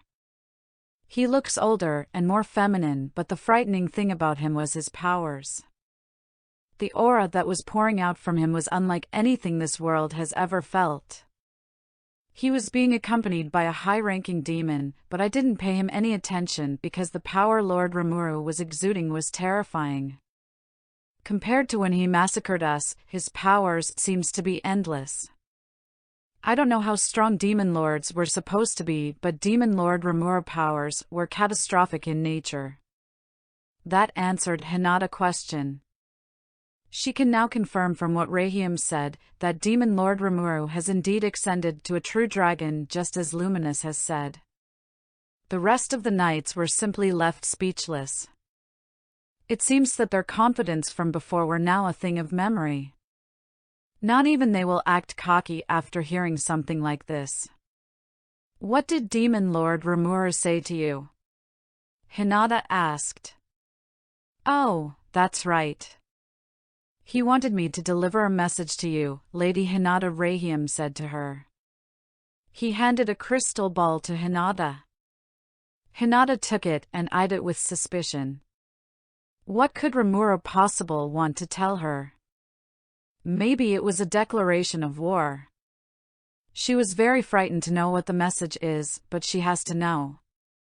She activated the crystal and it showed an image of a goddess. No, that's not right. This was clearly Demon Lord Rimuru in the flesh, but his appearance could only be described as divine. Hinata was very surprised. What a change! She could hardly believe that this beautiful deity before her was the same Rimuru she fought a few months ago. How did this transformation happen? Her eyes met that of Rimuru in the recording and she began to freak out. She just now realized how nervous and frightened she was.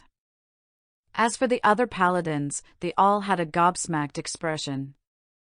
Is this beautiful deity supposed to be the new demon lord? Sarah asked with a surprised voice.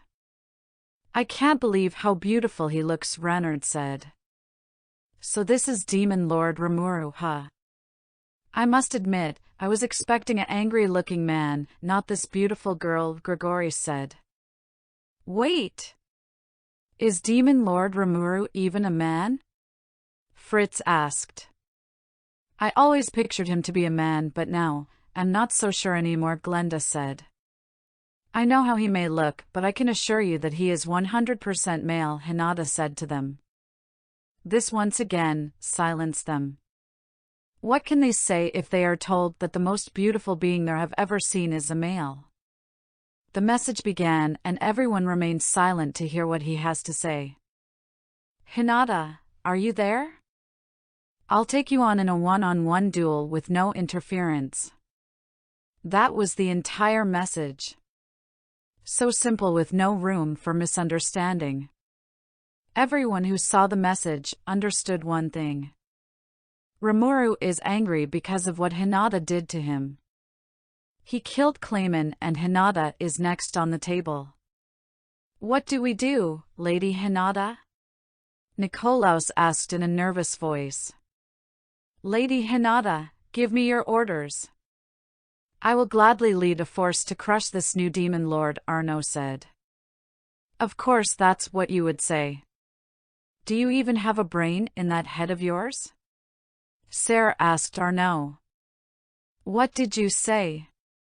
Arno asked in rage. Didn't Hinata spend the past half hours saying hands off? Do you really think the other demon lords will just sit by if we touch one of their members? That's assuming we could even touch him, Sarah said to him.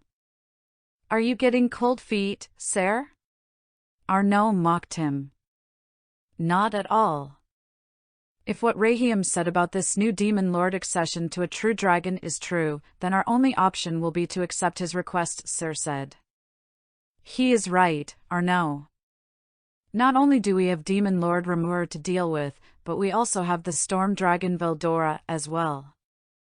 We might be able to take one of them on if we attack together, but against both at the same time is just asking to be slaughtered, Lydas said.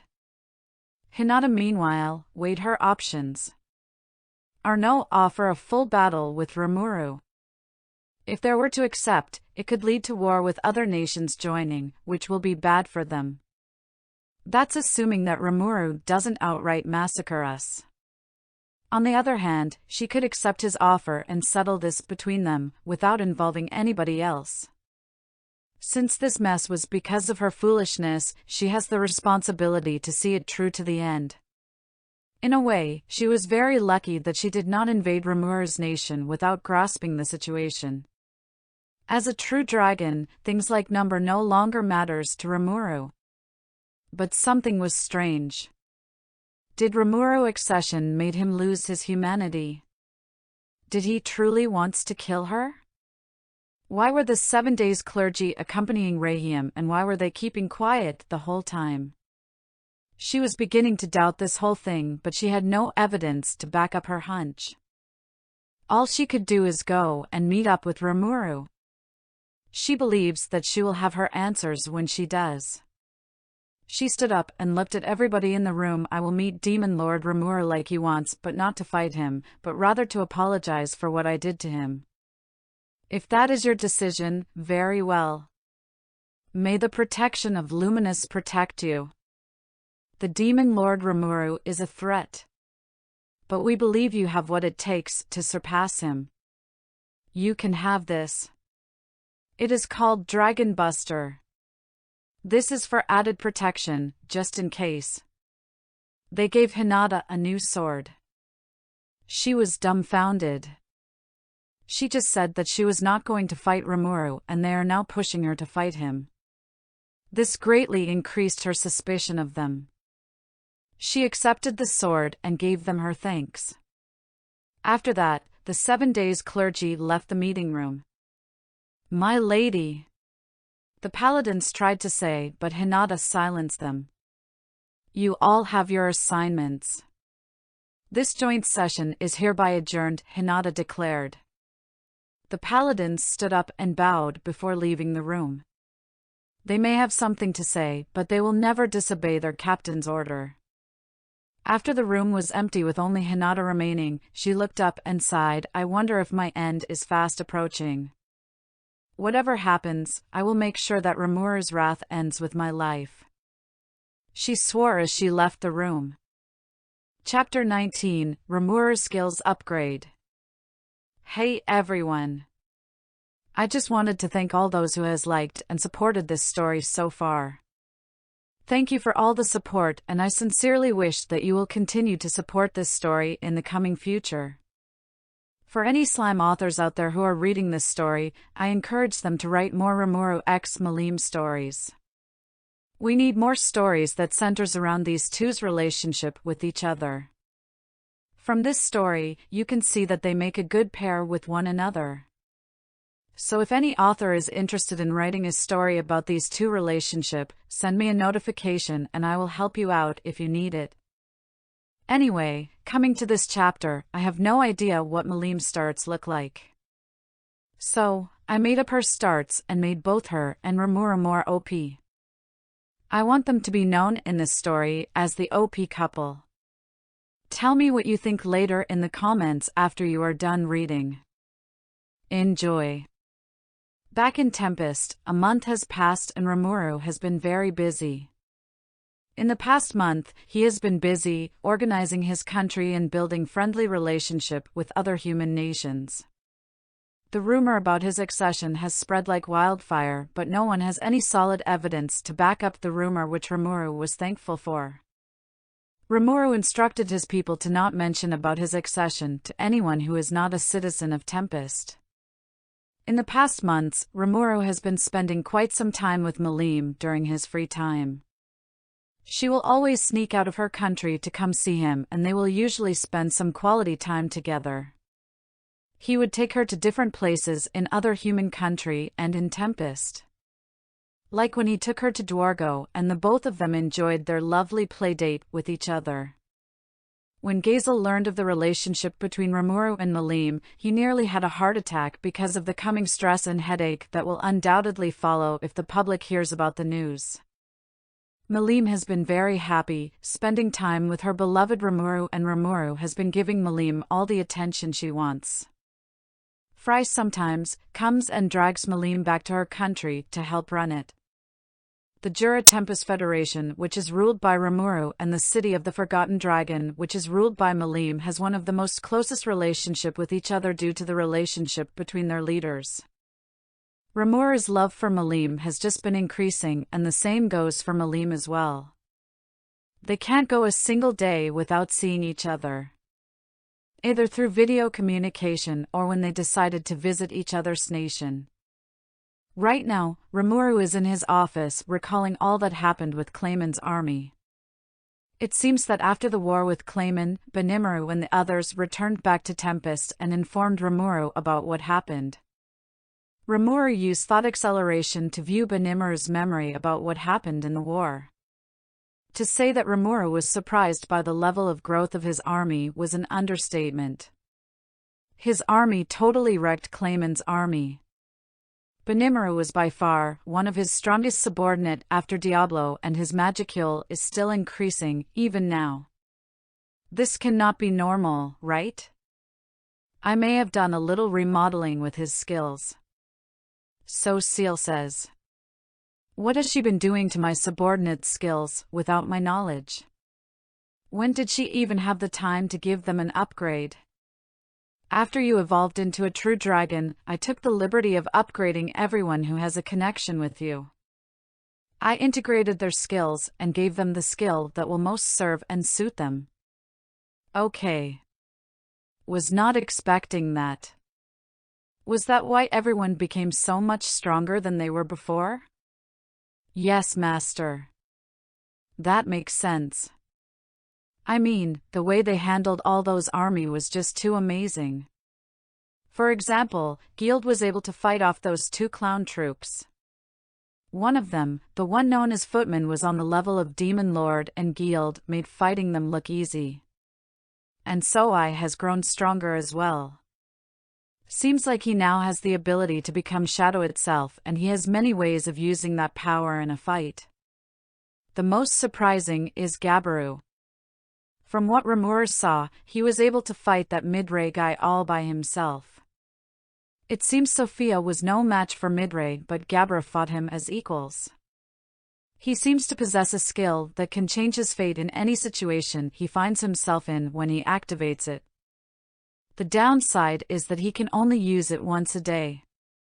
Think of Izanagi in Naruto Shippuden. That is one scary ability, even with its drawbacks. You'll also like. Wait! Did Seal upgrade my own skills as well? What's with the weird silence? Seal, what did you do to me? I may have upgraded your skills without your consent, Master. Rimuru really shouldn't be surprised. This is her hobby after all. And when she said upgraded, you can bet that means she created an overpowered skills. She never does anything halfway. Which is why she is so reliable. My beloved Master Rimuru should be the strongest after all. I removed the skills that were no longer necessary and upgraded all your other skills. You are without a doubt the strongest being there is as you are now. I can't get mad at her when she was doing all this for my sake. I will need to see my skills to have an idea on what I can do now. Seal. Can you run an appraisal on myself? I want to see how strong I've become and compare it to Milim. Yes, Master. Here are the results. Name, Rimuru Tempest. EP, 289,682,567, plus Dragon Blade 5.74 million and Magic Breeder Reactor? Race, highest tier Divine Spirit. The Ultimate Slime. Protection, Rimuru's Compassion. Title, The Devourer. Magic, Stardust, True Dragon Magic, Spirit Summoning, Demon Summoning, Others Magic. Manus, Seal. Unique Skills, Universal Perception, Dragon Spirits Hockey, Universal Shapeshift. Ultimate Skills, Void God Azathoth, Harvest Lord Shub-Niggurath, Lord of Fate. Resistance, Physical Attack Invalid, Natural Influence Resistance, State Anomaly Resistance, Spiritual Attack Resistance, Divine Attack Resistance. Rimuru was left dumbfounded. His existence value was off the roof. Add his magic sword and it was just too awesome. What does it mean by? Anyway? Due to Master having a magic breeder reactor. It grants Master an infinite amount of magicule when it is activated. Due to this, it cannot be calculated in number due to it being infinite in power. I see. Because of the magic breeder reactor, I can generate an infinite amount of mana when I activate it. Though, with the amount of magicule I already possess, I don't think there will be any need to activate it. Well, we can never be too sure, so let's keep it as my trump for now. From the looks of things, it seems I only have 3 skills. How did that happen? First of all, I integrated the skills that are no longer necessary and ungraded your skills to what there are now. Rimuru had a deadpan expression. He should really complain that she was doing this without his consent, but after seeing the powers of the skills, he held his tongue. Let's start with Void God Azathoth. The power of Void God Azathoth are Soul Consumption, Nihility Collapse, Imaginary Space, True Dragon Release, Scorching Storm, Time and Space Manipulation, Multidimensional Barrier. That is what it could do. This skill seems to be too overpowered. For example, Soul Consumption. This power allows Rimuru to devour any target along with their soul. This is an enhanced version of Beelzebub. Nihility Collapse or Turn Null, the ultimate destructive energy that fills the chaos world and becomes manageable thanks to Seal. Imaginary Space, the world of chaos. The ultra-evolved version of Stomach and Isolation. It is a prison where those who need to be quarantined are locked up. Time and Space Manipulation, the ability to grasp time and space and being able to move in an instant just by thinking about it, even affecting time itself. Rimuru can also trap a target in a time loop, making the target to repeat a certain point in time for however long you want. Multidimensional Barrier, an always activated multidimensional barrier, which are absolute defense formed using the subdimensional fault defense field. As things are, this is one amazing skill to have. The second skill is Harvest Lord Shub-Niggurath. Its powers are Skill Creation, Skill Duplication, Skill Gifting and Skill Bank. This is another OP skill that Rimuru possess. This is what it can do. Skill Creation, which literally mean the ability to create any skill the user wants. Skill Duplication. This grants Rimuru the ability to copy and duplicate any skill that he has seen. It also grants Rimuru the ability of creating 2 or more of the same skill. Since only one skill can exist in the world, this skill now allows Rimuru the ability to create 2 or more of the same skill. Skill Gifting. This gives Rimuru the ability to give out skills to anyone he wants. With the ability to duplicate skills, he can give away his skill to someone and still have the same skill for himself. Skill Bank. This grants Rimuru the ability to store an infinite number skills. The third skill is obviously Rimuru's strongest skills. The skill Lord of Fate has the following powers: Fate Manipulation, Fate Rewrite, Mind Manipulation, and Reality Bending. Let's start from the first one. Fate Manipulation. This grants Rimuru the ability to manipulate a target's fate and destiny in whatever way he wants. Fate Rewrite. This gives Rimuru the ability to change his fate to any desired outcome one visualizes. Like if Rimuru is supposed to die, he can rewrite that outcome to keep himself alive. Or if Rimuru were to meet someone who is obviously stronger than himself, he can rewrite that fate to make himself stronger than his foe.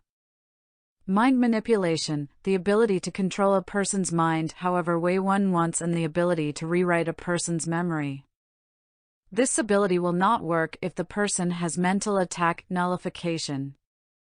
Reality Bending. This gives Rimuru the ability to bend and control reality however way he wants. Like, he has the power to change things from the natural way things were meant to be. For example, he can make it so that every human has infinite lives, or he can make it so that water now tasted like honey. He could also make it forever nighttime on Earth, or he can change it so that boys will now be the ones to give birth and no longer the girls. He can make and create whatever he desired into a reality with this skill. This essentially gives Rimuru complete control over all reality. After Seal was done explaining his powers to him, Rimuru was left speechless. What can he say in this situation? If he was not himself, he would have been freaking out. How did he become this overpowered? This is just ridiculous. He can bend reality and can change a person's fate. This essentially gave him godlike powers. Although he is a true dragon, he is not immortal. He could be killed if he faced someone who was strong enough to kill him. Though, he will reform after some time, but he will still die nonetheless.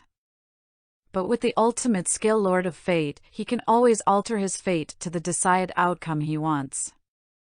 This essentially made him immortal. The only downside to his skills is that it consumes a massive amount of magicule. If he was still a demon lord, then he would never have been able to use any of this skills because he didn't have enough magicule then, but now he has more than enough magicule to use any of the skills however way he wants thanks to his evolution to a true dragon. Due to this, Rimuru will always be thankful for evolving into a true dragon with a magic breeder reactor. With his current powers now, no entity can match him in a fight since he can always change the predestined outcome to the one he decided. No wonder Seal was confident in saying that he has become the most powerful being there is. But what about my other skills? Like future sight, thought acceleration, etc. What happened to those powers? These powers, thought acceleration, future sight, analysis and appraisal, parallel operation, integration, separation, chant nullification, all of creation, food chain, thought domination, dragon cannon, law domination, attribute conversion, and etc. All of these skills has been integrated into myself, making it possible to respond at a faster rate now. I have no words but praise for Seal. You really have outdone yourself. Anything for my beloved master. She sounds happy, which makes me happy as well. Since I'm done with analyzing my powers, let's compare it to Milim.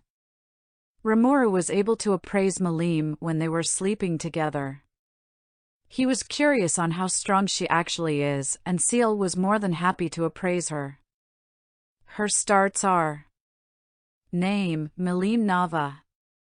EP, 120,887,654, World-Class Sword Tenmo with World-Class Armor 10.56 million and Magic Breeder Reactor? Race, Highest Tier Divine Spirit Dragonoid. Blessing, Milim's Rage. Title, Destroyer. Magic, Stardust, Elemental Magic, Space Magic. Unique Skill, Universal Perception, Demon Lord, Enhanced Hockey, Thought Acceleration, Thought Manipulation, Gravity Control, Draconic Milimir, Infinite Regeneration, Analyze and Assess. Extra Skill, Spatial Motion. Ultimate Skill, Armageddon Destruction. Resistance, Physical Attack Invalid, Natural Influence Invalid, State Anomaly Invalid, Spiritual Attack Invalid, Divine Attack Resistance. Her ultimate skill Armageddon Destruction gives her the following powers: Drago Nova, Drago Buster, Hakai, Time and Space Manipulation, Multi-Dimensional Barrier. Dragon Nova, this allows Milim to fire a condensed attack that uses the property of Stardust, which causes a wide range of destruction depending on the level of magicule that was added to it. Drago Buster, this allows Milim to fire a multiple energy light attack that are very destructive in nature and has the potential to blow away a continent depending on the level of magicule that was used. Hakai, this gives Milim the ability to literally erase a target from existence. This could be a wide-range attack depending on the amount of mana that was used when activating it. Though, it cannot erase someone of equal or greater power to Milim. This skill grants Milim the ability to erase a target's skills and the ability to erase a target's soul or the world itself. Time and space manipulation, the ability to instant travel to a point, defying the law of time. Multi-dimensional barrier, an always activated multi-dimensional barrier. These are her skills. Her existence value are off the charts, and add her world-class armor and weapon, then it becomes even higher. She obviously rivals me in total amount of existence value. She also possesses magic breeder reactor, which gives her infinite magicule just like me. And her ultimate skill is nothing to sneeze at. She is truly a catastrophe with how strong she is. Her ultimate skill is based on destruction on a wide range, which is what earned her the title of Destroyer. Honestly, if Rimuru was still a demon lord, there would have been no way for him to beat Milim in a fight. Her powers makes other demon lords look like kid stuff. Though, as he is now, he is confident that he can win against her in a fight. Though, he has no plans on fighting Milim for any reason at all. After the skill review, Rimuru looked at the time and saw that it was already 6 p.m. He has a date with Milim by 7 and he had no plans on missing it. After all, he has something he wants to ask Milim after their date. Suddenly, there was a knock on his office door. "Come in," he answered. Shuna came in and smiled at Rimuru. "Lord Rimuru, it is time to prepare for your date with Milim." "Yes." "Thank you, Shuna, for reminding me." "How are things in the town?" Rimuru asked. "Everyone is working very hard. The surprise that you asked us to make for Lady Milim is complete. I am truly confident that it will wow her," Shuna answered. Rimuru smiled and brought out an object from his table and looked at it with a smile. "I hope this works." Shauna smiled at him. "It will, my lord." Cheyenne barged into the office and looked at Rimuru. "Lord Rimuru, I have brought the perfect outfit for your date tonight." Rimuru immediately had a worried expression on his face, but seeing the smile on Cheyenne's face rendered him unable to refuse her. He surrendered and allowed himself to be dragged out of the office by Shuna and Cheyenne. This will be a long evening for him, that's for sure. Chapter 20, Proposal. Finally, it's here. The chapter I've been waiting for. This chapter is what inspired me to begin writing this story. I imagined a scenario where Rimuru proposed to Milim and it led me to start writing this whole story. I know that so many of you have anticipated this from the last chapter. I did hint on it a lot, but whatever. Enjoy the chapter and give me some feedbacks, okay? Rimuru was being dressed for his date with Milim by Cheyenne and Shuna. He was indeed very excited for his date, but he has to go through Cheyenne and Shuna dress-up therapy. They made him their dress doll, which kind of brought down his mood a little. "Lord Rimuru, try this one." Cheyenne showed Rimuru a cloth she chose for him, which he tried on. "No, Lord Rimuru. You should try this one," Shuna said while handing Rimuru a beautiful cloth she chose. He had no choice but to try it on. Rimuru was getting tired of being treated like their personal dress-up doll. "Come on, girls, can't you bring a cloth that will match with the evening festival we are having?" Both Shuna and Cheyenne both had a light bulb lit on their head. They looked at each other and nodded before moving to the closest to grab a cloth for Rimuru. They brought the cloth and made Rimuru try it on. After Rimuru put the cloth on, both Cheyenne and Shuna had stars in their eyes. "My lord, you look absolutely amazing," Cheyenne said with a little drool. "I expected nothing less from you, Lord Rimuru," Shuna said to him. "You guys really think it looks that great?" Rimuru asked, feeling a little shy. "Absolutely. You look just like a goddess in that outfit," Cheyenne shouted. "You'll also like..." Rimuru had a deadpan expression. "I am a guy though." Just then, Diablo entered the dressing room and saw Rimuru in his new yukata. He had the most blazing expression on his face after seeing how beautiful Rimuru looked. I am not worthy to be in your presence, Lord Rimuru, he said in a dramatic way. Humph. It's a good thing that you recognized Lord Rimuru's greatness, Second Secretary Cheyenne said to Diablo in a cocky way. Foo foo foo foo. Of course I know how great Lord Rimuru is. His very existence is divine itself, that everyone should worship, Diablo said. I'm glad that you are finally seeing things my way, Diablo Cheyenne said to him. Both of them shook each other's hand and smiled to the other. Those two really do get along well. But seriously, what kind of plan are they discussing about me while I'm around? I have to seriously keep an eye on those two after this. Who knows the kind of trouble they will cause if they are not watched, Rimuru thought to himself while watching Diablo and Cheyenne. By the way, what brought you here, Diablo? Rimuru asked. Diablo came back to his senses and turned to Rimuru. Forgive my forgetfulness, Lord Rimuru. It is time for you to go to the location that you will be meeting Lady Milim. Is it 7 already? Rimuru asked, confused. No, sir, but it seems that Lady Milim arrived a bit early, Diablo said to him. I see. Well, I'm done with dressing, so let's go meet Milim, Rimuru said, walking out of the room. All right, the rest of you are free to enjoy the evening festival as you see fit, but don't forget about what we planned. We will, my lord, and we won't forget, they all said at the same time. Rimuru nodded and left the room. Once he was gone, Soai and Benimaru appeared inside the room with spatial shift. They looked at the others, and all of them nodded their head before moving out to fulfill what they planned. Rimuru headed to a part of the city where a beautiful small pound was. There, he saw a sight that took his breath away. Milim was standing there in the most beautiful yukata he has ever seen. He approached her and saw that she was looking at the pound, checking her hair to see if it was okay. Milim! Rimuru called to get her attention. She slightly jumped from being taken by surprise. She turned and looked at Rimuru and stopped. Milim was looking at Rimuru with a huge blush on her face. Rimuru, you look very beautiful and handsome. Rimuru blushed and smiled. He leaned close to her face and put both of his hands on her waist. You are the gorgeous one, Milim. You literally took my breath away. Milim blushed as well, and both of them remained in that position, gazing at each other's eyes.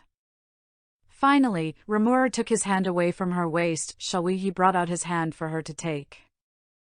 Milim took his hand, not trusting her voice at the moment. Her face was a blushing mess at the moment. Rimuru took her to a sweet restaurant that was selling cake and many more sweets. Milim had stars in her eyes from seeing so many cake on display. The goblinas that was selling the sweets came to them and bowed. It is a great honor to have you in my little restaurant, Lord Rimuru and Lady Milim. How may I help you? I have a reservation for tonight, Rimuru said, still holding Milim's hand. It is no secret that Milim and Rimuru are in a serious relationship in Tempest. All the monsters knows about it, and the humans who visits the town all had the rumor about it, but they have never met Rimuru or Milim to confirm if the rumor is true. So it was still a speculation to the humans. Right this way, please, the goblinas said to them. She led them to a fancy table that had the VIP tag on top of it. Rimuru, wanting to act like a gentleman, pulled out Milim's seat for her. Milim blushed and looked at Rimuru. You don't have to do that, you know. Nonsense. My queen deserved the best treatment I can offer, Rimuru told her. Milim sighed and sat down in her chair with the same cute blush on her face. Rimuru went and sat down in his own chair and picked up the menu. The menu was just filled with different types of sweets that looks very delicious. A human male who was wearing a butler uniform came to their table. Good evening, Lord Rimuru and Lady Milim. Are you two ready to order? He asked. Rimuru looked at him and smiled. It seems that more humans are migrating to Tempest after my declaration to a demon lord. most likely seeking protection from other stronger nations. It's nice to see them coexisting with monsters together. Yes, I would like the strawberry cake with the milk cream on top, he ordered. The butler took down notes and turned to Milim. And you, my lady? Milim had a hard time picking because everything in the menu looks delicious. She didn't know what to decide. Rimuru, seeing her, could tell what was bothering her. He turned to the butler. Why don't you bring her the honey cake with cheese? That seems to be this shop's specialty. Very well then. Your orders will be ready in a moment, the butler said as he left. Milim looked at Rimuru and gave him a small smile. Thanks for the save, Rimuru. I am sorry that I couldn't decide on what I want. Rimuru stretched out his hand and took her hand, which was on the table. Hey, don't worry about it. Tonight, leave everything to me and let me pamper you a little. Milim blushed up a storm from hearing what Rimuru said. You always know how to make me embarrassed and happy at the same time. I'm only being honest, you know, Rimuru said with a smile. Their order arrived and both of them enjoyed their cake together. They were having a pleasant conversation with each other while they eat their cake. After they were done, they left the restaurant and headed inside the town where the stalls were. Rimuru took Milim to a shooting store where you win a prize by shooting down the target with 3 shots. Welcome to my humble stand, Lord Rimuru and Lady Milim. It seems that you two are enjoying your date with each other this fine evening, the store owner said to them with a smile. Naturally, both Rimuru and Milim blushed from hearing that comment. Though, Rimuru composed himself faster than Milim did. Yes, we are. We would like to try out this shooting game, please. How much will it be? Rimuru asked. Please, Lord Rimuru. It's on the house. Now, which one of you will like to go first? The store owner asked. Milim regained herself and took a confident step. Muhahaha. I guess it's time for me to shine. I will go first. The store owner gave her the fake gun. Just knock down 10 target and you get to choose any toy you want. Milim leaned on the counter to take aim at the target. She bent down with her stomach on the counter, which gave the very flustered Rimuru a good view and shape of her ass. Crap, why does her yukata have to be so tight? I can clearly see everything from where I'm standing. Control yourself, Rimuru. Deep breath, Rimuru thought to himself with a huge blush on his face. Milim, being ignorant of what she was doing to Rimuru, fired the shots and knocked down the 10 target.